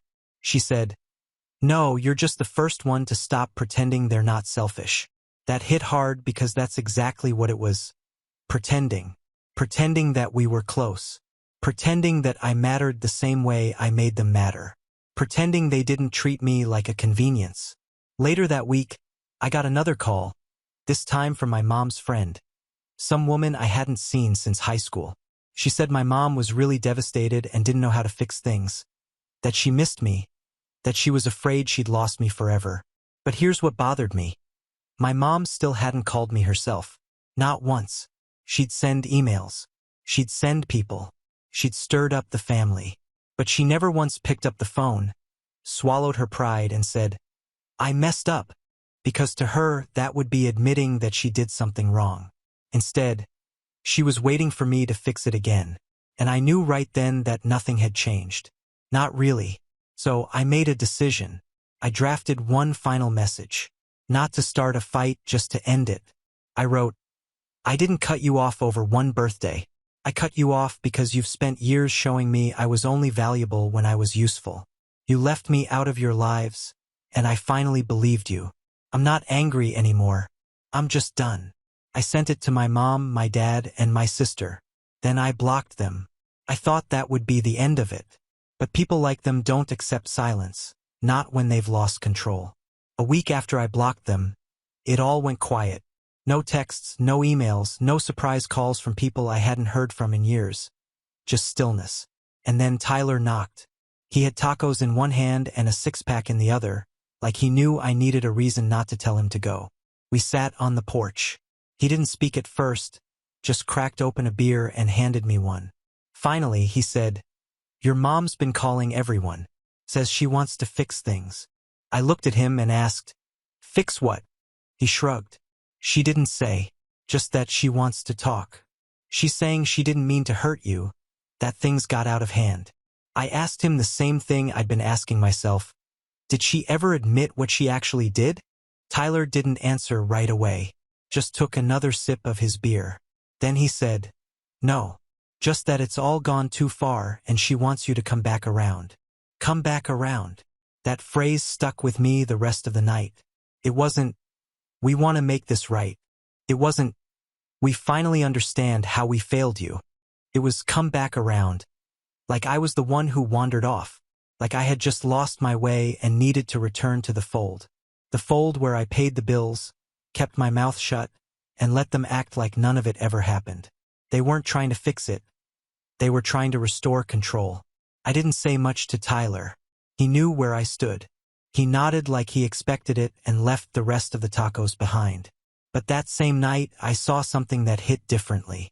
My sister had posted a long story on Instagram. Nothing direct, just vague quotes about betrayal and people who forget where they came from. She didn't say my name. She didn't have to. Half the comments were mutuals asking if she was okay. The other half were her friends saying things like, "You've done so much for people. Some just don't appreciate it." I laughed out loud. I'd been footing her digital life for 5 years, and now she was the one painting herself as the betrayed. 2 days later, I got an email from my mom. Subject line, "Let's fix this." I almost deleted it without reading, but something made me open it. The body of the message was short. "I never wanted it to come to this. I've made mistakes. I see that now. But we're still your family. Come home. Let's talk. Let's fix this. We love you. We forgive you. We forgive you." Like I was the one who left them out of a birthday trip. Like I was the one who drained their accounts or locked them out of their own lives. Like I'd been given some chance and blew it. There was no "I'm sorry." No, "we were wrong." Just a vague, soft suggestion that both sides had messed up equally and that all I needed to do was come back and pick up where we left off. What they wanted was for me to make it easier for them again. So I didn't respond. Instead, I finished what I had started. I went through every account I'd ever connected them to, not just the ones I paid for, but the ones where they'd used my address, my name, my email, anything. Old rental applications, a shared Costco membership, a gym account I forgot I'd helped them open 2 years ago. I removed myself from all of it. I erased every trace of me from their logistics. Every link that made their lives easier through mine, gone. Then came the letter. A real physical letter in the mail. Sloppy handwriting, blue ink, 3 full pages. My mom. She started with the usual, "We miss you. We love you. You're our son." Then came the carefully worded apology. "I'm sorry if you felt left out. That was never our intention." As if it hadn't been entirely intentional. As if I just misunderstood. The next paragraph was about how hard things had been for them lately. That Dad was struggling to make payments, that my sister's work was unstable, that they could use a little help until they got back on track. Then the kicker. "We're ready to forgive you whenever you're ready to come back." That's when I knew they weren't changing. Not now, not ever. They didn't want to make amends. They wanted the perks back. They wanted to skip the hard part, avoid accountability, and get back to the version of the relationship that benefited them the most. I folded the letter, put it back in the envelope, and tossed it in the trash. The next morning, I booked a trip out of state. Not a vacation, something longer. A fresh start. I'd spent so many years orbiting around them, hoping they'd see me as more than a convenience. But I finally saw the truth. They wouldn't change, and I didn't need them to. They could spin it however they wanted. They could say I abandoned them, that I went cold, that I overreacted, but I knew better. And soon they'd understand what it really feels like to lose someone. Not because I wanted revenge anymore, but because I didn't care enough to explain it again. I left without a word. No long goodbye. No dramatic send-off. Just packed my things, turned off my phone, and drove 16 hours straight until the city that knew me and drained me was far behind in the rearview mirror. I didn't tell Tyler. I didn't tell my job until the very last day. I just left. It wasn't some wild leap across the country, just a different state. But it felt like another planet. For the first time in years, no one knew where I was. No one expected anything from me. My name wasn't on someone else's phone bill. I wasn't the emergency contact, the fixer, the fallback. I was just Mike. I got a job at a small tech firm, rented a modest place, and lived simply. I cooked my own food, watched whatever I wanted, paid only for my stuff. The quiet at night felt strange at first, like something was missing, but then I realized what it was. The weight. No one was asking for anything. No vague messages, no guilt trips, no more being treated like an ATM with a heart. 3 weeks into the move, I got a call from a number I didn't recognize. I let it ring out. Voicemail. My sister. She didn't sound angry. She sounded tired. She said, I know you're probably not going to listen to this, but I don't know what else to do. Mom cries almost every day. Dad keeps checking the mailbox for a letter that's not coming. Just let us know you're alive. I listened to it twice. Then I deleted it. They wanted peace now. They wanted forgiveness. But they still hadn't said the one thing I needed to hear. We were wrong. Instead, everything they said was still about them. About their pain, their confusion, their regrets. It was never about what they did. Never about the way they erased me, used me, discarded me, and then acted stunned when I finally stopped making it easy. They missed what I did, not who I was. A few days later, an email came from my dad. It was just 2 lines. I know you've made your decision. I respect that. Just know that I was wrong. We all were. You didn't deserve any of it. That one I didn't delete right away. I didn't respond either. I let it sit in my inbox, unopened again after the first read, like a museum piece. A relic of the apology I waited years to hear. Too late to matter. Too late to change anything. But at least it came. Too many people never even get that.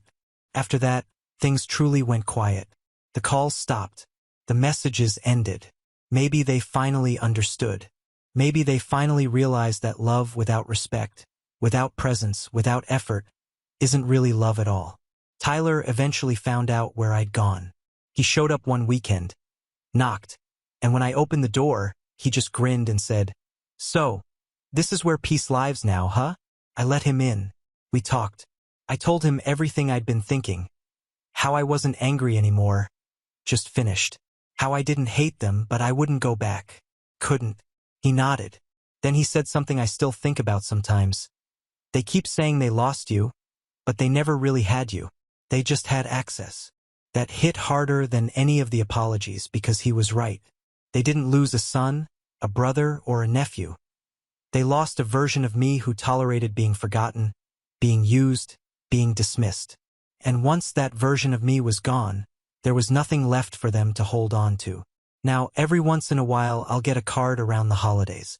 No return address, just a simple thinking of you, signed by my mom or dad. I never respond, but I don't throw them away either. I keep them in a drawer. Not because I'm holding on, but because I like remembering how far I've come. Forgiveness doesn't always mean going back. Sometimes it just means moving forward without dragging the weight behind you. I didn't burn the bridge. I just made sure they knew I'd crossed it. And I never planned to return. Now on to the next story. Story 8. I paid my brother's education for 3 years while my parents called me a cheap son because I lived with him. I shocked everyone when I stopped paying and left. After, I still remember the exact moment I realized I was being used. It wasn't a dramatic argument or a major betrayal, just an offhand remark from my brother, Kevin, as I handed him cash for books. Why do I always have to ask you for this stuff? He said, rolling his eyes. If you know I need it, just give it to me. For 3 years, I had paid for Kevin's college tuition, books, and just about everything else he needed. I even bought him an old pickup truck when I saw him walking to campus one day. I thought he'd be grateful, but instead, he acted like I'd insulted him. How come you get to drive a nice car and I get this junk? He complained. I didn't say anything, but inside, it hurt. Here's the thing. I never owed Kevin anything. My parents weren't struggling. They just didn't want to stretch their budget to support 2 kids. I had gotten a good job out of college and was living at home to save money. It seemed practical at first, but over time, it became clear that my parents saw me as their personal ATM. They called me cheap because I didn't want to spend money on things I didn't need. Fancy vacations, new gadgets. But they had no problem asking me for hundreds, sometimes thousands, to cover Kevin's expenses. You're the older brother, my mother would say. It's your responsibility to help him out. My dad would chime in, you live here rent-free. Don't you think it's time you gave something back? But here's the kicker. They kept hinting that it was time for me to move out. A man your age shouldn't be living with his parents, they'd say, and the next day they'd ask for help with groceries, the electric bill, or fixing something around the house. It was a never-ending cycle. For 3 years, I kept my mouth shut and gave them what they wanted. I told myself that was what families did, but the more I gave, the less I felt like a son or a brother. I felt like a bank. The breaking point didn't come all at once. It was more like a slow buildup that finally reached its limit. I began to notice little things that made me feel, well, used. Kevin never thanked me for anything. Not for paying his tuition, not for the pickup truck, and certainly not for the clothes and gadgets I had bought him over the years. If anything, he acted like it was his birthright. When he wasn't complaining about the truck being too old, he was bitching about how his friends got to go on spring break trips or had the latest cell phones. My parents weren't any better. They were always quick to praise Kevin for his grades or how hard he was trying, but when it came to me, it was mostly criticism. You're getting older. Don't you think it's time you got your own place? Or you work all the time, but what are you really doing with your life?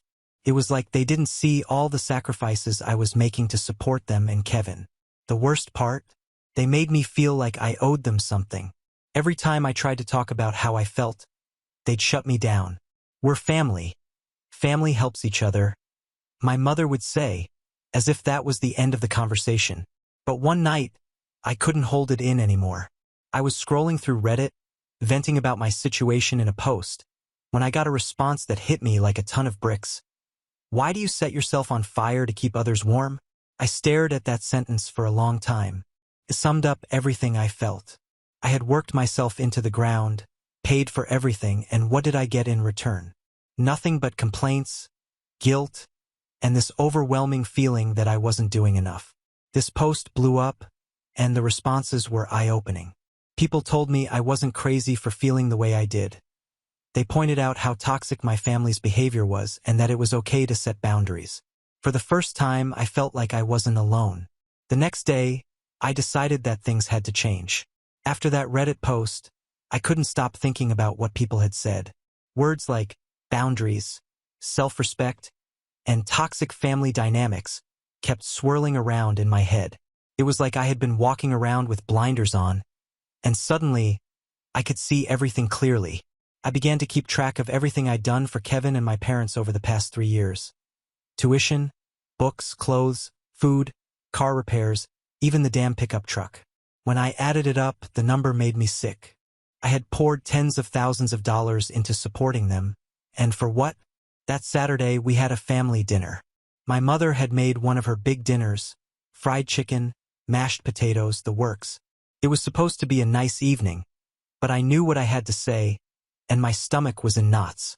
We were halfway through dinner when my dad made a comment about Kevin needing new tires for the truck. "You should take care of that this weekend," he said, like it was a given. I put down my fork and said, "Actually, I'm not going to pay for that or anything else for that matter." The table fell silent. My mom looked at me as if I'd just insulted her cooking. Kevin grinned, probably thinking I was joking. "I'm serious," I said. "I've paid for everything. Your tuition, your clothes, even this truck, and I'm done. I'm not your parent, Kevin, and I'm not mom and dad's backup retirement plan." Kevin's smirk disappeared. My mom started to say something, but I cut her off. "You've been telling me for years that it's time for me to move out, haven't you? Well, you're getting your wish. I'm leaving."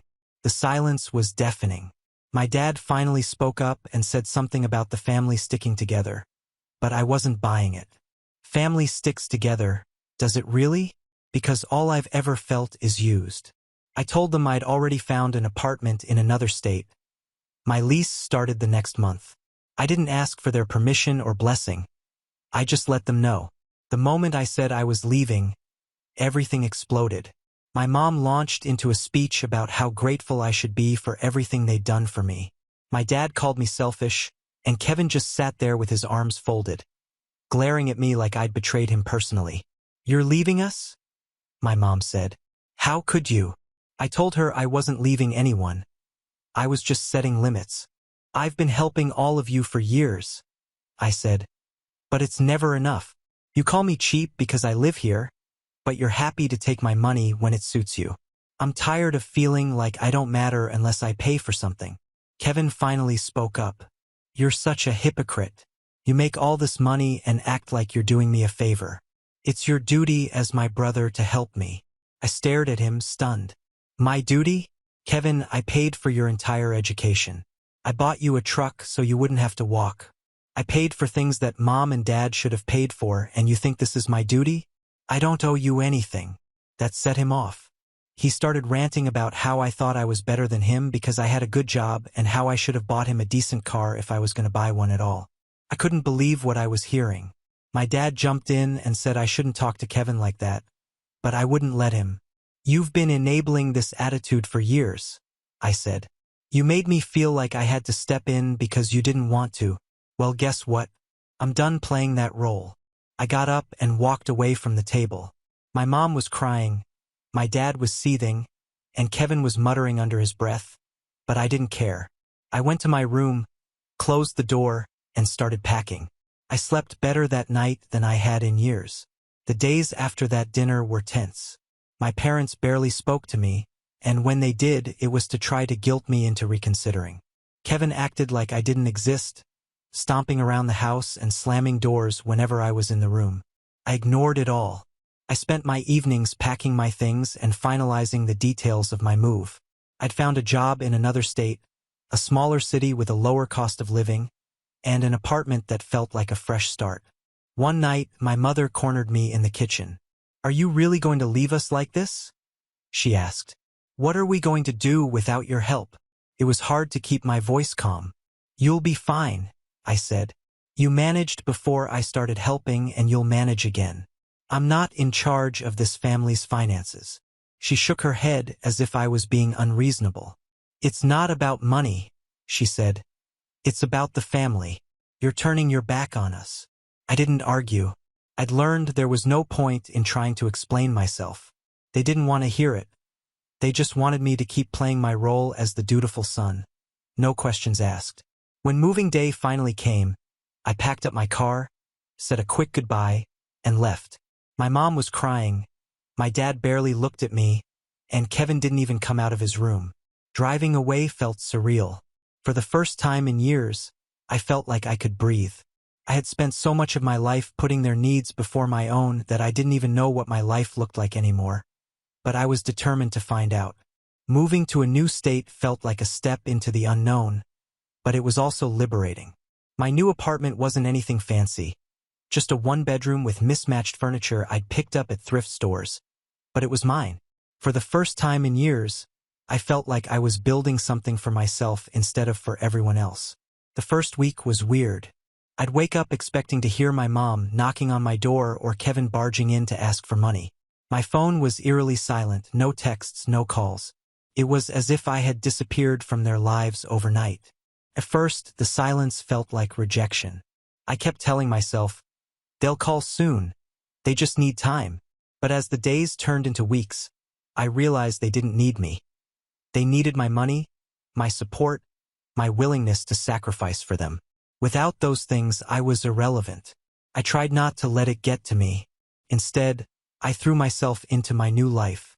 My job in the new state was solid, the hours were better, and the people were friendly. I joined a local hiking group and spent my weekends exploring trails, something I hadn't done in years. I even started picking up old hobbies: painting, reading, and experimenting in the kitchen. One night, I logged back onto Reddit and posted an update. I shared how I'd finally moved, set boundaries, and started living for myself. The response was incredible. Hundreds of people commented, congratulating me and sharing their own stories of breaking free from toxic family dynamics. One comment stuck with me: "You don't owe anyone your peace. Boundaries aren't selfish. They're necessary. You're finally giving yourself the life you deserve." Reading these words gave me a strange sense of validation. For years, I'd been made to feel guilty for wanting to keep something for myself, whether it was my time, my money, or my peace of mind. Now, I began to see that wanting these things wasn't selfish. It was human. But I still thought about my family. I wondered how they were getting along without me. Had Kevin finally gotten a job to help with his own expenses? Did my parents regret the way they treated me? Or were they just angry that I wasn't around to bail them out? There were moments of doubt, of course. It wasn't easy to cut ties with people who had been my whole world, no matter how flawed that world was. But every time I started to feel guilty, I'd remember the years of thankless sacrifice, the endless demands, and the way they dismissed me as soon as I stopped giving. And the truth was, I felt lighter, freer. For the first time in years, I wasn't carrying someone else's burden. My life wasn't perfect, but it was mine, and that made all the difference. About 3 months after I moved, just as I was starting to feel like I'd completely left that chapter of my life behind, I got an email from Kevin. I almost deleted it without reading it.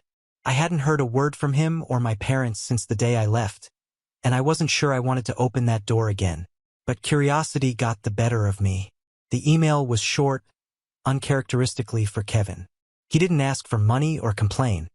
Instead, he said he wanted to talk. "I know I've been a jerk," he wrote. "I think I finally understand why you left, and I'm sorry. I just want to explain some things. Can we meet?" I stared at the screen, unsure of how I should feel. Was this real, or was it a ploy to make me feel guilty about coming back? Against my better judgment, I decided to answer. I told him I wasn't ready to meet in person, but I was willing to listen if he wanted to explain. His reply came the next day. He admitted that he'd been angry at first, furious actually, because he felt abandoned. But after I left, things changed. My parents, he said, had started pressuring me to pick up where I left off. They wanted me to get a part-time job to help with the bills, even though I was still in school. They told me it was my responsibility now, he wrote. I guess I didn't realize how much they were doing until I had to deal with it myself. He went on to describe how hard it had been to juggle classes and work, how my parents had started guilt-tripping him the same way they had guilt-tripped me. "I used to think you had it easy because you had a good job," he said. "But now I see how much they lean on you. I don't know how you put up with it for so long." It was the closest thing to an apology I'd ever gotten from Kevin, but the most surprising part came at the end of his email. "I don't think I can stay here either. I've been saving up, and as soon as I can, I'm leaving too. I just wanted to say thank you for everything you've done for me, even though I didn't appreciate it at the time." For the first time in years, I felt something I hadn't expected, hope. Maybe things could change. Later, I received a letter from my parents. Not an email, not a text. A physical, handwritten letter. It was from my mother, and the tone was different. Gone were the guilt and accusations. Instead, it was filled with something I hadn't heard from her in years. Remorse. She admitted that she and my father had been wrong to rely so heavily on me, to take my contributions for granted, and to treat me unfairly. She said they had been forced to reevaluate a lot of things since I left, especially now that Kevin was struggling with the same pressures they put on me. The letter went on to say that their financial situation wasn't as stable as they had let on. My father's hours at work had been cut years ago, and instead of making changes to their lifestyle, they'd leaned on me to fill the gap. "It wasn't fair to put this on you," she wrote. "We should have been honest, but we were too proud to admit that we needed help, and we were wrong to treat your help as something we were entitled to." She also mentioned how much they missed me, not just the support I provided, but me. "We realized that we had pushed you away by the way we treated you," she wrote. "I don't blame you for leaving. I just hope it's not too late to make things right." I didn't know how to feel. Part of me wanted to believe her, but another part of me wondered if this was just another way to drag me back into the fold. A week later, my father called me. I almost didn't pick up, but something told me to answer. To my surprise, he sounded different. He was awkward, fumbling with his words, but the gist was clear. He wanted to apologize. "I know I haven't been the best father," he said. "I pushed too hard, took too much, and didn't say thank you enough. I can't change what happened, but I want to try to make things better." It was the first real conversation we'd had in years, and for the first time it felt like he was talking to me as a person, not just as a son who owed him. I didn't rush to forgive. Trust doesn't rebuild overnight, and I wasn't about to move back or start sending money regularly. But after some thought, I decided to extend an olive branch. I sent them $5,000, not as an ongoing commitment, but as a gesture of good faith. I made it clear that this was a one-time thing, not a return to the old dynamic. "I want to help you get back on your feet," I told them. "But I have to keep my boundaries. This is something I can do because I want to, not because I feel I have to." To my surprise, they graciously accepted. My mom sent a thank you card, and my dad called again, this time just to check in and see how I was doing. As for Kevin, he followed through with his plan. A few months later, he moved out and started supporting himself. He reached out to me a few times, and we slowly began to rebuild our relationship as well. It wasn't perfect, but it was better. In the end, I didn't regret leaving. It was the wake-up call my family needed, and it gave me a chance to finally live my own life. I still have boundaries, but I don't carry the weight of everyone else's expectations. For the first time in years, I feel like I'm part of a family, not a bank. We have reached the end. If you enjoyed this video, please be sure to like and subscribe to the channel for more videos like this, and give us your thoughts about the stories in the comments section. Thank you and see you in the next video.